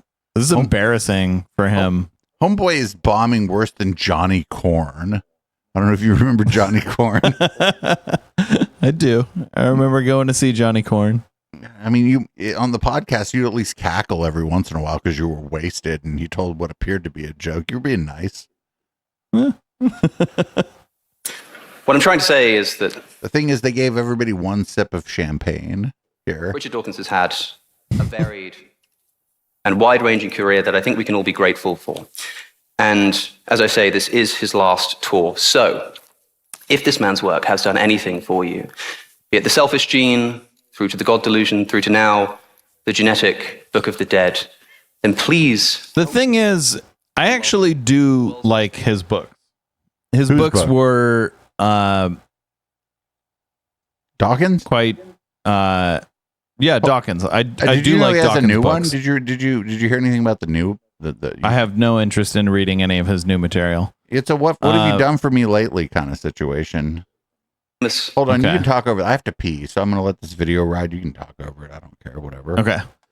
The former... So like his books actually were interesting and were provocative for the time, but like now, Its very own you know, Professor Richard Dawkins. the ideas have been around for a while. Admittedly, like he came up with a lot of these ideas, so like give him credit. But even though his material has aged well, he himself absolutely has not. It's kind of like a Harry Potter situation. Harry Potter is still a great series of books. So I missed Never read them, but like I probably would enjoy them if I did. But like J.K. Rowling, is an absolute fucking dumpster fire of a human being. Prove that thesis a little bit this evening. How have you found just like Richard Dawkins in the UK versus the American tour that you've just? This is the first gig we've had here. So how do you find it generally? I mean, Americans typically are seen as being more religious, evangelical, loud. Not the ones who come to hear me, on the whole. In America, everybody gets a standing ovation, no matter how awful they are. So that's one difference. And I took mine personally when we were in Los Angeles. You're here to promote, I suppose, a slightly less controversial book than some of your previous ones, which is The Genetic Book of the Dead. In this book, you claim that animals and their ancestral environments can be read like a book, that animals are something of an evolutionary palimpsest. What is a palimpsest? Palimpsest is a manuscript which has been overwritten, partially erased, or even wholly erased, and then overwritten to save paper or papyrus or whatever it was. And the reason I talk about it is the animal is a book about its ancestral past. Then it's got so many different ancestral pasts that the older ones must be overwritten partially by the more recent ones. So that's the main thesis of the book, that we start off with camouflaged animals, which are so beautifully, in detail, perfect. I mean, Mr. Gribble Pibble, you might be right. I've never actually read the books. But I just know people who have reread them as adults, and they said that they stood up. So I'm really just going based off secondary opinion. Animal and of similar ones, you've probably all seen them. Things like butterflies that look exactly like a dead leaf with a vein down the middle and side veins. Stick insects, stick caterpillars.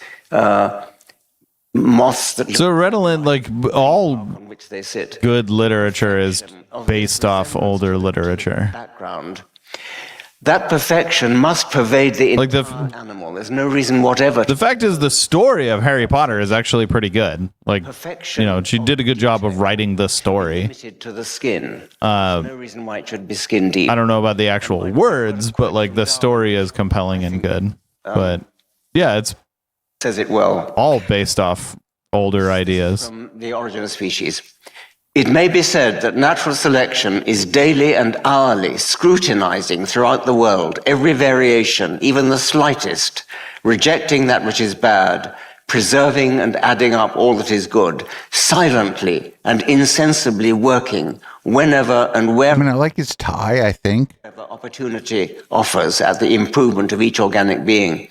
So that was Darwin's way of putting it, and I want to emphasize that. That's really weird that he was reading Darwin's writing out of his own. Anyway, whatever. And say that go back to telling jokes. The external part of the animal must pervade the whole of the internal part, and therefore, everything is derivative. A description of the environments, the worlds in which its ancestors. Although be careful saying that, because AI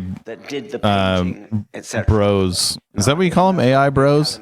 AI bros will say like, I'm an artist because AI is derivative, but everything is derivative. So it's obvious in the case of camouflage. I'm an artist now. As you say, an animal's ancestral environment is literally painted on its back. You can know what color the trees were. But when we're not talking about camouflage, I mean, the thesis... Like, if you're really an artist, show me a print of something you've painted that's like...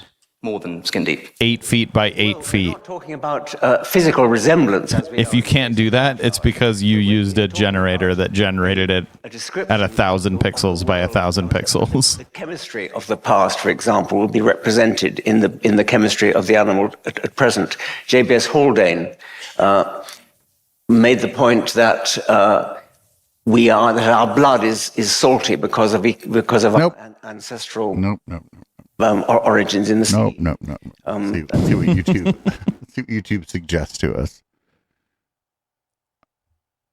The end of woke. You're all Andrew done with Doyle. that one? What? You're all done with that one? Yeah, fuck that. So, all right. Well, it is almost 1 a.m. So I would say, oh God, Tom Green was on Club Random. That's Weird. Robert Smith's grandson seems to have argued with Charlie Kirk. You look at Homeboy's hair here. Yeah, actually, maybe we get out of here. Maybe we could just put a fucking fork in this. All right. It is almost 1 a.m. Well, one last time, I'm going to shout out my my new show. It's on twitch.tv/sylphweed. It's Wednesdays at 10 a.m. and it's similar to Intellectual Dollar Tree, but it's more mainstream politics, and it's a little bit shorter as well. I'm going to try and kind of keep it to 40 minutes long per episode. So, yeah, come check it out if you want to see me do a show. Potentially with Matt going forward. I don't know. Kind of depends on what Matt decides. Thought is your show's short, 7 hours. Right. It's on the shorter side. It's less than a day long per episode. But yeah, also Dave, you're welcome to come on anytime you want. And, if you can stand doing more mainstream politics. I know that's not really a kind of thing that you enjoy. Today you watched Andrew Klavan from the Daily Wire play Minecraft. Yeah, that's true. That was my first episode. If you want to see that right now, it's on the Twitch thing. If you just go look at my VODs, but also I'm putting it up on YouTube, and I have that up on YouTube, but you won't get the after show. I'm calling it Sylph Redacted because it only lasts as long as the VOD does. I mean, what do you do after that? Is the refraction period, or what's happening here? The refractory period. The refractory period. So today I think we watched some Finance Bro. Talking on the iced coffee power hour or whatever it was called. We've done those two guys, the iced coffee people. I like calling them the iced coffee people. That's very funny. Yeah. But it was some new guy who'd he's a 10 millionaire or something. And so he's going to be investigated as soon as we have a different president. Possibly, yeah. My Mastodon link, I am at hperrin at port87.social. Yo, just go into port87.social and sign up, and then just be show me everything on this server, and you'll find both of us probably immediately. Actually, to sign up, it's you have to request it, and then I have to also notice that you requested it. You also have the power to grant requests. Oh, I do. So you could do it too. Can it email me about that shit or no? I don't think it's set up to email. All right. We just have to go in once in a while, and I only go in maybe once every 2 months. So. Well, this is sort of how the Intellectual Dollar Tree ends, with me and HK talking about how the Mastodon server works or doesn't.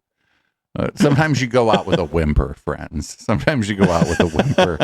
HK, thanks. But you need to talk about your show before we go. No, I don't need to. HK, thanks for whatever this has been, for however long it's been, and whatever. Maybe.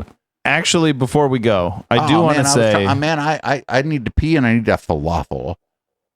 Okay, give me 1 minute. Before we go, I do want to say thank you, Dave, for all the hard work you have done for these 8 years that this show has been running. Thank you so much for thank you so much for all the work you've done. Thank you for all the time you've put into it. Thank you for letting me co-host with you. It's been a fucking wild ride, and it's been so much fun. And I know this is the end of the IDT, but it's not the end of, you and me. We'll both be around. We're still friends. Me and the IDT. No one worry that you won't see us together. Don't worry, I'll be on Dave's shows. Don't you worry. Don't you worry. The only person worried about that is me. Thanks for hanging out, everybody. This is Boomers by Periscope, because it's Boomers by Periscope. Bye, everybody. Bye.